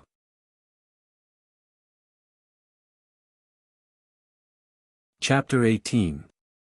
Then I don't seem to be any different from an ordinary martial artist. Of course there's a difference. An ordinary person's physique is weak and can't absorb any nourishment. Eating too much ginseng is not only not beneficial, but harmful. I didn't tell you in the beginning because your body is still weak, so it's useless to tell you. These days, you've been slowly recuperating, and you've cultivated a trace of essence qi. Now you've reached the requirement. I was planning to ask you to find a way to raise money. Now you can save some trouble, but I'm afraid the money won't last long. Li Qingshan also understood where the difference was. He could eat more ginseng than an ordinary person, and he didn't have to worry about a nosebleed. His body was like a cauldron, and with the help of divine arts, he could refine and absorb all the essence qi that entered his body, without any waste. This also meant that Li Qingshan had to buy a lot of ginseng, and ginseng was an expensive medicine no matter what era it was. But he had to eat ginseng like a carrot, so no matter how much money he had, it wouldn't be enough. How much ginseng could he buy with the 1,000 taels of silver he had? He couldn't help but ponder this question. After lamenting, Li Qingshan could not help but admit that this was not bad news. The rate at which his strength grew would reach a whole new level. In order to pursue a breakthrough in strength, ordinary people would have to search for rare elixirs, and even if they took them, there might not be any effect. But he only needed to eat the most common and easy-to-get things, and his strength would continue to improve. God knows how many people would be envious of him, so why would he be dissatisfied? As for real money, there would always be a way. With enough strength, why would he be afraid of not having money? This little devil is a bit interesting. Oxen turned behind Li Qingshan, and its round eyes stared at little N, who was hiding behind Li Qingshan. From the beginning to the end, little N had been hiding behind Li Qingshan, and he quietly and curiously looked at Oxen. Little N was so scared that he hid to the other side, not daring to face this talking bull. Although Oxen didn't have any murderous or baleful aura, he instinctively didn't want to get close to him. You mean little N? He has nowhere to go now, so I'll look after him for a while. You don't mind, right? Li Qingshan said it casually. If Oxen minded, they would not have said it in front of little N. With only that piece of paper, she actually refined a ghost slave, and it is a ghost slave that can drive things. It is really incredible. Either the old woman is a genius in ghost refining, or the little ghost's spiritual quality is somewhat special. However, seeing that the old woman had been refining for so many years and sacrificed so many test subjects, but she had only refined such a ghost slave, it must be the latter. Li Qingshan looked at little Anne. What was so special about him? However, a little ghost was a very strange thing in itself. Oxen said, maybe he is your best trophy. Why don't you take him as a ghost slave? This child may be of great use to you in the future. What ghost slave? He is just a child, and I have promised him to give him freedom. Even in the most difficult time, Li Qingshan was unwilling to go against his heart and sell oxen for travel expenses. Of course, he was even more unwilling to do so now. Oxen felt that he had said too much and yawned, that's up to you, but it has lost its master. If no one feeds it, it will not take long for its aura to dissipate, and its soul will fly away and disappear. Soul will fly away and disappear. Little An blinked his eyes in confusion. Ghosts are not poultry and livestock. Do they need to be fed? The dead can't be allowed to live in the world of the living. Even the extremely powerful ghosts can't resist the sunshine, and even a gust of wind can kill them. If no one died and all the ghosts were left in time, it is unknown how many ghosts have been accumulated in the world for thousands of years. What should I do? At dusk, Li Qingshan strode through the mountains and forests with an axe on his shoulder, and a little ghost that seemed to be real wandered around him. Sometimes it ran far to the stream and looked at a fish curiously. Sometimes it flew to the treetops and touched a bird. But without waiting for Li Qingshan to call, it returned to him like the wind and looked at him eagerly. Li Qingshan shook his head and smiled back. For this child, he had a faint sense of responsibility in his heart. But behind them, the bird fell stiffly from the treetops, and the fish floated on the water with its belly turned white, which proved that this was not just an ordinary child, but a dangerous ghost. Li Qingshan searched carefully in the forest, and finally stood in front of a big locust tree that needed more than 10 people to encircle, and waved the axe to chop it. Although he didn't know the axe method or the knife method, the ox demon's vigorous fist contained the most basic and most mysterious method of using force. He could use any weapon freely. Every chop of the axe was powerful and heavy in the same place. Wood chips flew, and the huge tree fell. Li Qingshan didn't care about anything else. He only cut out a small piece of the wood core in the center and brought it to Little An. Little An reached out to touch the small piece of wood core, and his little face showed a comfortable expression. In the end, he simply turned into a gust of wind and went into it. Li Qingshan smiled. This was according to the method taught by Oxen. He found an ancient locust tree that was more than 100 years old. The locust tree had the natural effect of gathering spirits, which was very beneficial to spirits. Now that he tried it, it was indeed true. In this way, he didn't have to worry about Little An's soul dispersing. Back to the hut, he sat on the big stone in front of the door and carved the wood core into the shape of a wooden plate. After careful polishing, he carved the word An and wore it on his waist. The yang qi in his body would slowly nourish Little An's soul. He could also use the yin qi in Little An to practice controlling the qi in his body. In the small courtyard, Li Qingshan sat on the ground and kept shouting, Little An, neck. Little An hugged his neck. Under the stimulation of yin qi, the genuine qi in Li Qingshan's body was mobilized and flowed to his neck. Right arm. Little An quickly changed his direction and hugged his arm. Although his handsome little face was still pale, it was full of a childish and innocent smile, as if it was a very fun game. Until the moon rose, Li Qingshan just now got up, and Little An reluctantly retreated.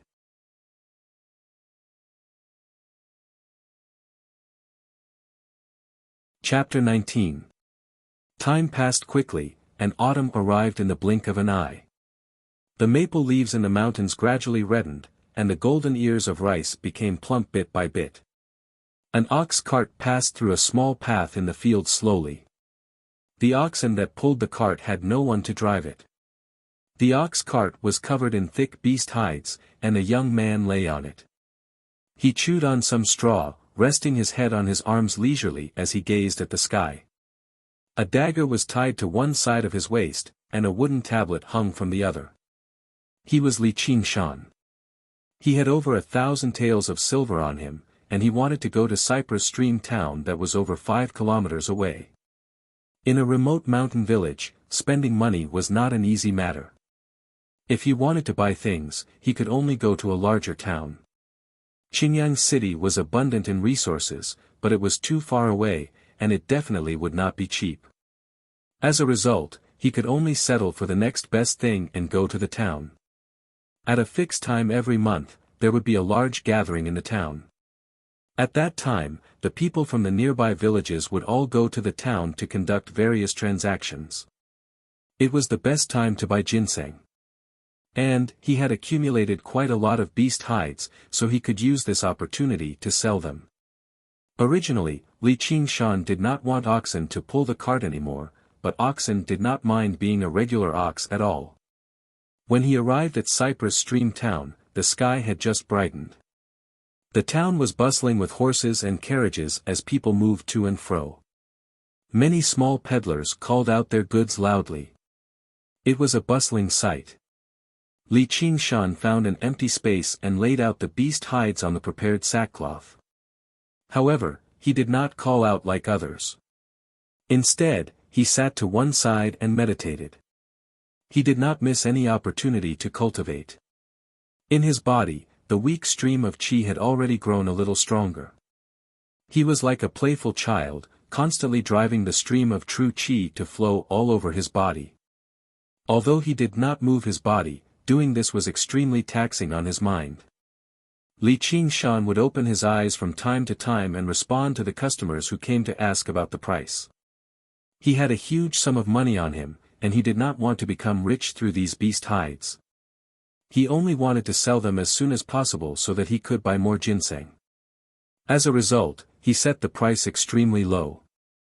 Although he refused to bargain with anyone, his business was extremely good. It was almost winter.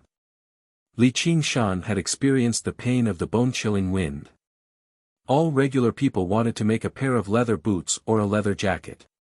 Before long, a large group of people had gathered around his stall. "Move! Out of the way!" A few young men with bows and arrows on their backs and hunting knives separated the crowd with unfriendly expressions. They surrounded the stall and cast their shadows on Li Qingshan's body, casting Li Qingshan's shadow. Li Qingshan opened his eyes and asked, "What can I do for you?" His eyesight was no longer the same as before. He could tell at a glance that these people were not easy to deal with. Although they weren't very old and didn't have a particularly fierce expression on their faces, they had a sharp murderous aura around them. If Patch-Haired Lu was a barking mangy dog, then they were ferocious mountain guard dogs. Any one of them could easily kill Patch-Haired Lu. A short and vigorous young man with a short beard questioned, "Where did you get these beast skins?"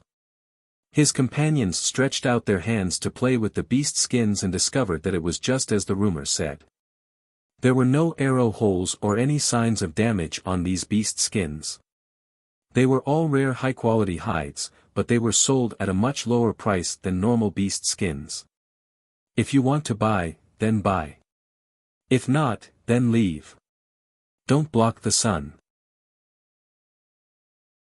Li Qingshan was too lazy to make up a lie to explain to strangers. He closed his eyes and continued to cultivate. The surrounding people had already spread out in a circle, but they did not leave. Instead, more and more people gathered. All kinds of discussions could be clearly heard.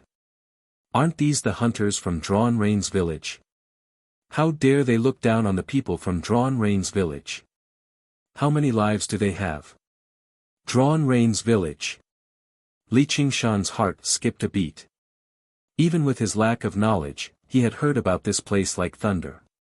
This was one of the villages around Cypress Stream town, located extremely deep into the myriad mountains. The people who lived in the village were all hunters who hunted for a living, so it was no wonder that they gave off such a bearing. Compared to a farming village like Crouching Ox Village, the people of the Drawn Rains village were much fiercer. They fought against wild beasts in the mountains every day and practiced a few martial arts that had been passed down through generations. Not only did they refuse to obey the rules of Qingyang City, but they never paid taxes either. There had once been people in Qingyang City who had attempted to send troops to conquer this place, but before they had even reached the village, they had run into countless traps and hidden arrows. By the time they reached the village after so much difficulty, they had already lost half of their men. The army's morale was low, so the leading general could only draw the reins in front of the village and flee back to Qingyang City in disgrace. As a result, the original name of the village was forgotten, becoming the Drawn Reins Village. It was possible to imagine just how proud the people of a village that could force an army to return in defeat would be. If a teenager wanted to contend against them, it would undoubtedly be like throwing an egg against a rock. The short young man said furiously, "You can't sell these beast hides here." "Why?" Li Qingshan opened his eyes, and a gleam of light seemed to flash through them. It made the young man think of the vicious beasts in the mountains. His eyes glowed in the darkness, and he raised his guard instinctively. However, he was not afraid. They were hunters who fought against wild beasts. Moreover, when he saw how Li Qingshan was dressed as a farmer, he looked down on him even more. "Because I won't let you sell them." He extended his hand to flip Li Qingshan's stall. A large, coarse hand grabbed the young man's hand like a metal lock. It actually caused him some pain. The young man was surprised. What great strength this guy has. However, his reactions were not slow at all. He threw his left fist directly at Li Qingshan's face. However, his companions showed no intentions of helping out at all. They only watched on coldly from one side. They seemed extremely confident, and some of them even smiled scornfully. Speaking of which, this was the first time Li Qingshan had truly fought with someone. Patch-haired Lu had no strength to fight back in his drunken state, and which had suffered a backlash from the ghost mist. The fist tore through the air, not giving anyone time to think at all. However, this was the effect of many days of cultivation. Li Qingshan subconsciously tilted his head to avoid it. His right foot stepped on the ground, and his body leaned forward. With his spine as the center, all the muscles in his body trembled, and as one, an Iron Mountain Lean smashed towards the young man with great force. Iron Mountain Lean was an extremely common move in fist techniques. Demon Ox's fist of great strength also had it, and it combined three of the moves at the same time. Demon Ox stomps on the ground. It stood firmly on its heels and exerted force from the ground. Demon Ox activates its hide. It had a tough body and could not be activated. Demon Ox butts its horns. It used its body as a horn to smash forward. All of its movements were done in one go. Oxen lay in the back and nodded in satisfaction. However, the young man turned pale with fright. It was as if a charging bull had charged at him. He felt a pain in his chest, and was sent flying.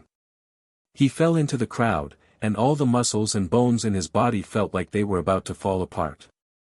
The discussions in the surrounding crowd stopped abruptly. The young man's companions were also stunned for a moment, and then they attacked in anger. Li Qingshan's expression became more and more serious. One-on-one and one-on-many were two completely different things. Unless the difference in strength was too great, it would be difficult for two fists to fight against four hands. If a strong bull was surrounded by a pack of vicious hunting dogs, it would only end up with pieces of flesh torn off and dying.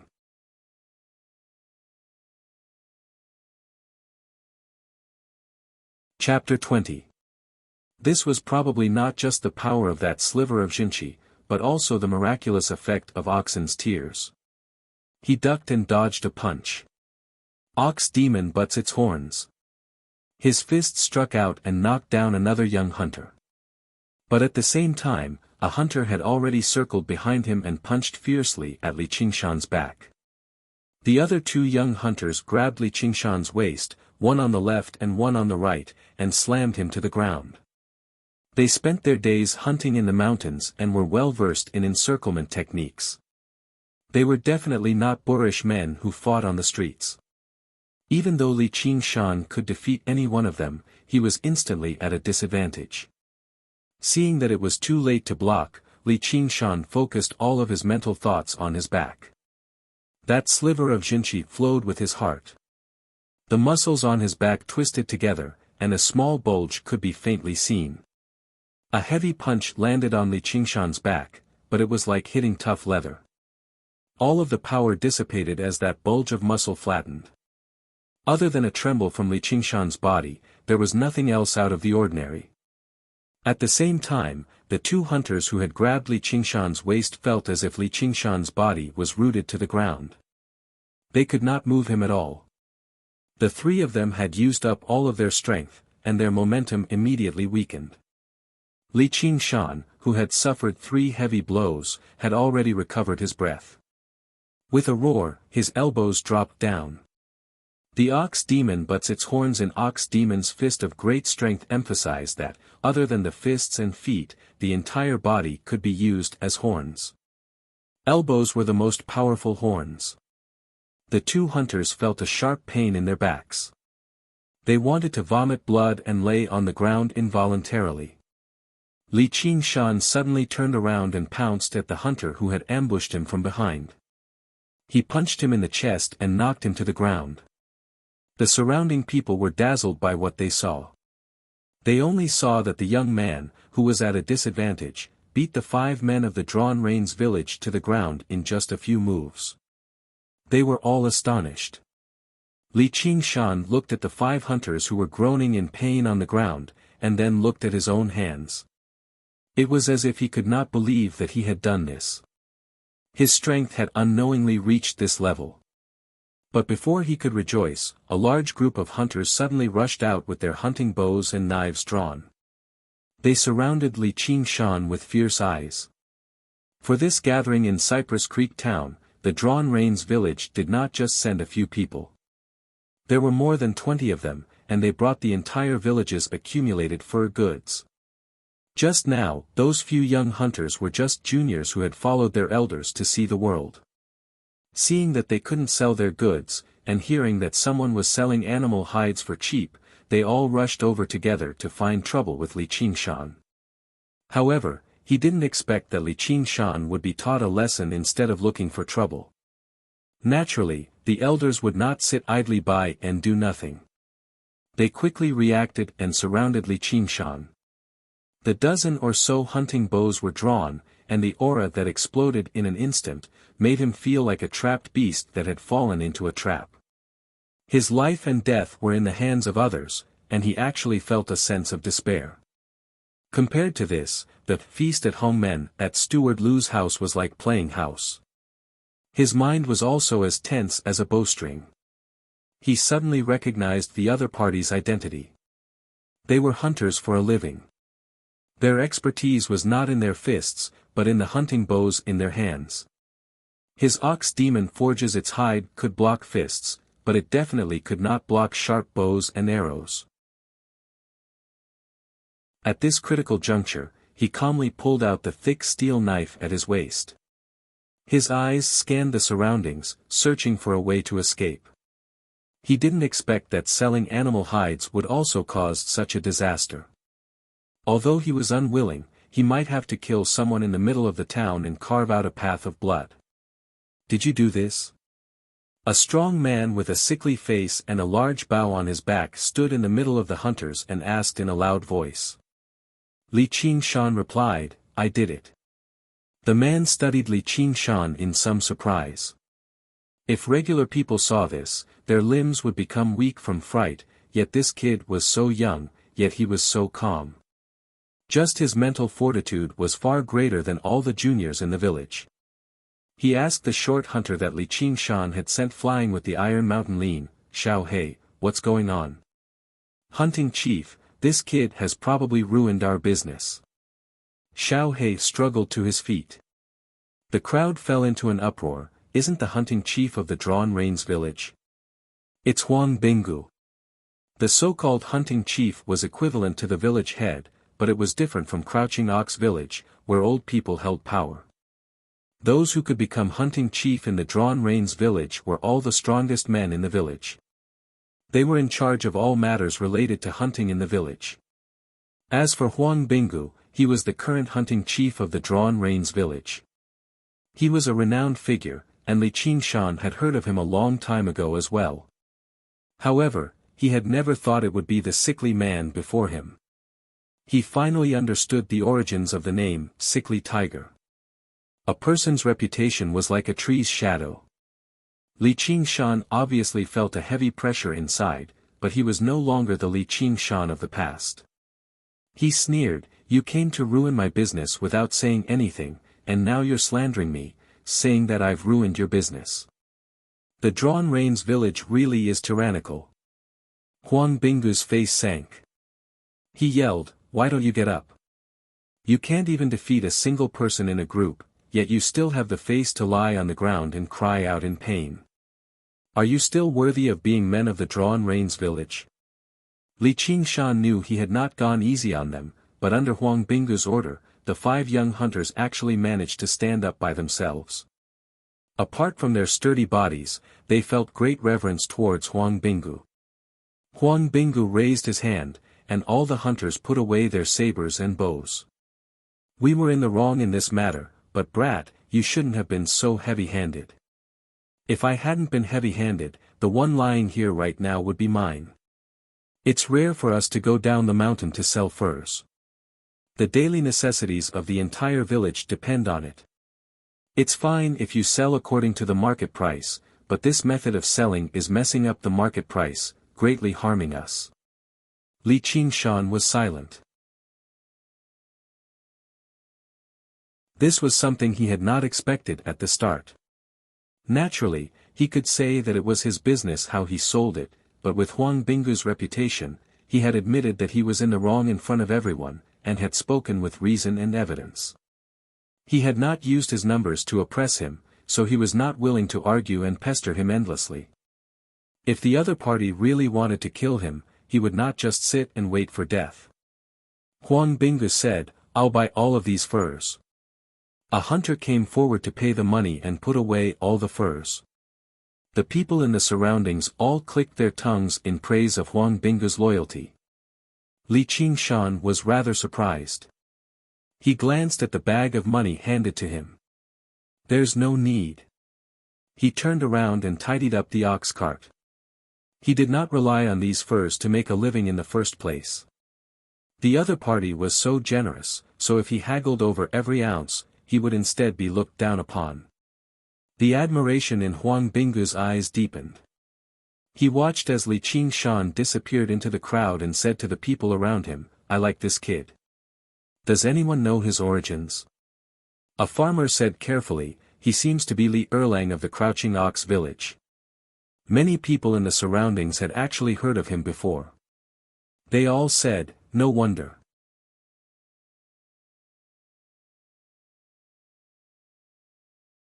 Chapter 21. Li Qingshan went to the best restaurant in town and bought a dozen jars of good wine to fill the ox cart. He then followed the list given by Oxen and went to the medicine shop to buy most of the medicinal ingredients. However, the most important ginseng could not be bought from the medicine shop. In the largest inn of Cypress Creek town, a group of people wearing bamboo hats and carrying medicine baskets on their backs were silently drinking tea. Even in the inn, they refused to take off the bamboo hats and medicine baskets on their backs. From time to time, the shopkeepers of the big medicine shops would come to the inn and open the baskets to see what was inside. They would then hide their hands in their sleeves and bargain with them. If they succeeded, they would take away a bag of ginseng of different sizes. They were ginseng foragers from Ginseng King Village. Like Drawn Reins Village, they were both located deep in the mountains. However, they made a living by gathering mountain ginseng. If one wanted to buy ginseng, they would naturally buy it for the lowest price. Li Qingshan stopped the ox cart in front of the inn and looked around. He strode to a corner and said to the ginseng foragers, "I want to buy ginseng." The ginseng foragers saw that he was young and his clothes were shabby. They all looked at him with disdain, and no one responded. Li Qingshan frowned and took out the remaining 1,000 taels of silver in his pocket and placed it on the table. I want to buy ginseng. This time, all the ginseng foragers raised their heads in shock. They did not expect Li Qingshan to take out so much silver. They looked at each other and finally, someone said, "How much do you want to buy?" Li Qingshan had already understood the price of ginseng. In the end, they agreed on a price and left with a large bag of ginseng. The ginseng foragers whispered, "Should we get rid of this brat? It's more important to find the spiritual ginseng. That's a treasure worth tens of thousands of taels of gold. Even mortals can prolong their lives if they eat it. If martial artists eat it, they can immediately become first-rate experts. They can even break through the obstacles and reach the innate stage. Although the spiritual ginseng is good, there's only one. We still have to deal with that sickly man from Drawn Rain's village. I don't think I have the luck to get it. A bird in the hand is better than 100 in the forest. Those who are willing to do this, follow me." 7 or 8 people stood up, grabbed the sabers at their waists, and left. Not far away from the door, a person was hiding behind a pillar. When he saw this scene, he quietly left. Li Qingshan drove the ox cart forward alone on the mountain path, chatting with oxen from time to time. Little An also poked his head out from the locust tree, sitting on the beam of the cart and listening to their conversation.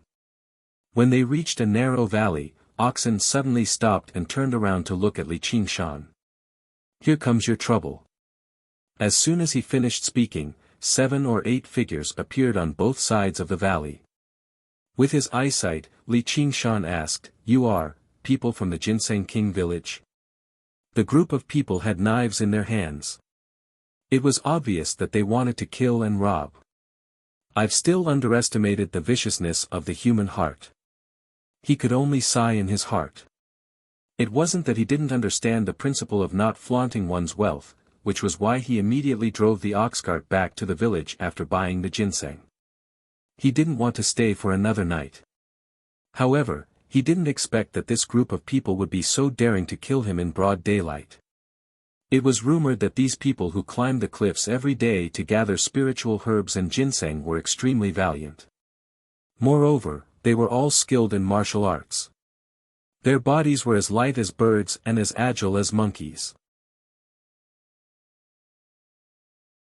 "Kid, we have some things to discuss with you," the leader said calmly. His eyes revealed a hint of disdain, as if he was looking at cattle and sheep in a cage waiting to be slaughtered. "Leave everything behind and you can go." This kind of calmness wasn't fake. They traveled in the mountains all year round. When they met lone travelers, they would kill them and take their belongings. It was a common thing for them to do. After the deed was done, they naturally wouldn't let anyone live. The ginseng foragers laughed and surrounded them. Seeing danger approaching, Li Qingshan suddenly shook the reins. Oxen glanced at him and cooperated, speeding the ox cart forward. Refusing a toast only to be forced to drink a forfeit. The ginseng foragers cursed and hurriedly dodged to the sides. 2 flashes of knives flew out from their hands and slashed at Li Qingshan, who was on the cart. Oxen swung its head, and its remaining horn drew a strange arc in the air. The leader of the ginseng foragers saw the horn coming at him, but he couldn't dodge it. The horn pierced through his stomach and nailed him to the cliff wall. The ginseng forager's eyes were still wide open, and blood gushed out of his mouth. He couldn't believe that with his martial arts skills, he would die to a cow's horn. At the same time, Li Qingshan somersaulted and landed on the ground. He dodged the 2 flashes of knives and held the thick steel knife in his hand. Oxen pulled out the horn and thought to himself, "From an ox's perspective, I've done better than I should. The rest is up to you." The ginseng foragers cried out in surprise, "Brother Gung." This Brother Gung was the best among them, but they didn't expect him to die in such a strange way. They couldn't have imagined that Oxen was a monster. Then, he fiercely said to Li Qingshan, "Brat, do you know what you've done? I originally wanted to give you a quick death, but in a while, we'll cut off your flesh piece by piece and feed it to the wolves. Li Qingshan sneered, with just you guys? His expression was extremely solemn as he slowly pulled out his knife. He didn't expect to encounter 2 battles in one day, and each one was more dangerous than the one before. Sure enough, having martial arts skills also meant that it was easy to get into trouble. If he was just a weak peasant boy, he obviously wouldn't be able to fight against the people from Drawn Rain's village, and he definitely wouldn't have that much money to buy ginseng. This was the most dangerous battle he'd ever encountered in his life. Even though he had supernatural powers, he didn't dare to say that he could walk on flat ground. Oxen's words rang in his ears. His thoughts flashed, and the battle was about to begin. Kill! A strong gust of wind blew, and the 4 waist knives formed a net that enveloped Li Qingshan. The bull demon forges its hide would definitely not be able to block such a blade. Li Qingshan quickly made a decision. Without even looking behind him, he strode forward and pounced on the 3 ginseng foragers in front of him. His mind wasn't completely focused on the battle to the death. Instead, he kept thinking about the corner of Oxen just now. Oxen definitely wouldn't help him fend off the enemy. Otherwise, with its strength, it would be a piece of cake to kill these ginseng foragers. There was a deep meaning behind that corner. At the juncture of life and death, his comprehension and spirituality were all forced out. His eyes suddenly lit up. The bull demon but's its horns required every part of its body to be a horn, and the weapon was just an extension of the body. The straight, thick steel knife in his hand suddenly seemed to have a mind of its own, and it went around a waist knife that was blocking. With a pu-pu sound, a ginseng forager's neck sprayed out a mist of blood, and he fell to the ground on his back. Experienced. This kid knows martial arts. A series of shouts rang out, and the ginseng foragers looked at Li Qingshan. Their expressions were no longer as casual as they were just now. Li Qingshan's arms also had 2 new wounds. Thanks to the toughness of the bull demon forges its hide, they hadn't been cut open. Instead, the ferocity in his heart was aroused, and his eyes burned with fire. Come! A group of people was hiding in the dense forest on the side of the valley. They were only about 100 feet away, and it was broad daylight. No one in the valley noticed them. Only Oxen glanced in his direction.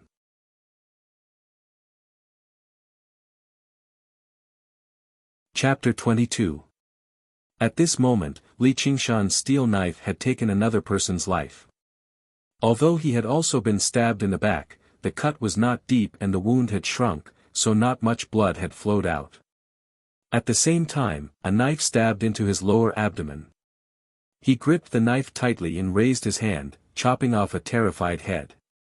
His ferocious aura was intimidating. Xiao He had not been convinced at first. He had thought that Li Qingshan had won by launching a sneak attack, so he had been looking for an opportunity to get back at them. At this moment, his forehead was covered in cold sweat. Li Qingshan's knife technique was exquisite, and his killing intent was so fierce that it shocked him. This wild beast was not something a half-baked hunter like him could kill. He was glad that they were just now in the middle of the city, so he had not drawn his knife against Li Qingshan. In a short while, 7 people were lying on the ground. Li Qingshan knelt on one knee with the help of his broken steel knife. There were more than 10 wounds on his body, and his clothes were soaked in blood. Some belonged to others, and some belonged to himself. There was only one ginseng forager left, and his face was filled with fear and madness. Even though he had committed many murders and robberies, he had always bullied the kind. He had never seen such a brutal battle in his life. You lunatic. Li Qingshan's expression was like a hard rock. In the face of life and death, every move he made exceeded his usual level and stimulated the potential in his body. However, this was also very exhausting. In a short while, he was completely exhausted. So this is the path I have chosen. It's really full of blood. Oxen stood leisurely at the side, as if asking, do you regret it? I'll kill you. The ginseng forager roared and rushed forward. He had no strength left in his body. The knife landed on his neck, and the chill made his hair stand on end. Li Qingshan roared, I don't regret it. The qi in his body flowed into his hand. He gripped the steel knife tightly and swung it to meet the attack. Twang! Swoosh! The bowstring tore through the air, and a feathered arrow shot out, nailing the last ginseng forager to the ground. Li Qingshan raised his head in shock. A few vigorous figures slid down from the cliff. They were the hunters of Drawn Rain's village.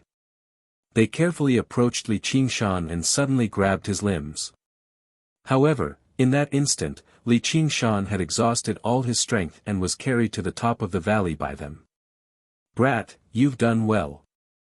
Huang Binggu put away his bow, praised, and did not say anything else. With a wave of his hand, the hunters once again hid themselves on both sides of the valley. Not long after, the other ginseng foragers rushed over and checked their companion's corpse with grave expressions. When they saw the ginseng forager who had been nailed to the ground, their expressions suddenly changed, and they shouted, retreat. Release. With Huang Binggu's order, arrows rained down from both sides of the valley. The ginseng foragers suddenly waved their blades, but unless their martial arts skills were far inferior, there was no way they could block the arrows. Cries of pain rang out. Meanwhile, Huang Binggu held his bow and stood on a protruding boulder, specifically aiming at the ginseng foragers who were trying to escape. Every arrow would hit its target, and not a single arrow missed its target. He was like a god of death. Li Qingshan propped himself up and watched. He also felt astonished. On one hand, he was astonished at how easily the battle between the two large villages had ended, and on the other hand, he was astonished at the power of the bow and arrows. He cultivated the ox demon's fist of great strength, and the thing that increased the fastest was his strength. If he could use a bow, wouldn't he be able to kill people like this? When Huang Binggu shot his fifth arrow, the cries of pain had already stopped.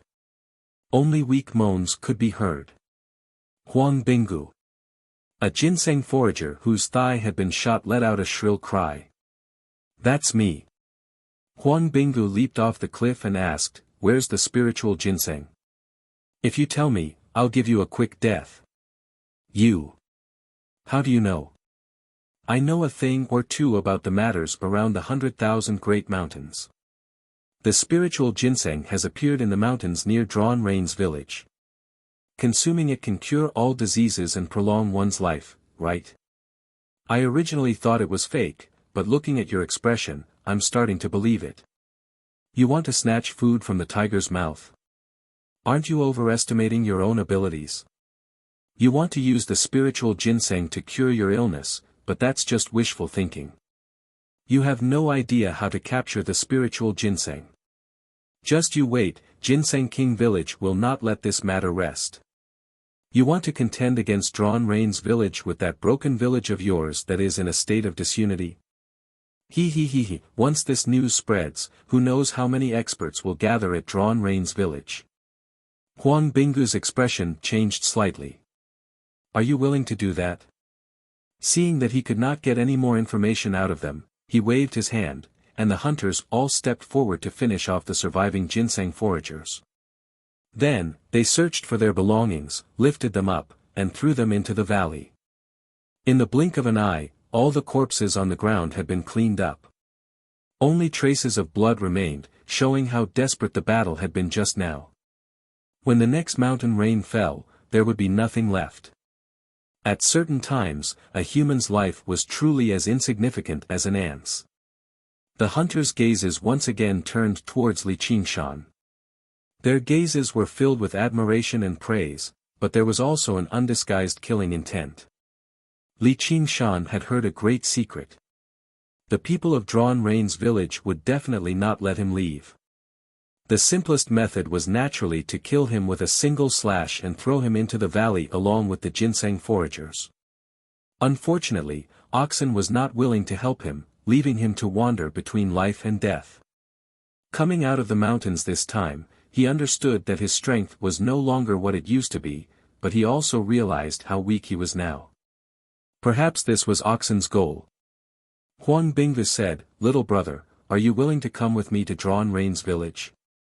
What if I say I'm not willing? You don't know how to appreciate favors. Kill him." The hunters were enraged. Huang Bingvu waved his hand and said, "I don't kill innocent people. If you are not willing, then leave. I believe that you are not a blabbermouthed person." Li Qingshan was not that uncooperative. Based on the other's ambitious and ruthless demeanor, he would not be soft-hearted when it came to killing people. Perhaps he would not kill, but the hunters under him were all brimming with killing intent. Furthermore, he had the intention of going to Drawn Rain's village to take a look. Perhaps he could learn some hunting and archery techniques. That way, he would be able to survive without the help of oxen. Furthermore, his own strength would increase greatly. As for the spiritual ginseng, he did not dare to think too much about it. In that case, I shall accept your invitation. Just now, Huang Bingvu revealed a smile. He ordered someone to bring some ointment and applied it on Li Qingshan. However, he discovered that the wounds on his body had shrunk and were no longer bleeding. He clicked his tongue in wonder. Li Qingshan endured the pain and went to the ox cart. He took out the newly bought ginseng and put it in his mouth to slowly chew. Then, he opened the clay seal of the wine jar and gulped down the wine. The wine washed away the ginseng, and a wave of heat spread through his stomach. Immediately, he felt much more spirited, which astonished everyone even more. Li Qingshan climbed onto the ox cart and no longer paid attention to the others. He closed his eyes and began to meditate. Recovering from the fatigue and pain on his body was secondary. He wanted to take this opportunity to sum up the gains and losses of this battle. First of all, he could no longer rely on luck. He had heard people say that the martial world was dangerous, but today, he had personally experienced it. One careless step could cost him his life. In this world, human life was really too cheap. It was impossible to always have someone to help him, and it was also impossible to rely on exploding on the spot. To be brave but not astute was to seek one's own death. This great life had to be cherished.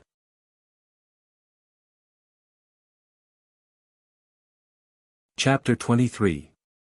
As the heat spread through his body, the sliver of qi became active as well. It flowed through his wounds and gave him a slightly itchy feeling.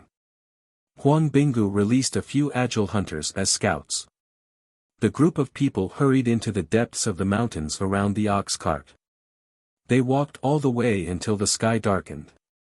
They entered a large mountain, and there was no sign of human activity in the surroundings. At the foot of the mountain, Li Qingshan saw the legendary Drawn Rain's village. Tall wooden walls surrounded the village, and there were watchtowers in the four corners. It did not seem like a village, but more like a military camp. He approached it and passed on the message.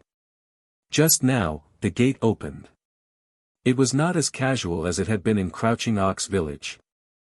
As the only outsider, Li Qingshan attracted everyone's attention. He did not show it on the surface, but he became nervous inside.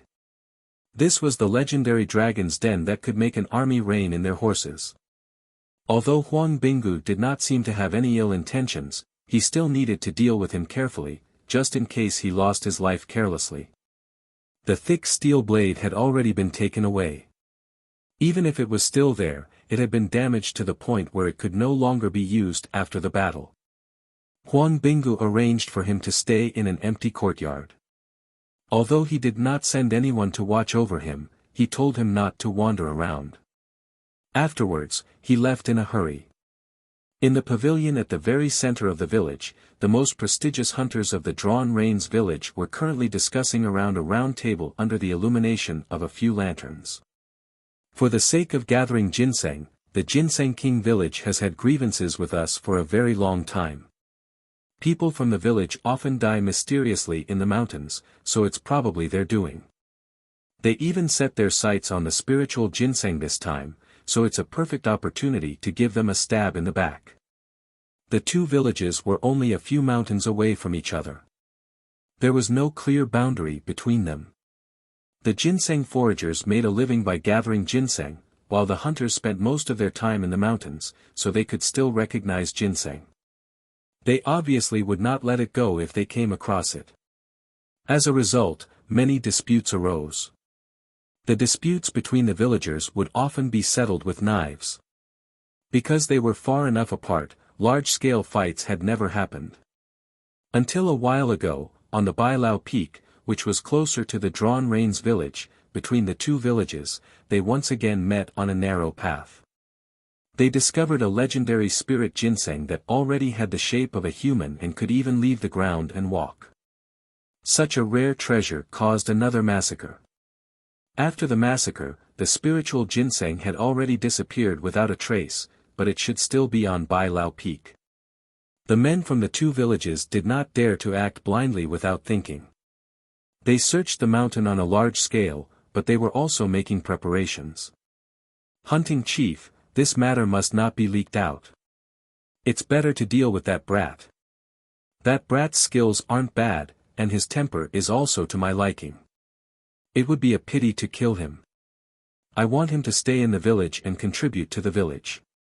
But he is still an outsider. There's no need to say any more. I will examine him carefully.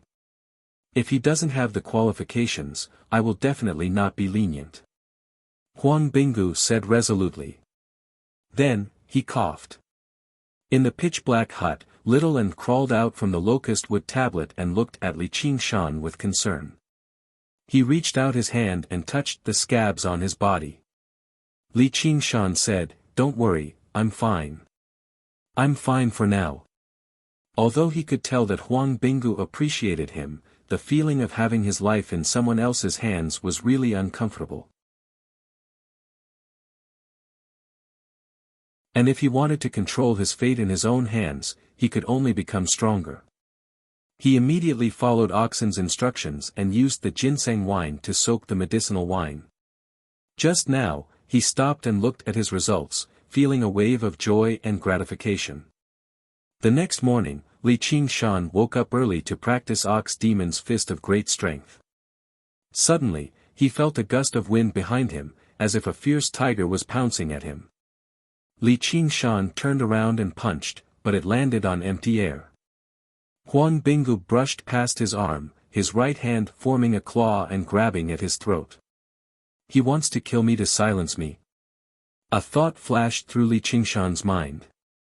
Instead of dodging, he met the attack head-on, as if he was delivering his vitals into someone else's hands. At the same time, he drew his arms together like an old bear hugging a tree, exerting all the strength in his body. He cultivated in strength remarkable abilities, not mortal martial arts. Even though he had not cultivated the strength of an ox, the strength of a single hug was not something that flesh and blood could withstand. Huang Binggu suddenly retracted his claw, shrinking his body encircling behind him. "Not good," Li Qingshan said. Just as he was about to adjust his body, he felt that Huang Binggu had stopped attacking and was only looking at him approvingly. If he had retreated from that claw attack just now, the full power of that attack would have easily torn his throat apart. But instead of retreating, he advanced, restraining the power of that move. At the same time, he used a move that put his life on the line. Not only was he able to adapt to the situation, he was also quite courageous. "I've lost." Li Qingshan touched his neck. There were 5 bloody marks on it. Huang Binggu's skills were quite impressive. Even if he was not injured, he was definitely not his match. "Where did you learn your martial arts?" Huang Binggu asked. Other than being courageous and adaptable, Li Qingshan's martial arts were also very unusual. Even if a normal person's reaction was fast enough, they would not be able to catch their breath. Furthermore, when his 5 fingers had touched Li Qingshan's neck, it felt as if he had pierced the tough hide of an ox instead of a soft vital point. Li Qingshan naturally could not say that he had been taught by an ox, or else he would be treated as an idiot. He could only say that he had met an expert a few years ago. Seeing that he had a simple and honest personality, the expert had taught him a few moves, but had instructed him not to reveal his identity. A few years ago, Huang Binggu was flabbergasted. He was not too surprised that Li Qingshan was not willing to reveal his master. However, he had originally thought that Li Qingshan had practiced martial arts since he was young. If he wanted him to stay in Drawn Rain's village, the most important thing was to ask him about his master. What's wrong? Li Qingshan did not understand. Haven't you been practicing martial arts since you were young? In just a few years, he was able to teach you to such an extent. It is truly inconceivable. It seems like that expert is truly an expert. Li Qingshan sweated in his heart. Luckily, he had casually said it was a few years ago and not a month ago. Otherwise, Huang Binggu would definitely be scared to death. At the same time, he also understood that mystical abilities and mortal martial arts were on two completely different levels. He was currently not Huang Binggu's match because he had practiced for less than 2 months, while Huang Binggu had spent 20 to 30 years of hard work. May I know why the hunting chief has come this time? Brat, do you have any intentions of settling down in Drawn Rain's village? Although it was a question, it had a tone that could not be refused. All right. Li Qingshan readily agreed, but it was Huang Binggu who was stunned. You don't have any nostalgia for your hometown? If I don't agree, would the hunting chief let me leave safely? Li Qingshan said calmly. Furthermore, I once heard a saying. What saying? Wherever I go is my hometown. Whether it's Crouching Ox Village or Drawn Rain's village, they're no different from me. Perhaps I can learn some archery here. Do you understand, hunting chief? My ambitions do not lie in these mountains and forests. With your mediocre martial arts, making a living in the Jianghu is just a path to death. Otherwise, you'll just be a small fry that serves as a stepping stone for the disciples of large sects and clans. How can it compare to the freedom in the mountains and forests? Is hunting chief's skill not enough? Li Qingshan was rather surprised. Huang Binggu's reputation in the surrounding villages could be described as illustrious. I'm not afraid of you laughing at me. My archery is passable, and I've made a name for myself in the past. However, there are countless masters in the Jianghu. You've been practicing martial arts for several decades, but a child in his teens killed you like a dog. I suffered greatly. It's already fortunate that I managed to return alive.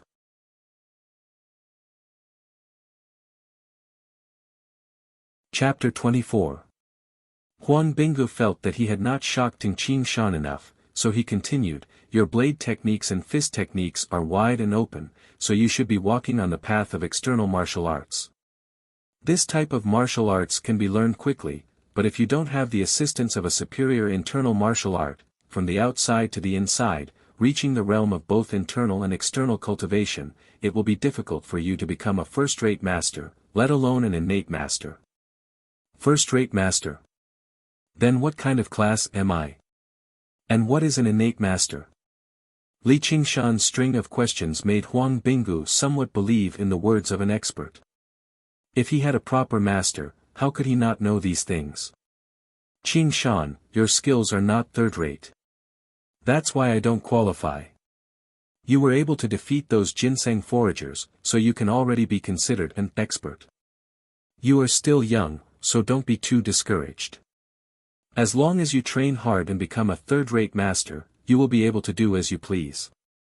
With your talent, Qingshan, this will definitely not be a problem. Huang Binggu was afraid that the blow was too severe and would dampen Qingshan's spirit, so he comforted him out of goodwill. However, who would have thought that the goal that Oxen had given to Li Qingshan was to do as he pleased, and the so-called internal martial art was even more of a joke. An innate master is even more mysterious. First, you must open up all the meridians in your body, break through the threshold of life and death, and transform your inner energy into true qi. Then, you can circulate it freely in your body without any obstructions. Once your true qi reaches a certain level, you can even release it outside your body to injure others. Wait, it seems like the qi in my body can circulate freely now, but I can't release it outside my body. It must be because the amount is too small. Li Qingshan suddenly understood that from the beginning, he stood on a different starting line than ordinary people. The path he walked on was unimaginable to ordinary martial artists. Hunting chief, I will definitely become an innate master. Huang Binggu praised him, good ambition, but his expression was non-committal. An innate master. When he first heard about these things, didn't he also have this kind of ambition? But how could it be so easy? It was as if he saw himself from back then. If you really become an innate master, I will let you be the hunting chief. This was not a casual promise. In his mind, even if Li Qingshan could become a Xiantian master, it would be decades later. Who would have thought that the person in front of him was already a so-called Xiantian master? Li Qingshan's heart skipped a beat. Hunting chief, you don't seem to be in good health. I was born weak. The doctor said that I wouldn't survive, but my mother didn't believe him and brought me up. I don't believe that I can't be compared to the other children in the village. I've practiced martial arts, but my foundation is still weak. I've been hurt all these years, and I'm afraid I don't have much longer to live. Li Qingshan really admired the man in front of him. Even though he didn't have any great magical powers, his willpower was enough to be his role model. Hunting chief, don't worry. As long as we find the spirit ginseng, we will definitely be able to cure you. And, although it's an ethereal object, it's still a slim chance of survival. Taking advantage of the fact that the Ginseng King Manor has suffered heavy losses, we're going to start searching the mountain today. Do you want to come along? My injuries haven't healed yet, so I'm afraid I won't be able to help you. Of course, Li Qingshan wouldn't agree. The other party was just saying it casually. There was no way he would really believe him. Alright, then we'll spar again when your injuries have healed. I'll arrange for someone to teach you archery. Huang Binggu patted his shoulder. After Huang Binggu left, Li Qingshan immediately asked Oxen about it. Oxen said disdainfully, what first rate or second rate? Do ants have to differentiate between strong and weak? If you can get that spirit ginseng, it'll be of great help to your cultivation. Li Qingshan could only stare at it anxiously. I'm very happy that you can learn to hunt and no longer have to rely on me. You can finally rest. From now on, you'd better take care of yourself. As expected, Oxen stuck to its usual plan of not lending a helping hand. Li Qingshan also didn't really plan on relying on it. As for snatching food from the tiger's mouth between two villages, he had even less confidence. He would most likely be throwing his life away for nothing. He could only sigh a few times and give up on this idea. He chewed on another ginseng and meditated until late at night. Just now, he was going to sleep. A wisp of green smoke rose from the locust wood tablet and transformed into a handsome child. He glanced at Li Qingshan and, as if he'd made up his mind, flew into the mountain with the night wind. His bloodless lips opened and closed. If someone who was proficient in lip reading saw it, they would know that the word he was muttering was, spirit ginseng. Oxen opened its eyes and glanced at him, then closed them again and went back to sleep. Little An flew out of Drawn Rain's village and into the undulating mountain range. He freely passed through the dense forest, but he still had to avoid the fierce mountain wind from time to time. He saw a bit of fire in the distance. When he flew closer, he saw that it was the hunters of Drawn Rain's village resting by a bonfire with their weapons. Huang Binggu was discussing tactics with a few hunters in a low voice. Little An circled around a few times and listened for a while. Then, he rode the wind and flew up Bai Lao Peak. He carefully examined every stream and every rock. Of course, he would occasionally be attracted by small animals passing by and forget his original goal. However, he would always quickly regain his senses and continue his search. There was only one thought in his mind: I must find the spirit ginseng. Only then can I help him. At the fourth watch, the ginseng foragers launched a night attack, but they were repelled by the prepared Huang Bingu. However, neither side found the spirit ginseng. Little End was the same. He returned to the village before the sun rose. His face was full of exhaustion and he was almost tired of it. It was not easy for a child's mind to last. Furthermore, this job was too lonely for him. He had already tasted the feeling of loneliness. However, when he looked at Li Qingshan's face that was still fast asleep, a new motivation suddenly surged in his heart. He clenched his fists and dove into the locust tree wooden tablet to sleep. Early in the morning, an old hunter with a stern expression woke Li Qingshan up. "Chief Hunter, let me teach you archery." Li Qingshan noticed that the old hunter's left leg was slightly lame. However, in order not to be rude, he only glanced at it. He did not expect the old hunter to have already noticed it. He calmly said, "You were bitten by a wolf. Follow me." A group of teenagers were already waiting in an empty space on the west side of the village. The older ones were about the same age as Li Qingshan, while the younger ones still had snot dripping from their noses. However, all of them carried a hunting bow on their backs. Their gazes towards Li Qingshan were filled with wariness and hostility. "Grandpa Zhang, is he coming with us as well?" Grandpa Zhang nodded slightly and did not explain further. He directly said, "Draw the bow." The group of teenagers immediately stopped talking. They drew their hunting bows and aimed at the target in the distance. Grandpa Zhang corrected their postures one by one and explained the essentials of archery, leaving Li Qingshan to the side. Li Qingshan did not feel bored and listened attentively to the side. After an hour, Grandpa Zhang ordered the others to rest and finally said to Li Qingshan, "Train your strength first." He pointed to the stone dumbbells at the side. Li Qingshan went to grab the stone dumbbells. Compared to teachers like oxen who did not care about your life, this level of cold treatment was still acceptable. Grandpa Zhang revealed a slightly surprised expression. He did not like Li Qingshan, but he could not disobey Huang Bingu's orders.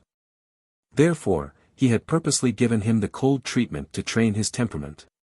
He did not expect him to not be angry at all, which was completely different from what he had expected. He thought to himself, no wonder the chief hunter thinks so highly of him. "Brat, where did you come from?" The teenagers could not help but approach him. Their faces were filled with provocation. "Crouching Ox Village." "Humph, you're just a farmer, yet you have the strength of an ox. I heard you even brought an ox with you." "We don't need oxen here, so let's kill it and eat its meat." Li Qingshan could not stoop to their level and shout about killing him, but he would not allow them to insult him as they pleased either. His arms suddenly exerted force and he threw the 2 stone dumbbells that weighed several dozen kilograms high into the air. Holy shit! The teenagers scattered in all directions in fear.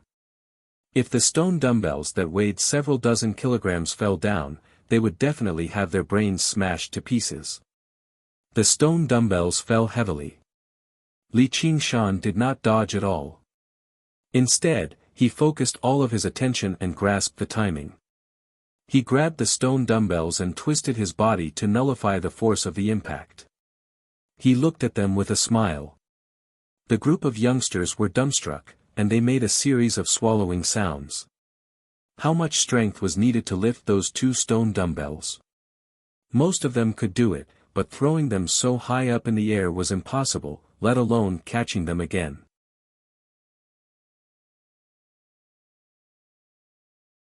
Chapter 25.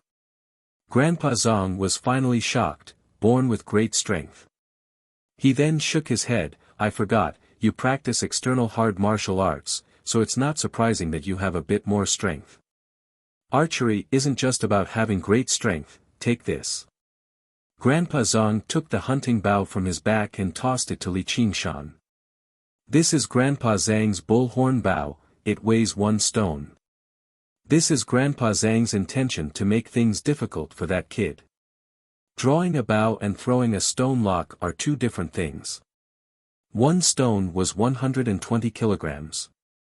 Normal hunting bows did not pursue power, but precision and dexterity. It was rare to find such a hard bow. If the bow was too hard, its power would increase, but if the person using the bow could not control it, the accuracy and shooting speed would be very poor. If they encountered a wild beast in the mountains, they would not be able to shoot the second arrow in time and the beast would pounce on them. Only death would await them. However, hunters who could use this kind of hard bow were all godly archers. Killing tigers and leopards in the mountains was not a problem. Li Qingshan weighed the hunting bow in his hand. It was a fine oak bow, wrapped in animal skin and wrapped in silk. The bowstring was made of ox tendon. It was light in the hand, but it was very powerful. He followed the method that Grandpa Zong had taught him just now. He lowered his waist into a horse stance and pulled the bowstring. The muscles in his body also relaxed. Grandpa Zong was surprised to find that his posture was very accurate. He remembered that he just now was watching from the side, so he gave him some pointers. Li Qingshan understood everything. In just a moment, it felt like he had put in 3 months of hard work. When learning to draw a bow, it was not easy to use a bow that was too hard. One had to start with a soft bow and shoot many arrows to practice. Only by slowly correcting the posture would one be able to increase the strength of the bow. Grandpa Zong directly gave his bullhorn bow to Li Qingshan with the intention of beating him up. Even if you had great strength and could pull it open, it was nothing if you couldn't shoot properly. However, Li Qingshan's performance was beyond his expectations. It wasn't that Li Qingshan's comprehension was far superior to others. What the ox demon's fist of great strength taught him was the most basic method of channeling qi and exerting force. As long as he grasped the key points, he would be able to master them very quickly. Sweat seeped out from Li Qingshan's forehead. Maintaining the posture of drawing the bow was indeed more exhausting than lifting the stone dumbbell. His bones and muscles were aching all over his body. This is a good way to train my strength. Although it is very tiring to train my fists are always in the air. In the future, I will need to buy a strong bow to train my strength. It will definitely be very beneficial. Alright, aim at the target and shoot an arrow for me to see. Grandpa Zong instructed. Li Qingshan put down his bow and rested for a while. Then, he picked up an arrow and drew the bow again, aiming at a target 50 paces away. Calm down, don't be in a rush to shoot, look at the target. Grandpa Zong instructed from the side. Li Qingshan's eyes stared straight at the bull's eye. Suddenly, his eyes lit up, but because it was daytime, no one noticed. Under his full attention, the target seemed to have grown bigger, no longer so unreachable. Legend has it that in ancient times, when archers practiced their archery, they would tie lice to a string and watch it day and night. They would see the lice slowly grow bigger. At first, it was as big as a car wheel, then as big as a mountain. It would fill their eyes, and when the arrow was shot, it would pierce through the lice's body. Li Qingshan had this feeling at this moment.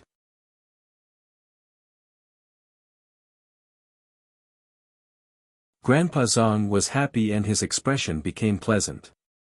He did not like Li Qingshan at first, but when Li Qingshan displayed his talent and ability, shocking him and making him lower his stance, his mood took a turn. Not only did he immediately acknowledge Li Qingshan's identity, he even began to praise him greatly. This evaluation shocked everyone. Grandpa Zhang's archery skills were the best in the village, this was publicly acknowledged.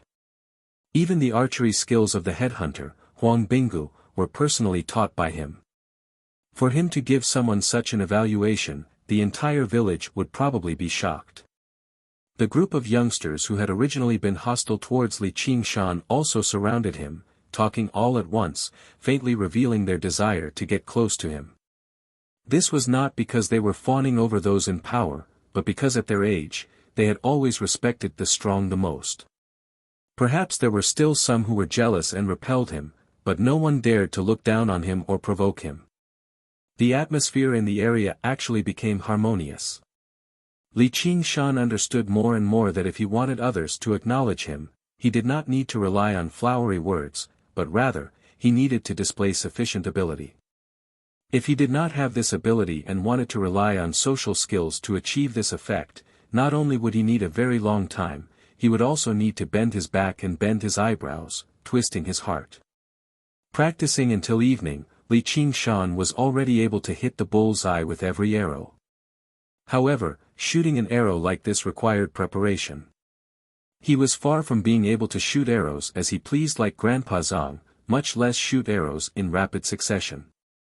However, in the eyes of others, this was already terrible enough. For the next few days, Li Qingshan immersed himself in archery, improving day by day. Although he did not stop practicing, Ox Demon's fist of great strength, the speed of his improvement was extremely slow. Finally, after enduring for a few days, Li Qingshan returned home and carefully opened the jar of wine. The thick smell of medicine and wine filled his nose.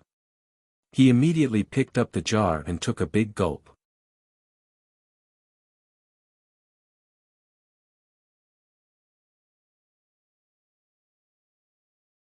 Chapter 26. A thick wave of heat began to boil in his stomach. He immediately got up and began to practice in the courtyard. Only when the heat in his stomach completely disappeared did he let out a long breath and stop. Usually, he would feel tired after practicing for so long, but he was still full of energy today. As expected, the medicinal wine made from ginseng was much more effective than eating meat. Furthermore, the jinqi in his body seemed to have grown a little. Although it was very small, it was a real improvement. If the medicinal wine made from ordinary ginseng is like this, I wonder what the effects of the spiritual ginseng will be like. He had thought of this before, but when he thought of the difficulty and the consequences of obtaining the spiritual ginseng, he could only give up. In just a few days, a few hunters had been carried down the mountain. Some were dead, while others were injured. It was clear that the ginseng foragers were not easy to deal with. Although Li Qingshan had agreed to join Drawn Rain's village, it was only a temporary measure. He did not really want to participate in the conflict between the two villages. In the blink of an eye, it was the 15th day of the 8th month, mid-autumn. In the forest, Huang Binggu looked at the tired faces around him. These days, he had led the hunters through the mountains and had to be on guard at all times. Even though he had the upper hand and almost defeated the ginseng foragers, it was difficult to ensure his own safety. However, it would be difficult to ensure that one's body would be unharmed, and it would not be easy either. The spirit ginseng only existed in legends, and no one had seen it with their own eyes. There was no point in making a meaningless sacrifice. Huang Binggu let out a long sigh and gave the order to return to the village. Little Black said anxiously, "Hunting chief, you can't give up your body." Huang Binggu said, "The village is more important." Not only did they have to reunite with their families during mid-autumn, it was almost winter. The village also had to prepare for the winter. In a corner of Drawn Rain's village, in Grandpa Zhang's courtyard, Huang Binggu asked with a smile, "Grandpa Zhang, how is that kid?" "He is a natural godly archer. In the future, his archery skills will definitely be above yours and mine, but what? His heart is not in Drawn Rain's village. Even if we let him join, it will be useless. We are the hunting dogs that guard the mountain, but he is a wolf, and a lone wolf at that. He will definitely travel far away." "A lone wolf?" "That's because he hasn't seen the saying, a lone wolf is easily destroyed, but a pack of wolves is no match for it. I'll go see him. I don't believe that he won't be tempted by the position of Drawn Rain's village's head hunter." "You really want him to be a head hunter?" "That still depends on his methods." Huang Binggu smiled. Qing Shan, have you enjoyed your stay during this period of time?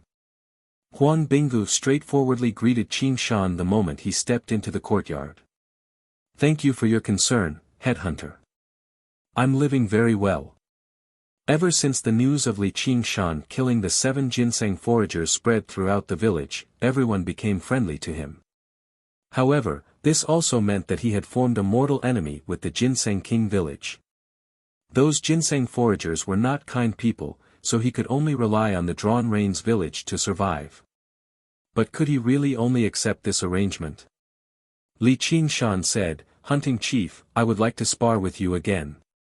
Huang Binggu's surprised gaze met Li Qing Shan's eyes, which were filled with confidence. Huang Binggu said, "All right, then let me see the results of your recent days." Ha! Li Qing Shan did not wait for Huang Binggu to get into a fighting stance and suddenly dashed forward. Without any fancy moves, he fiercely punched Huang Binggu's chest, and the faint sound of the air being torn could be heard. Good lad. Huang Binggu used his arm to block, and with a "pa" sound, he staggered back 3 steps before stopping. Shaking his aching arm, he had a look of astonishment on his face. What great strength! Although he had not clashed with Li Qing Shan head-on the last time they fought, he reckoned that his strength at that time should not have been this great. Li Qing Shan said, "Now watch this move." He immediately dashed over and continued to attack. His fists continuously struck his opponent's chest, and his attacks were like a violent storm. He displayed the power of his fists to the extreme, and his aura was extremely fierce. Huang Binggu had been careless for a moment and lost the initiative, falling into a disadvantageous position. However, it also aroused the heroic spirit in his chest. "I don't believe that you can really beat me in strength." He circulated his inner force, which flowed along his meridians to his arms. With the surge of inner force, his arms seemed to thicken as he met Li Qingshan's fists head-on. As a martial artist, all their martial arts were based on this inner force. By doing this, he was already using his true strength. Pang pang pang pang. The two's arms crossed, clashing head-on. Every time they clashed, there would be a loud sound of flesh and bone colliding, as if wild beasts were tearing at each other. It was extremely rough and barbaric. Huang Binggu was, after all, very experienced. Seeing the right opportunity, he smashed his fist towards Li Qingshan's chest. Li Qingshan actually did not block or dodge, and instead punched towards Huang Binggu's face. Huang Binggu thought to himself, "I've bitterly cultivated my inner force for many years. The strength of my fist can even kill a calf. Even if you practice an external hard body technique, you will still be injured." As for Li Qingshan's fist, he was even more disdainful of it. His fist had struck Li Qingshan first, and Li Qingshan's figure would definitely freeze for a moment. With a pang, his fist struck Li Qingshan's chest. As expected, Li Qingshan's figure paused for a moment, but he immediately recovered and was not affected. Huang Binggu was greatly shocked, and hastily used a lazy donkey roll. The wind from the fist brushed past his cheek, causing him to feel a dull pain. Li Qingshan chuckled and stood still, no longer giving chase. Huang Binggu stood up. "You're actually fine." He was the clearest about the power of his fist.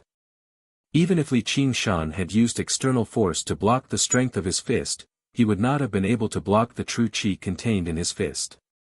However, it had not been of any use. Li Qingshan rubbed his chest. "It really hurts." Just now, there seemed to be a wave of qi that had passed through his skin and entered his body. However, it was immediately dispelled by the true qi in his body, and did not cause any damage at all.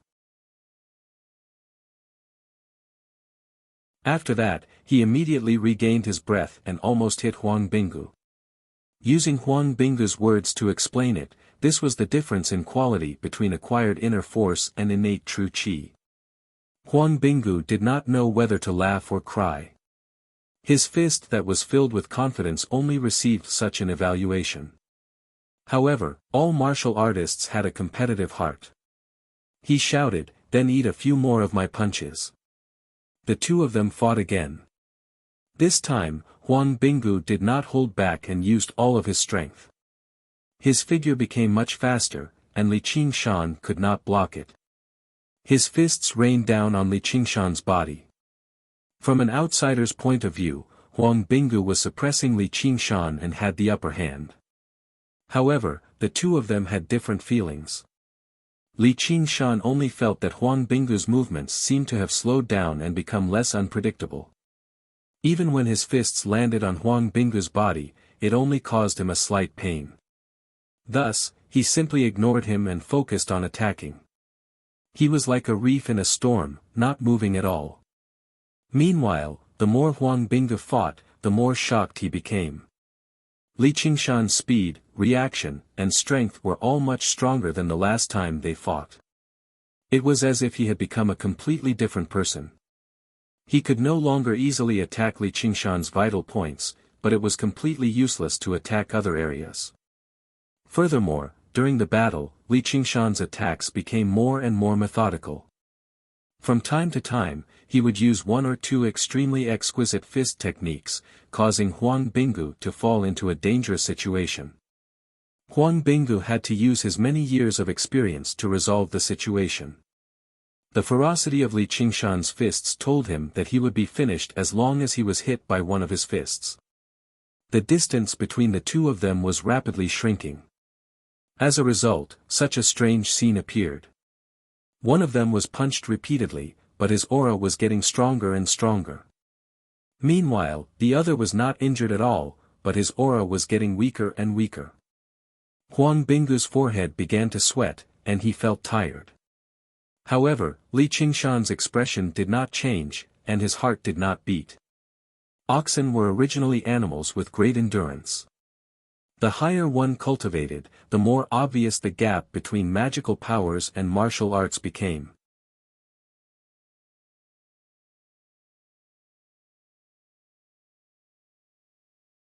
Chapter 27. Li Qingshan let out a long sigh. How satisfying! Huang Binggu's arms were trembling. That was the result of colliding with Li Qingshan's hand. He sized up Li Qingshan from afar with a strange expression. Just how did you train? This kind of improvement speed was simply monstrous. He had originally thought highly of Li Qingshan's will and martial arts, thinking that he had discovered a piece of unpolished jade in a pile of rubble. He wanted to polish it to see if he had the qualifications to take over the position of hunting head, but in the end, he realized that he had still underestimated Li Qingshan. Li Qingshan thought for a moment. Recently, I've been drinking medicinal wine brewed with ginseng. It's a prescription left behind by my master. Huang Binggu hesitated for a moment. Can I take a look? Originally, the rules of the pugilistic world forbade one from casually inquiring about such things, but he really wanted to know what was going on. Li Qingshan said without hesitation, "No problem." Huang Binggu asked about the prescription, and Li Qingshan told him the truth. Huang Binggu nodded.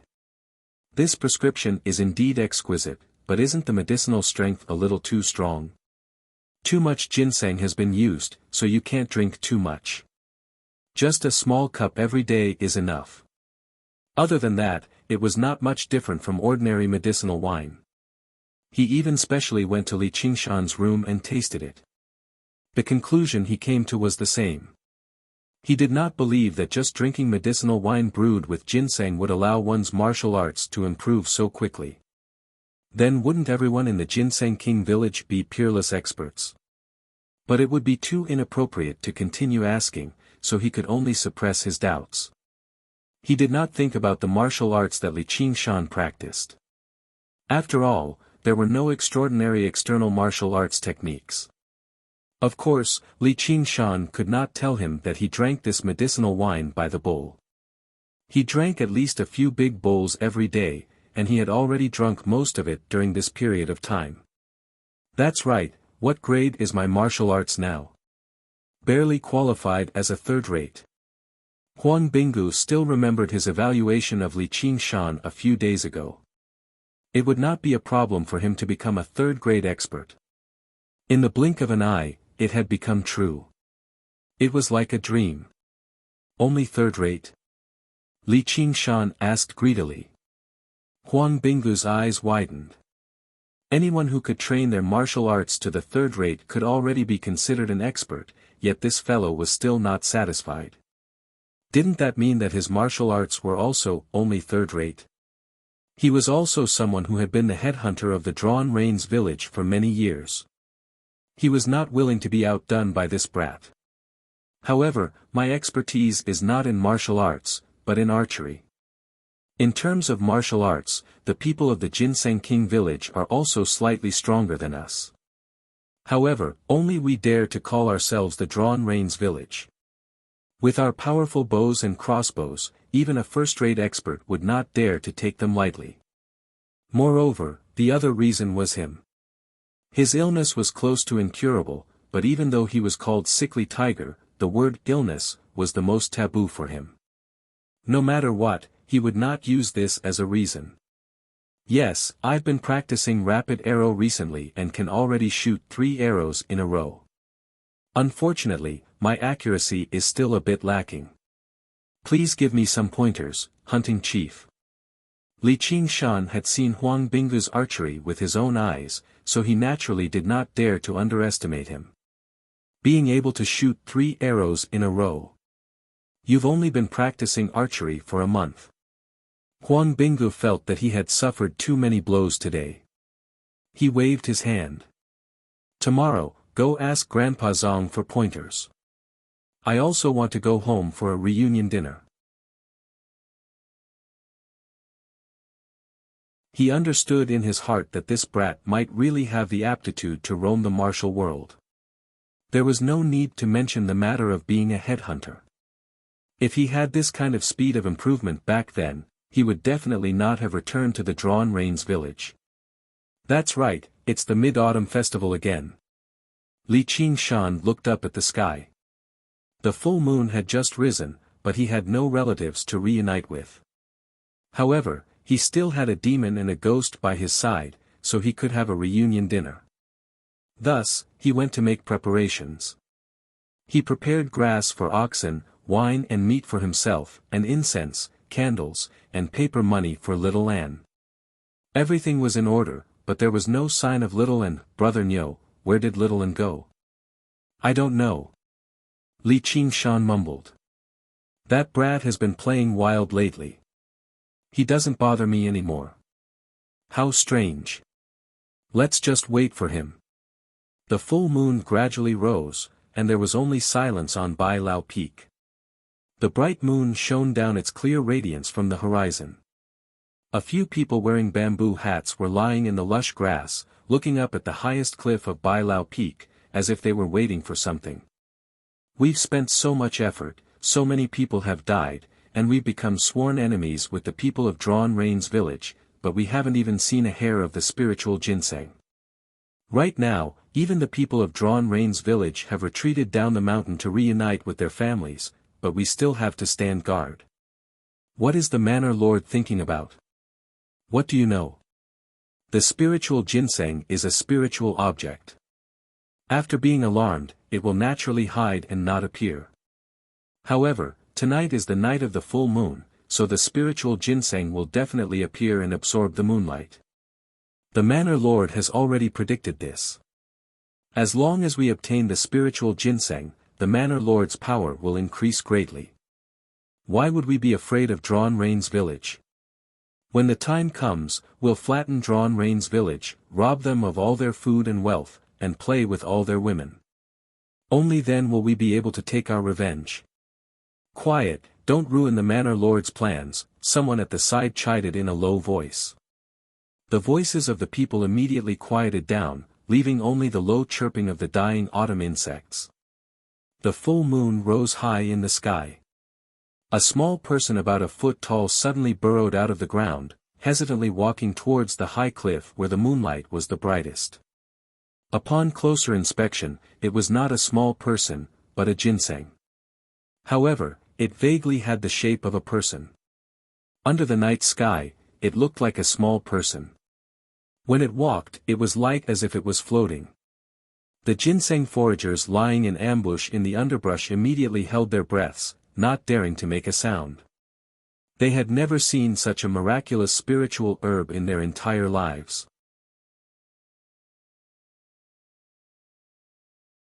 The spiritual ginseng looked left and right, as if confirming that there was no one around, then floated to the highest point of the cliff and settled down. Strands of moonlight twined around its body. Attack!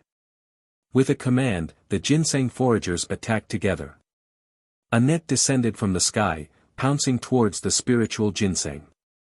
The spiritual ginseng was immersed in the moonlight, and before it could react, it was caught in the net and lifted off the ground. The net was made of cow tendons, and no matter how it struggled, it could not break free. The 4 ginseng foragers beamed with joy, and moved closer to take a closer look. There are many cliffs on this Bailao peak, and there are people lying in ambush everywhere. This spiritual ginseng just had to fall into our hands. The heavens are really helping us. When we get back, we'll definitely be able to get some soup to drink. Who knows, we might even be able to become an expert. Who knows, if we eat the whole ginseng, we might even become immortals. The few of them laughed heartily, and the smile of one of the ginseng foragers suddenly froze. A snow-white blade had pierced through his throat, and he struggled to turn his head. The tip of the blade had already retracted, and he immediately fell to the ground. When he fell, he could only vaguely see a black shadow. The other ginseng foragers reacted, and with angry roars, they pulled out their swords and slashed at the black shadow. The blade of the sword swept past their necks like a spiritual snake, and a few drops of blood splattered. In an instant, 4 ginseng foragers had died a violent death, and they did not even have the chance to retaliate. It was evident that the person who had come was highly skilled. I didn't expect the rumors to be true. Humph, you bunch of country bumpkins are not worthy of enjoying such a spiritual item. A young man dressed in luxurious clothing elegantly sheathed his long sword. At the same time, he stretched out his hand to grab the spiritual ginseng that had fallen to the ground. He could not help but feel excited. As long as he could get his hands on the spiritual ginseng, his skills would definitely increase greatly.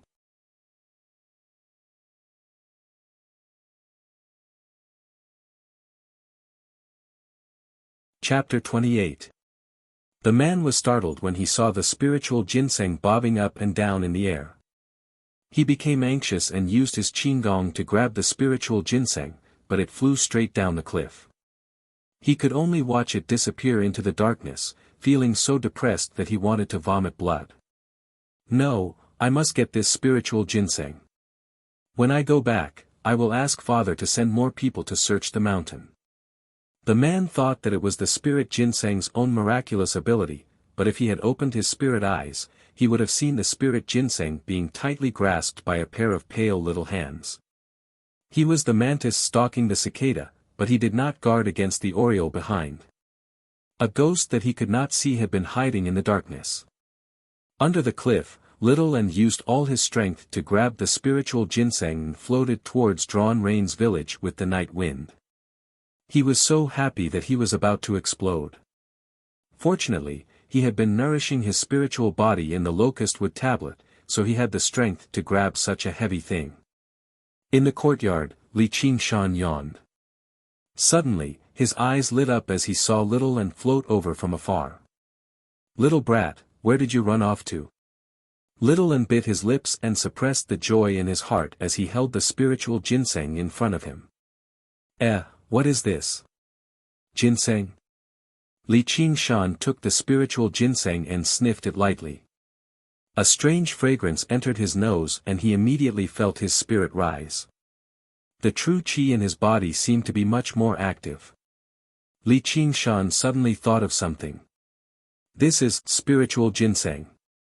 He couldn't believe that the spiritual herb that caused the 2 villages to fight and kill each other and cost dozens of lives was now in his hands.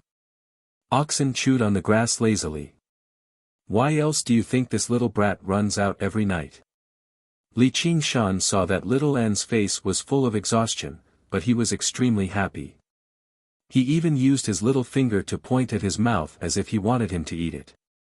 These days, little An went out every dusk and only returned near dawn. He didn't talk much with him. He thought that little An yearned for freedom and wanted to let him go. Only now did he know that it was all for him. You brat! Li Qingshan felt a lump in his throat. Why didn't you say so earlier? Little An smiled shyly and pointed at his mouth. Even if Li Qingshan had a heart of stone, he couldn't help but be moved by those pure and innocent eyes. He asked Oxen, this spiritual ginseng, little An can also use it, right? Oxen said, this spirit ginseng is a rare innate item. The spiritual energy contained in it is beneficial even to evil ghosts. However, if you use it, you can easily achieve the strength of an ox. Are you willing to use it? Li Qingshan said, what's there to be reluctant about? The spiritual ginseng was obtained by little An in the first place. Just let little An consume it. I'll just slowly cultivate the divine ability. His principle of doing things would not change because of the temptation of the spiritual ginseng. Little An immediately retreated and waved his hand. All right, I will remember your kindness. Little An just shook his head. In the end, he simply turned into a wisp of green smoke and burrowed into the locust wood tablet. Hey, come out quickly. If you don't want it, I'll throw it away. Oxen suddenly shouted, since he has the heart, why are you so stubborn and like a little girl? Can't you find something hundreds or thousands of times better than this spiritual ginseng for him in the future? Li Qingshan shuddered inside. He nodded. Brother Ox is right. I've been too stubborn. Alright, come on out. I'll be ingesting the spiritual ginseng. Shaoan immediately flew out. But this thing should belong to you. I can't take it alone. If you refuse again, I'll be angry. Little An just now agreed.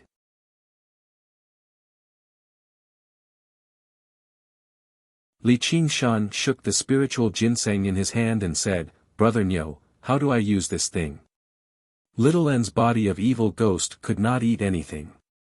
Oxen said, go find a needle and take out a drop of ginseng liquid. Li Qingshan found a steel needle and pierced it into the spiritual ginseng. The spiritual ginseng trembled in his hand, but he was not soft-hearted to a plant. A drop of ginseng liquid seeped into the spiritual ginseng and hung on the tip of the needle. Oxen said, well, drip it into his beer. Beer? Little An, look up. Shaoan hurriedly raised his head. The ginseng liquid dripped down from the tip of the needle and landed in between Shaoan's eyebrows. His body trembled like water ripples. The ginseng liquid in his body suddenly emitted a resplendent light. Little An closed his eyes tightly. The expression on his face alternated between pain and joy until the light disappeared. Just now, he calmed down and slowly opened his eyes. There was something else in his eyes. 2 lines of tears fell down. What's wrong? Oxen said, you must have remembered something. Is that so? Little An, do you remember who you are and where your home is? Li Qingshan knelt down and looked into his eyes. Little An hesitated for a long time and pointed in a direction. South. Li Qingshan asked, is your home in the south? Which city is it? How far is it from here? But these questions, Little An could not answer.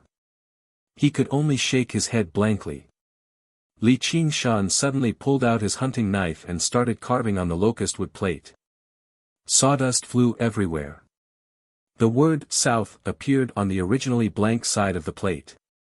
He raised it in front of Little An. Under the moonlight, the young man knelt on one knee and promised the child seriously, no matter how many mountains and rivers there are, sooner or later, I will send you home. The child looked at his figure in a daze. He would never forget it. Just like the spot between his eyebrows where the ginseng liquid dripped, there was a red mole. Li Qingshan hung the wooden plate back on his waist and asked Little N if he felt any changes. He did not know if the spiritual ginseng was useful. Little N leaped into the air and flew around the courtyard like a whirlwind. He carried the hunting knife in Li Qingshan's hand and danced around the courtyard. If it was a normal person, they would only see a knife dancing on its own as if it had a spirit. Not only did Little N's speed become faster, but he could also control heavier objects and become more powerful. If it was a sneak attack, even a martial arts master would not be able to escape death. Brother Nyo, do I have to use it like this? That would be too wasteful. The best way to use this ginseng is to combine it with other spiritual herbs and refine it into a pill. But you don't have this condition.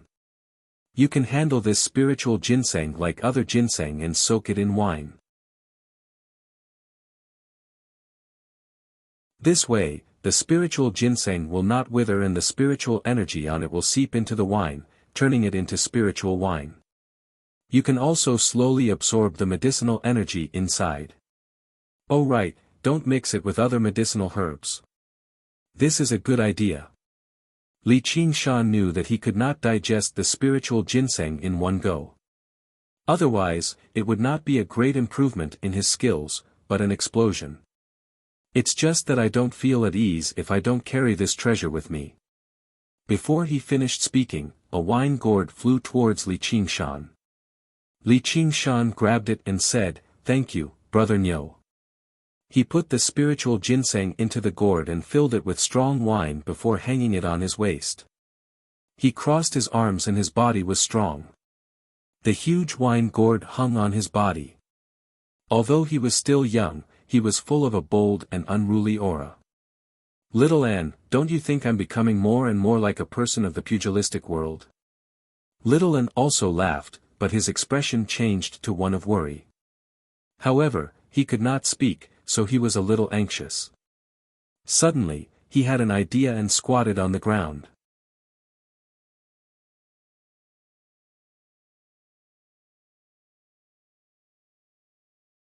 Chapter 29. Li Qingshan hurriedly asked, "You can read? Did you remember it just now?" Little N nodded and showed Li Qingshan the words he had written. Only now did Li Qingshan realize that someone else had interfered and attempted to steal the spirit ginseng. Their martial arts were very powerful. Since they had seen this item, they would definitely not give up and would definitely think of a way to find it. Looks like I still need to be more careful and not leak any information. However, when my magical powers advance further and I cultivate the strength of an ox, I won't be afraid of anyone. The longer the spirit ginseng was brewed, the better it would be. If it was too thick, Li Qingshan would not be able to digest it. Thus, after waiting for 3 to 5 days, Li Qingshan drank his first mouthful of spirit wine. A strange fragrance spread in his mouth. The taste was not strong, but rather faint. Extremely pure spiritual energy spread throughout his body. He did not dare to be negligent. He circulated his magical powers and digested this spiritual energy. To his surprise, he discovered that the effects of this mouthful of spirit wine were much better than drinking a jar of wine brewed from ordinary ginseng. The true qi in his body had doubled.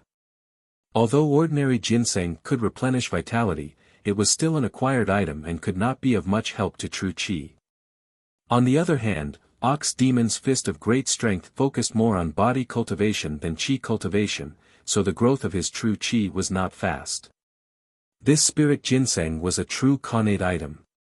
It was the best at replenishing spiritual energy, which was why it had such an effect. If this continued, it would not be long before he could achieve the effect of releasing his true qi. At that time, he could also call himself a connate expert. Brother Ox, I once promised to drink all the finest wine in the world. Now, I've more or less fulfilled my promise. After drinking this spirit wine, drinking ordinary wine would be tasteless. Oxen only sneered in response. At this time, there was a commotion outside and the sound of many dogs barking. Huang Bingu brought the hunters of the village to Li Qingshan's door and invited him to participate in the autumn hunt. Autumn was the best season for hunting. Not only did people have to prepare food for the winter, but the animals also had to do the same. All of them had to be plump and strong. It was an important gathering for Drawn Reins village. Many big families would organize large-scale hunting activities at this time of the year, not to catch prey, but to train their descendants and cater to the killing intent of autumn. Huang Bingu said, "You've only learned archery and have yet to learn the true way of hunting. This time, when we enter the mountains, you'll follow me." Ever since the last time he fought with Li Qingshan, he no longer treated Li Qingshan as an ordinary youngster. Li Qingshan thought about it and still refused. "Thank you for your kind offer, but I want to hunt alone." Before Huang Bingu could say anything, the other hunters started discussing. "What? Alone? Not only has he never hunted before, he doesn't even have a decent hunting dog. Are you really not afraid of the beasts in the mountains?" Although they admired Li Qingshan's skill in killing the 7 ginseng foragers, they could not underestimate him in his area of expertise. Huang Bingu advised, "Hunting doesn't depend on good archery and skill." He suddenly remembered Grandpa Zhang's evaluation, a lone wolf. Li Qingshan still shook his head. He only wanted to learn archery so that he could use it to kill enemies and defend himself. As for hunting, there was no need for it. If he wants to be alone, then he'll be alone. Let's see what he can catch in the end. I don't think he'll even be able to catch a rabbit. Li Qingshan smiled, but did not comment.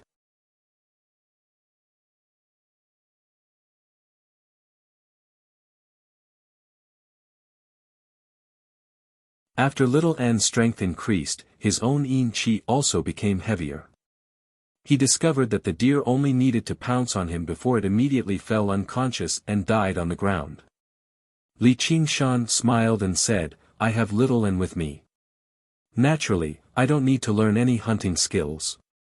It's a waste of time. They actually look down on me. Let's catch a few more prey and show them." Ever since the Mid-Autumn Festival, Li Qingshan was no longer as indulgent towards Little N. Instead, he had more control over him. Now, he did not hold back when he used him.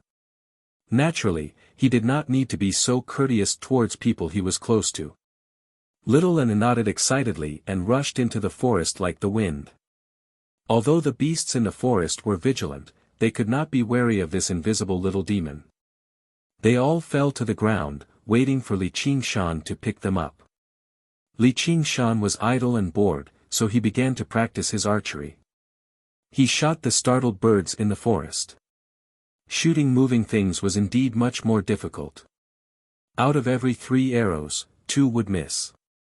However, as he gradually got used to it, the number of missed shots decreased. At dawn, in the Drawn Reins village, a few hunters brought the hunters down the mountain. The large group of people and horses were still in the mountains to hunt together. In an open space in the middle of the village, the highly respected Grandpa Zhang was in charge of counting the prey. A smile appeared on his stern face. "The harvest is not bad. It's a good sign." Then, the women and children who stayed behind in the village handled the prey, tanned the leather, and marinated the meat. "That Li Qingshan hasn't returned yet?" There were already people who could not wait to see Li Qingshan make a fool of himself. He went into the mountains to hunt alone. How could he return so quickly? Before the voice had died away, someone shouted, "Li Qingshan is back." What is that?" The few people looked in the direction of the voice. The first thing they saw was not a person, but a bunch of furry monsters, like the legendary savages. Li Qingshan bent over, carrying deer, elk, and so on. There were quite a few large prey that weighed several hundred kilograms. His waist was covered in pheasants and hares. Along the way down the mountain, even he was covered in sweat. He said with difficulty, "Oi, Shaoan, isn't this a little too much? It's heavy."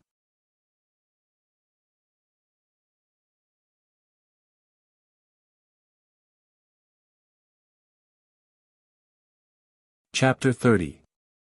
With a boom, Li Qingshan placed all of the prey before Grandpa Zhang. This should be enough to make up for my rations in the village during this period of time. There was a series of gulps in the surroundings. In particular, the hunters who had just left the mountain were completely dumbfounded. Their entire group had worked together and prepared meticulously, yet the prey they had hunted was actually less than Li Qingshan alone. Grandpa Zhang discovered that many of the prey did not have any wounds at all. How did you hunt? This was the question that everyone present wanted to ask. Li Qingshan thought about it and replied, I caught them with my hands. Everyone collapsed in laughter, but they could not even bring themselves to question him. Li Qingshan glanced at the prey the hunters had brought down the mountain. You've hunted so much already. You're almost catching up to me. No, I need to work harder as well, or I won't be able to win. Grandpa Zhang was unable to explain to him that the prey had to be split among the hunters. On average, each hunter would not even get a single prey. On the first day of hunting, Li Qingshan had basically already won. Li Qingshan ate a mouthful of food before going back up the mountain. The hunters returned to the northern mountain in a daze and told him about what had happened in the village. How's that possible? You must have been drinking in the village. It's true. There really was this much prey. They explained in a hurry. That kid. Huang Binggu exhaled deeply and called out, let's all work harder. Don't fall behind him. If all of us together aren't as good as him alone, then we can all go slit our throats. The hunters answered loudly, and their morale skyrocketed. Huang Binggu silently suppressed his coughing fit. He looked at his palm and saw a patch of dark red blood. On the mountain path, a group of people traveled slowly. In the center was a small sedan chair, carried by 4 porters and surrounded by over a dozen servants. A chubby hand lifted the curtain of the sedan chair, revealing a chubby face. He asked, Advisor, how far are we from Qingyang City? It was clearly late autumn, but he was still covered in sweat as he sat in the sedan chair. A butler said, Sir, it's still far away. It'll be good enough if we can get there tonight. The fat official put down the curtain of the sedan chair and muttered, I have great knowledge of managing the affairs of the world, but you actually want me to go to such a remote place to be a county magistrate. The magistrate is really confused. Milord, you shouldn't speak carelessly. It wouldn't be good if the prefectural magistrate heard about it. The fat lord snorted twice and said no more. At this moment, the mountain wind suddenly blew, startling countless forest birds. A woo! A roar came from the dense forest beside the mountain path. The sedan chair fell to the ground with a thud, and the fat official's eyes and mouth became crooked. What's going on? Is someone trying to murder me? See. Sir, it's old. Tiger. The advisor fell to the ground and pointed forward with a trembling finger. A brightly colored ferocious tiger leaped down from the slope and landed on the mountain path. It stared at the palanquin covetously. The word, king, on its forehead looked very majestic. Who, tiger, what, it's a tiger. Quick, someone come and take down this beast for me. The advisor was about to cry. They've all run away. The fat official lifted the curtain of the sedan chair to take a look. As expected, all the bearers, servants, and servants in the surroundings had all run away. When they heard the tiger's roar, they reacted. The working people at the bottom were still very vigilant. The ancient said, the mention of a tiger makes one pale. In this era, there wasn't a single commoner who wasn't afraid of tigers. Ferocious tigers eating humans was also a very common thing. Advisor, you're really loyal. You didn't let down my great kindness. The fat official was moved. The advisor instinctively said, thank you for your praise, sir. Even if this lowly one's body is torn to pieces, it's hard for me to repay you. He cursed in his heart, fuck, I can't walk. Hold on, I'll go get reinforcements. The fat official nimbly crawled out of the sedan chair and wanted to escape. The advisor hugged the fat official's leg. Sir, don't leave this lowly one behind. Seeing this lump of fat, the ferocious tiger's eyes seemed to light up. Just as it was about to pounce, its ears suddenly twitched, and it shrank its body to face the forest. The vegetation in the forest swayed and rustled. It was getting closer and closer, and its momentum was even greater than the ferocious tiger's appearance just now. What is this? The advisor mumbled. A figure leaped out of the forest. It was a youth. His young face couldn't be considered handsome, but it was full of vigor. He landed on the mountain path nimbly. His face was that of a ferocious tiger, and he bared his teeth with a smile. What a rare and good prey! The ferocious tiger seemed to know that the person coming was not easy to deal with. It bared its fangs and brandished its claws to threaten him, but it was useless. Its body shook, and it pounced forward with a roar. Li Qingshan's foot landed firmly on the ground, and his hands grabbed the tiger's 2 claws. The tiger's mouth, which was full of fangs, was right in front of him, and a fishy smell hit his face. He shouted in a deep voice, and his vital energy surged. He exerted force in his arms and flipped the ferocious tiger, which weighed several hundred kilograms, onto the ground. He pounced on the tiger's back. He had never dealt with a tiger before.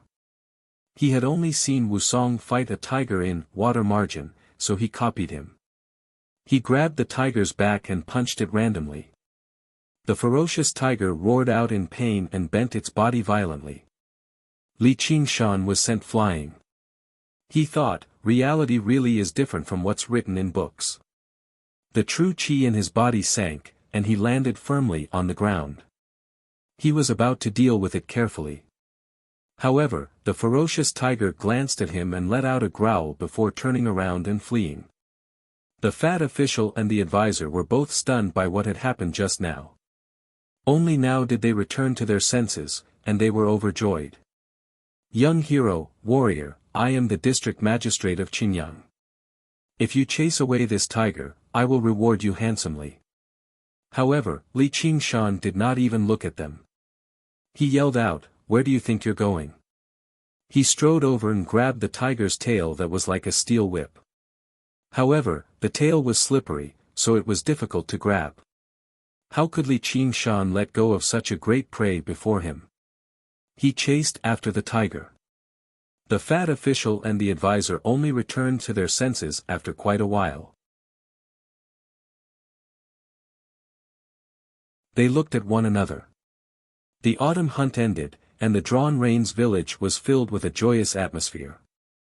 Li Qingshan returned to the village as well. He was covered in many wounds, such that he seemed to be in a rather sorry shape. However, when everyone saw him, they all revealed expressions of respect. It was not because of his wounds, but because of the prey on his shoulder. He was carrying an adult tiger on his shoulder. He had only chased after the tiger for a day and a night in the forest. He had only managed to make it through the endurance granted to him by the ox demon's fist of great strength. If it were not for Little N helping to track him at night, he would have almost lost him several times.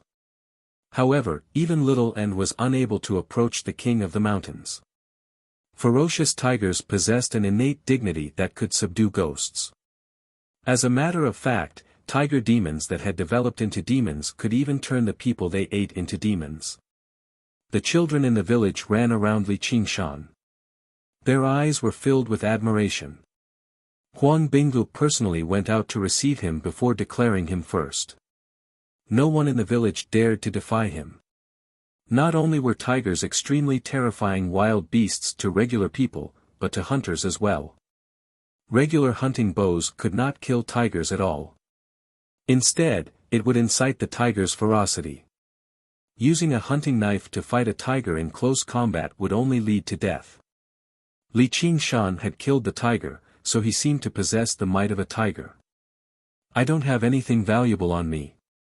I'll use this stone splitter bow as a reward for the autumn hunt.